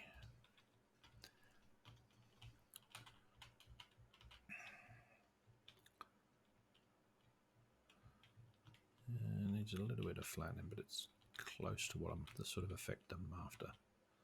So that texture.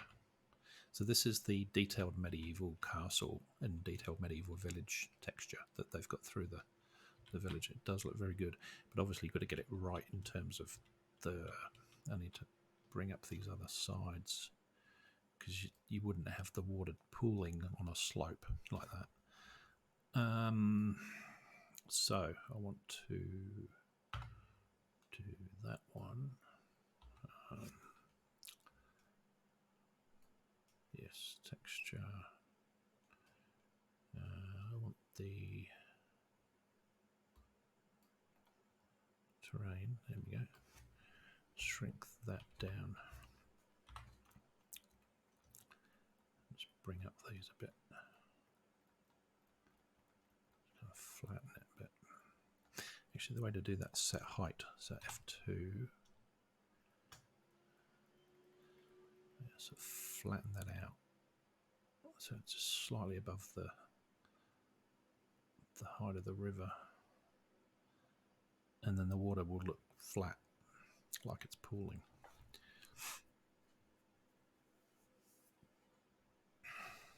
Better increase the strength on that. Whoa, no, that's too much.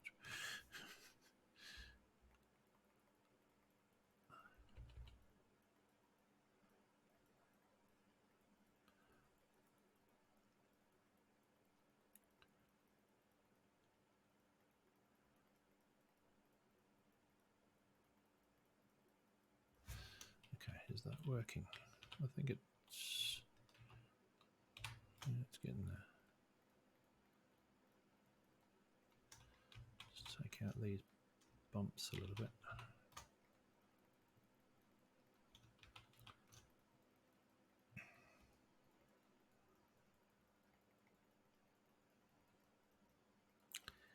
So it does suggest that boats may have a hard time getting past this bit, which I would imagine did happen in medieval times.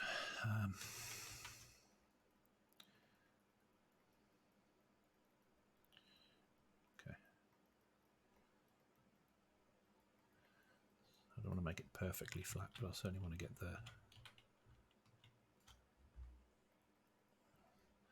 the bumpy water bits out. I think that's looking okay. I need to study it up close to see it's a bit odd, but it's a good starting point. I've got the idea of what I want to do there. I think I might do a little bit more work.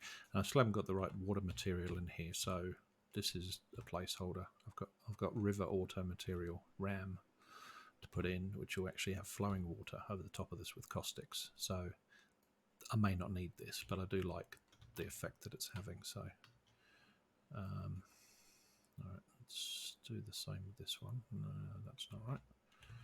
We want to drop this down. Nope. 2. That's better.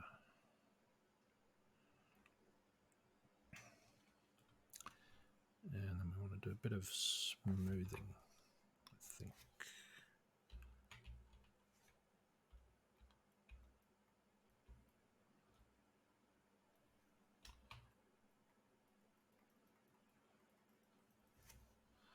All right, cool. It's very shallow.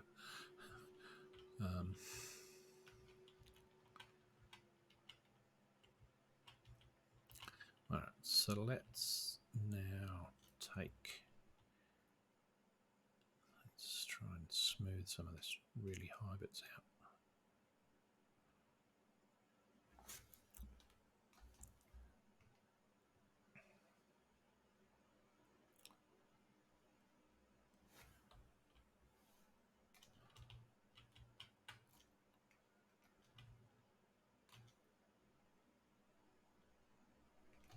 I like the idea of that bit sticking there.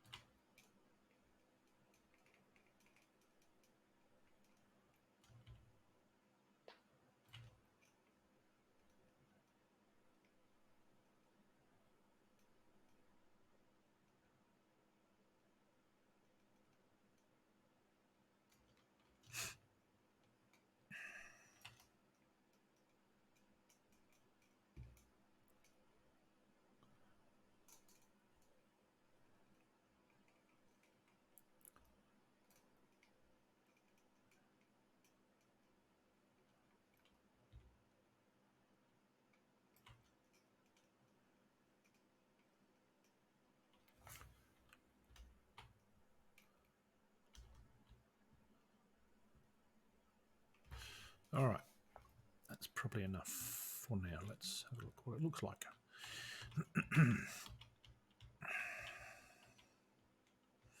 So it's not totally flat anymore.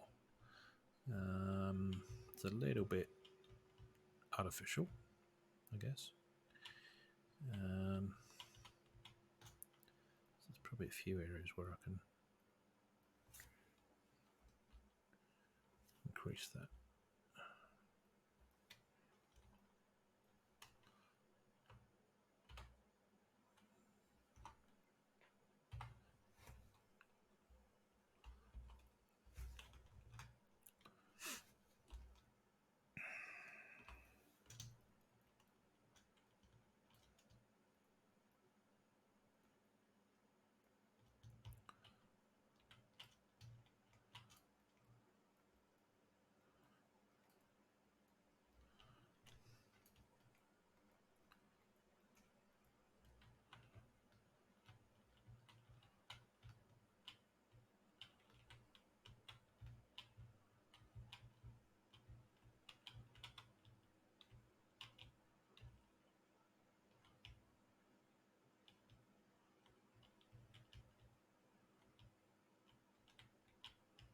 Okay. I'm pretty happy with that. I think it's starting to look a little bit more natural. I'm going to add another texture, I think, just to give it a third mixed sort of flavour, I guess, in places. So I want to remove the river so I can see what I'm doing, and paint texture. All right, let's have a look at what we can use here.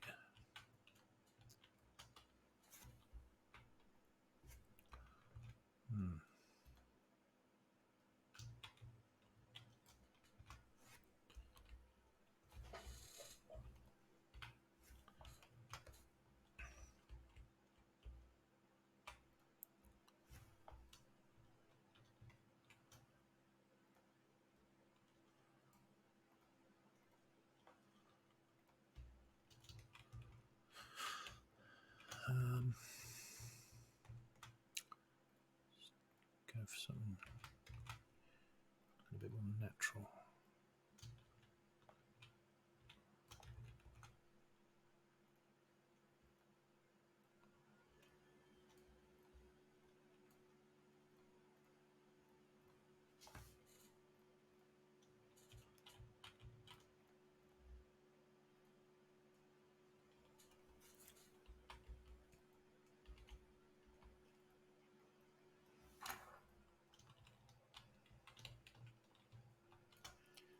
So this is the man-made part.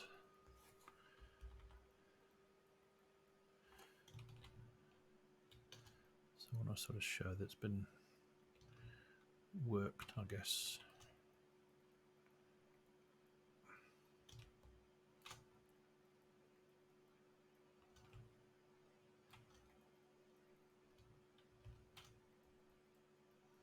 And there will be something coming through here, so that's going to be special at the end. There's obviously a cut under there that'll disguise somehow with a prefab. And there's some water wheels that will sit over the top of this in a few places.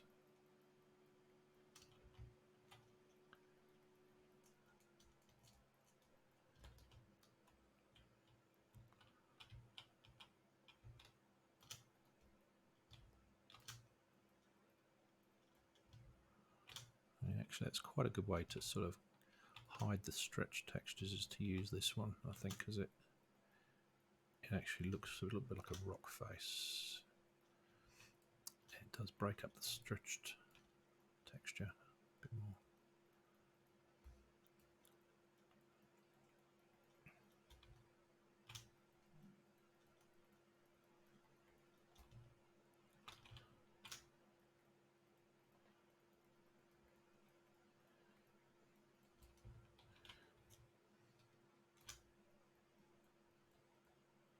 Should be using the pen.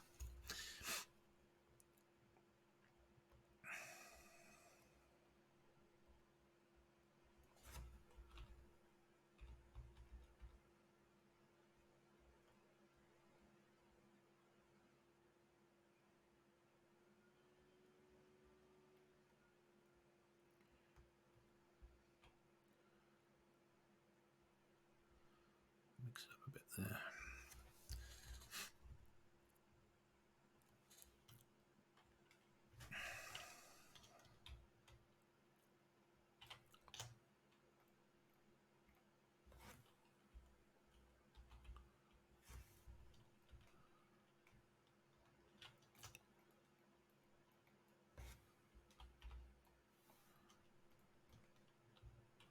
Right, now I want the bridge to actually sit on top of rock. So I'm going to put the bridge in where it's going to go, and I'm just going to try and paint that texture underneath it there.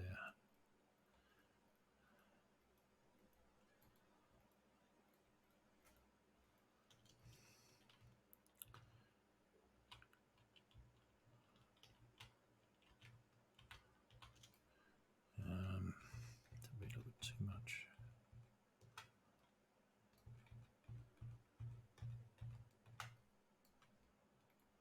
Just suggesting it.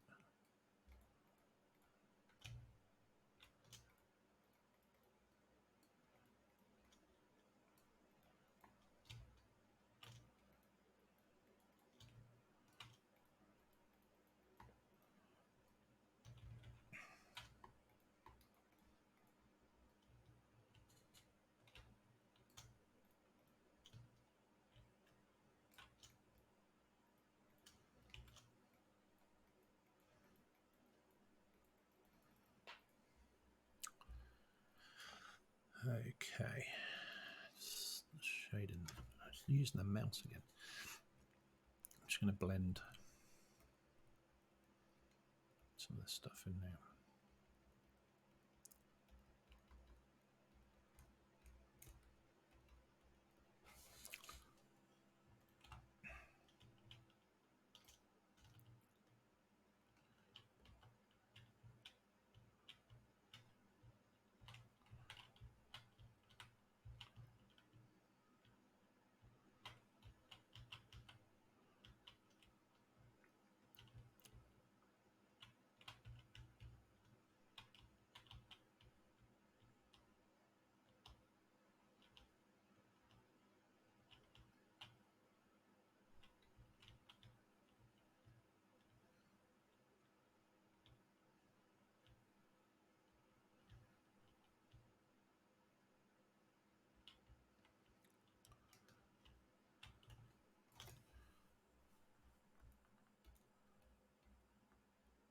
Oh, wrong texture.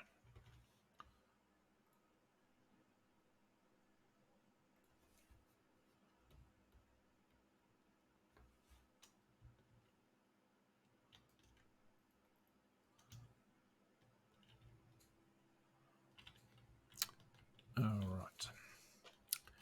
Let's bring up a bit more of this muddiness here.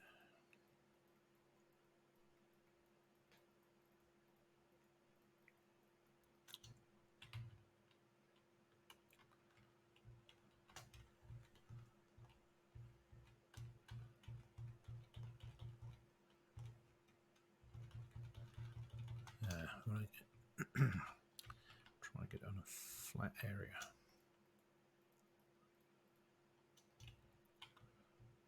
Yeah, that's cool. That's cool.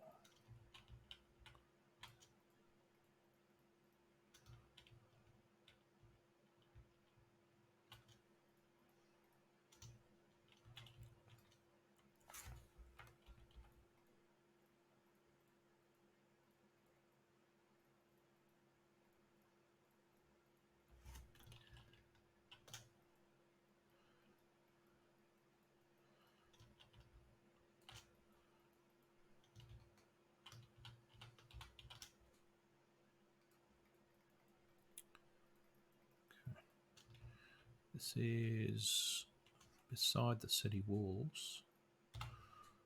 So I've got a graveyard in this bit. And I'm going to put a graveyard out here, but this graveyard is waterlogged. So I do want it marshy and sort of a little bit toxic as well. So, right, let's bring out a bit more of this on the flatter areas, and then I'll gradually tidy up the slopes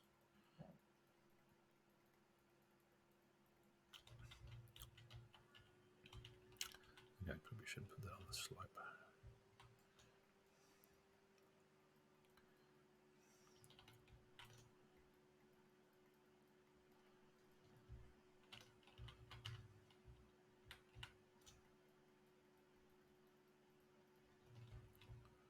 Right, now I need to bring up.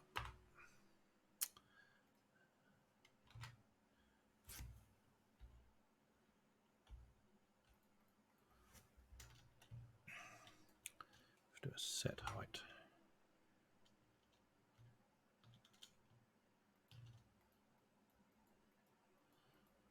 Flatten that out a bit. Then the water is sitting flat.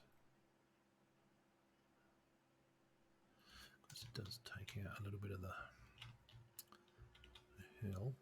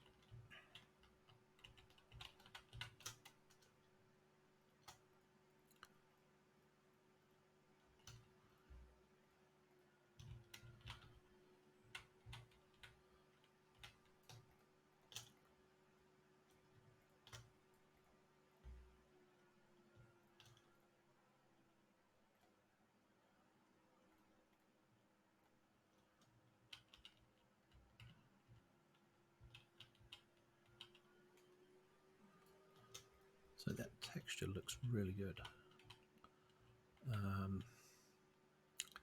Very realistic. So it's just about getting the terrain to sort of match with the texture a little bit now and smooth a few areas. Rise and fall, I should say. And so I'm just using set height to get that approximately right.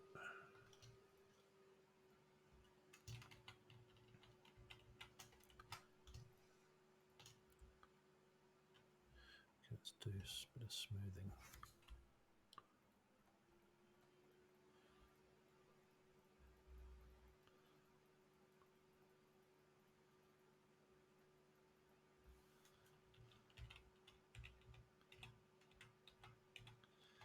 Should have a bit of water draining back into the river.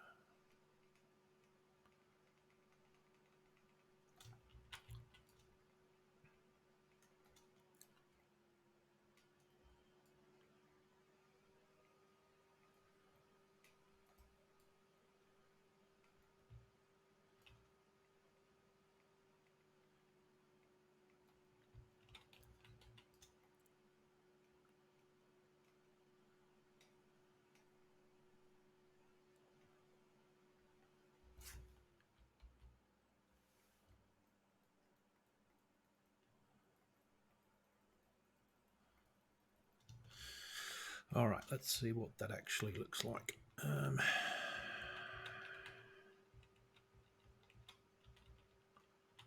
bad. There's a few areas where it's wet on there, so I need to kind of take that down a bit. So probably want to do set height.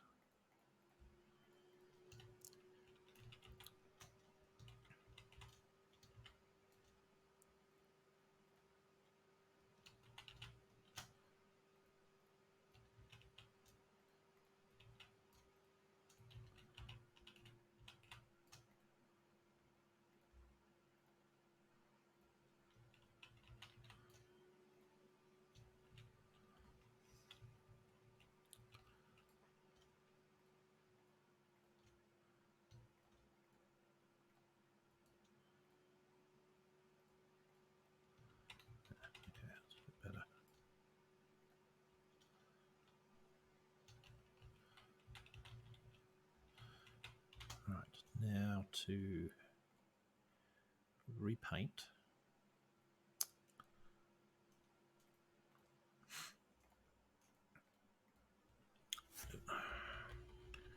Where the water is pooling on a slope, so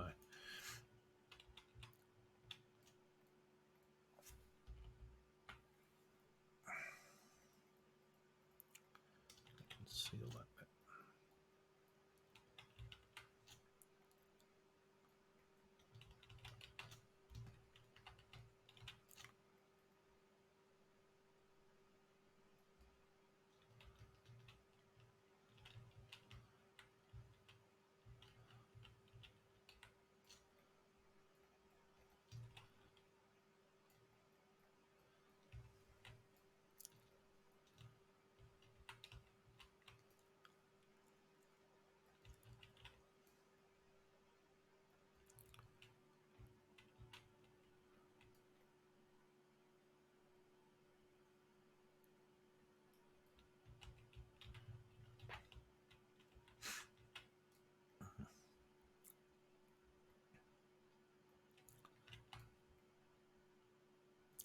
Actually, I might put a bit of rocky stuff in there.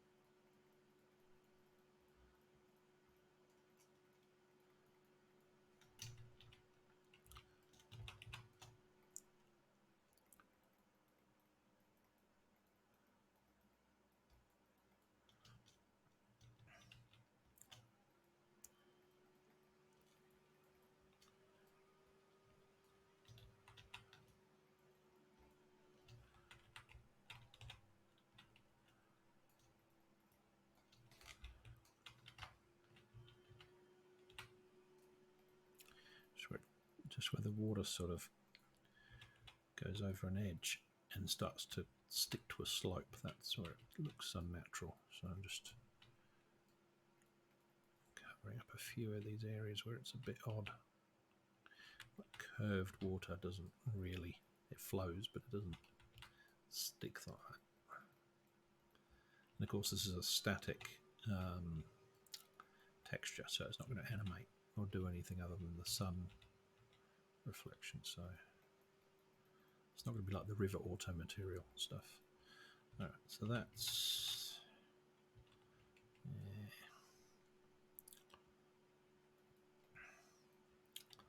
I'll take out too much. Okay, it's looking okay. Oop, too much there. Let's take the other mud, fill that in as well.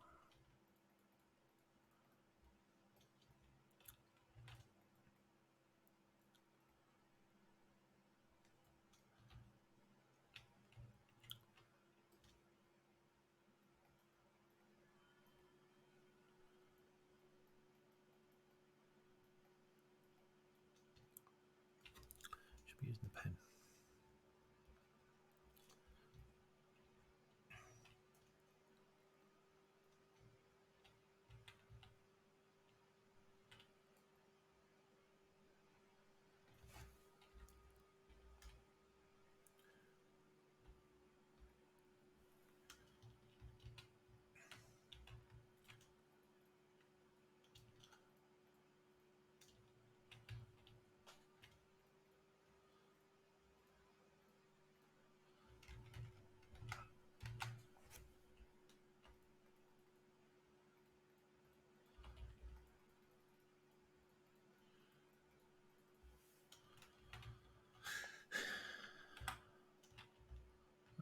That's starting to take a bit more shape now. Got to smooth that a little bit.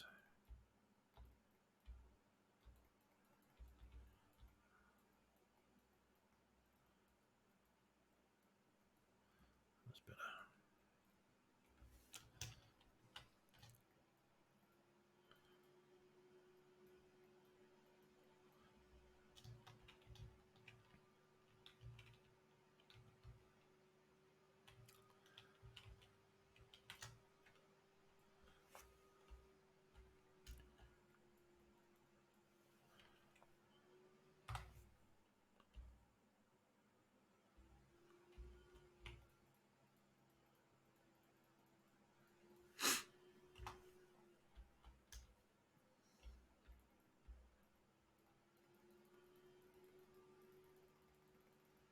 Okay, cool.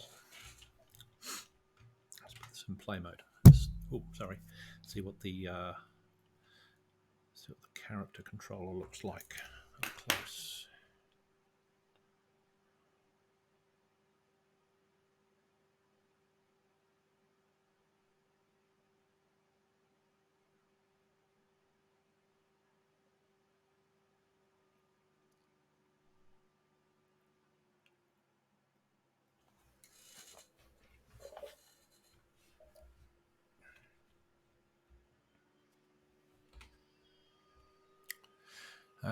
We want to go out this one, north side.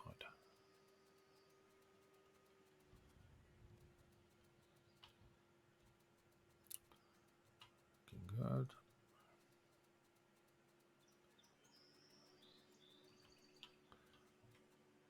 Yeah, looks pretty good. Still a couple of areas where the water's sticking to the side of the thing, but that's fixable.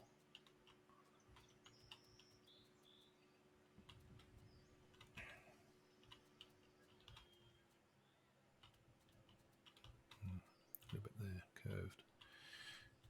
That's definitely the look I'm going for, though. All right. And under the water. Cool.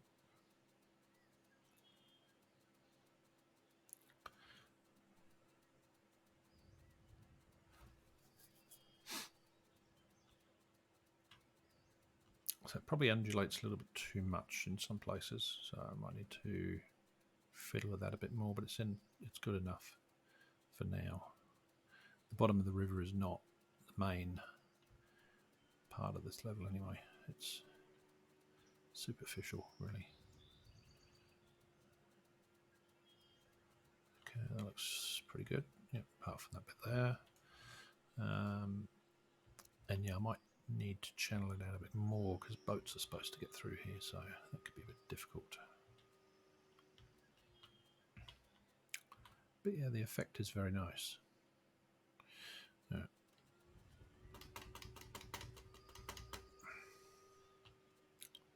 Sunset part, look at it. Here comes the nighttime sounds in the rain.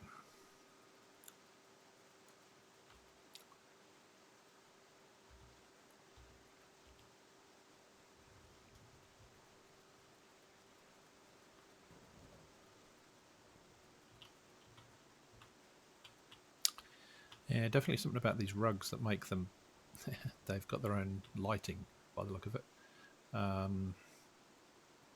They're not supposed to be lit like that, so everything's supposed to be dark and affected by the environmental lights, so it needs fixing up. Now, somewhere in here there is a horse. If he's still there, I've turned him off. Oh, there he is. The horse has been standing there the whole time.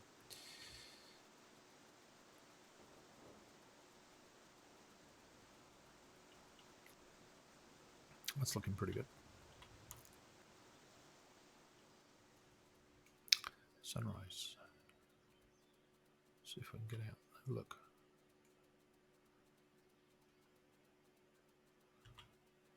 There you go.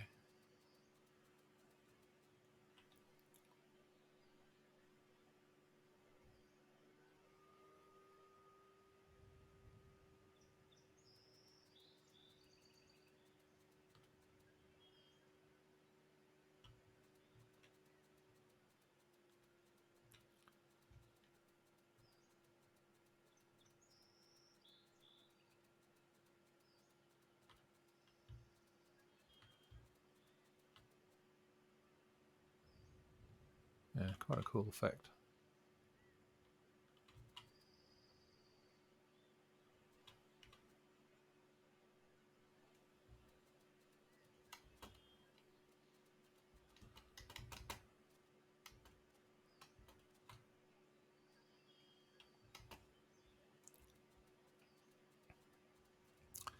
Okay, so here's the graveyard. I will be doing more work on this this week.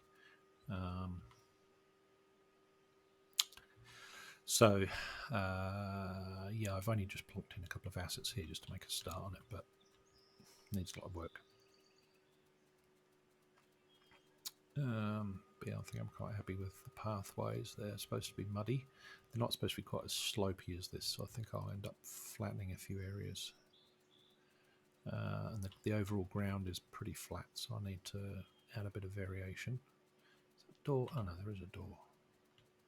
I wonder why the door's not showing there. Castle's looking okay.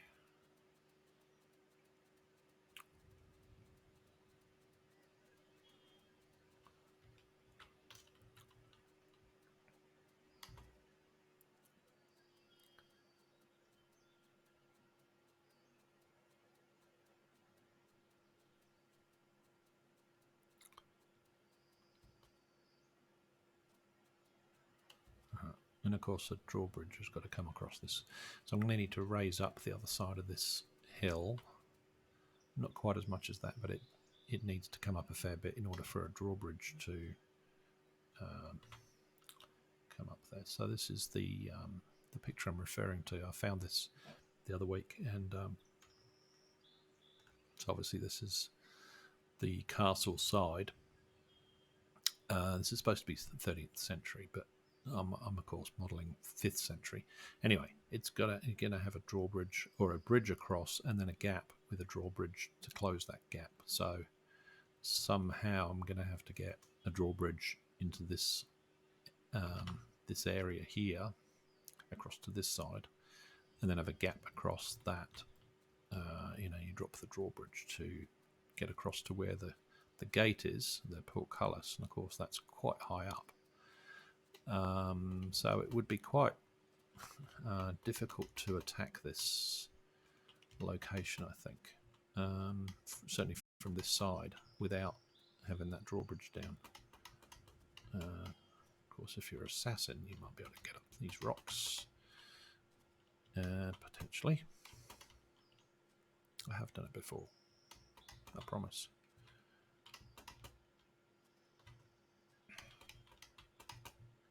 Should jump in the right place. There we go. There we go. All right, so channeling all this out seemed to work quite well. We've got a couple of prefabs there. I don't need them anymore because I've actually now got what I need to get into the dungeon. So these are irrelevant now. And I've got a way to get in there through here. Oh, there's a ledge there. So yeah, I'm quite happy with that entrance to the dungeon. I think that's going to work really quite well now. I think I'm hiding one of the two doors, but yeah, this would then load the dungeon scene if you get close to this or you click it or whatever. But yeah, I think this needs like a torch in this area. It is very dark, and of course if the sun goes down then it's going to be a lot darker, so your lighting is going to be important in the nighttime scenes. Still a fair bit to do with the city, so okay, fog. There are inns to put in, so there's quite a few inns. Obviously drinking mead was a big thing back in the medieval times. Windows doing something strange there. The inns, there's lots of houses to put in, so really only probably did about 10% of the buildings in the city at this point. That fog's really quite impressive, particularly with the sunset. Some very interesting colours.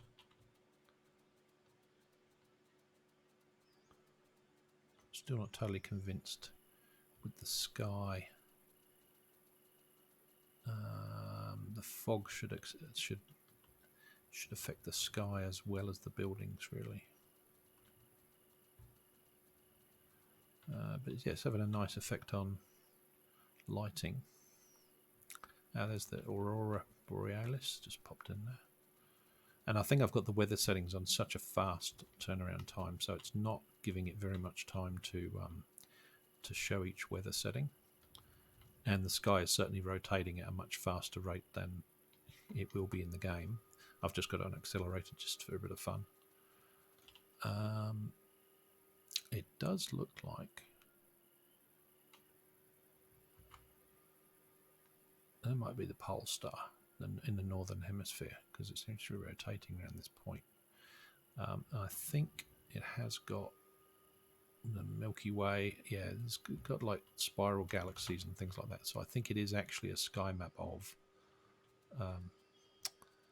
the northern hemisphere. I think. I'm not sure about the southern hemisphere. So anyway, yeah, and there's the sunrise. So yeah, the look is definitely getting there. The color schemes, the sort of moods for the game. A lot of rain, a lot of fog, a lot of sunsets and things like that. Something definitely wrong with that material. It's been left out in the rain. It's obviously glowing now.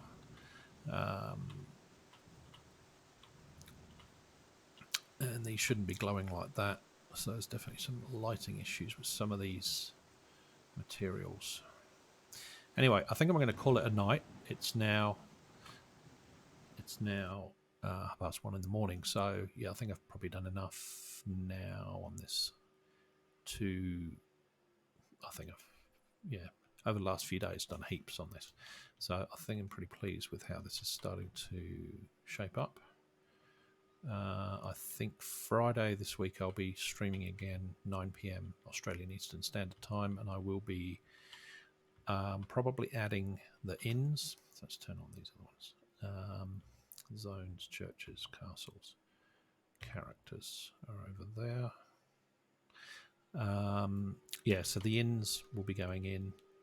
It's starting to fill up some areas. They're a little bit too spaced out for my liking. I think they'll be squashed in, and there'll be other things in there like fields and stuff that are around this. So then they shouldn't be spaced equally like this. I need to move them around a bit more. Lots of inns, lots of residential houses and back streets and things like that. So it will get busier in here. And of course the textures on the terrain still need a little bit of work to sort of paint stuff. So this graveyard will need a fair bit of work. And of course we've got the graveyard on the other side, which is starting to get waterlogged, which is going to be interesting. So yeah, and then the drawbridge, which I think is pretty major. Let's just get rid of those 2 prefabs while I think of it. I don't need them anymore. Get rid of that. Get rid of that. We've got this section on the back of the castle that needs something here. And I do have this other prefab that was turned off. I think in order to use that, I need to shuffle this over and move this inner Bailey wall, which I could do. I might be able to do it in a whole segment, just move it along, bump it along to fit that in, because I do think that part of the building is interesting, and it's got a different entrance in here. It's obviously not in quite the right place yet, but I think that will probably make the castle a little bit more impressive, having that extra piece. So I'll leave that like that, and I will sign off for the night. If you are following me on Twitch, please have a look at YouTube as well for Zarktor Studios, and what you'll find there is the recording of all the previous streams that I've done, and every week I upload Friday, Saturday and Sunday streams onto YouTube, and I'm gradually getting through to creating some snips for so you can jump to particular sections where I'm using particular assets if you're interested, or talking about particular techniques in Unity. So, not everyone's done stuff on the terrain before. I've not done a lot of stuff on painting the terrain, so I've learned a lot this evening actually. With that, I've done a lot of terrain editing with Gaia, but not sort of manually painting the terrain. So that's starting to get quite interesting. And yeah, please look me up on YouTube, and there's a link in the About page for my channel here to the other the other sources. So definitely look up Zarktor's Realm on Steam and wishlist it. Yeah, it's coming along. This is a major achievement, I think, to get this city actually starting to work quite well. And I'm quite surprised that it's not brought my machine to its knees at this point, considering there's no real optimization going on in this scene. So I don't know what the frame rate is now, but it seems to be, it's not, doesn't seem laggy moving around with all these assets in there. So it must be doing something right. Anyway, I'm going to sign off. Thanks for watching. I will be back online Friday, this Friday at 9 p.m. Australian Eastern Standard Time, and Saturday and Sunday again. I may be online also on Wednesday this week. It's Australia Day, and I'll probably do something because I'm at home that day. So I'll probably do something during the day as well. I might sort of start work on a few of these other bits and pieces just to get them going. But yeah, thanks for watching, guys, and I will see you next time. Bye.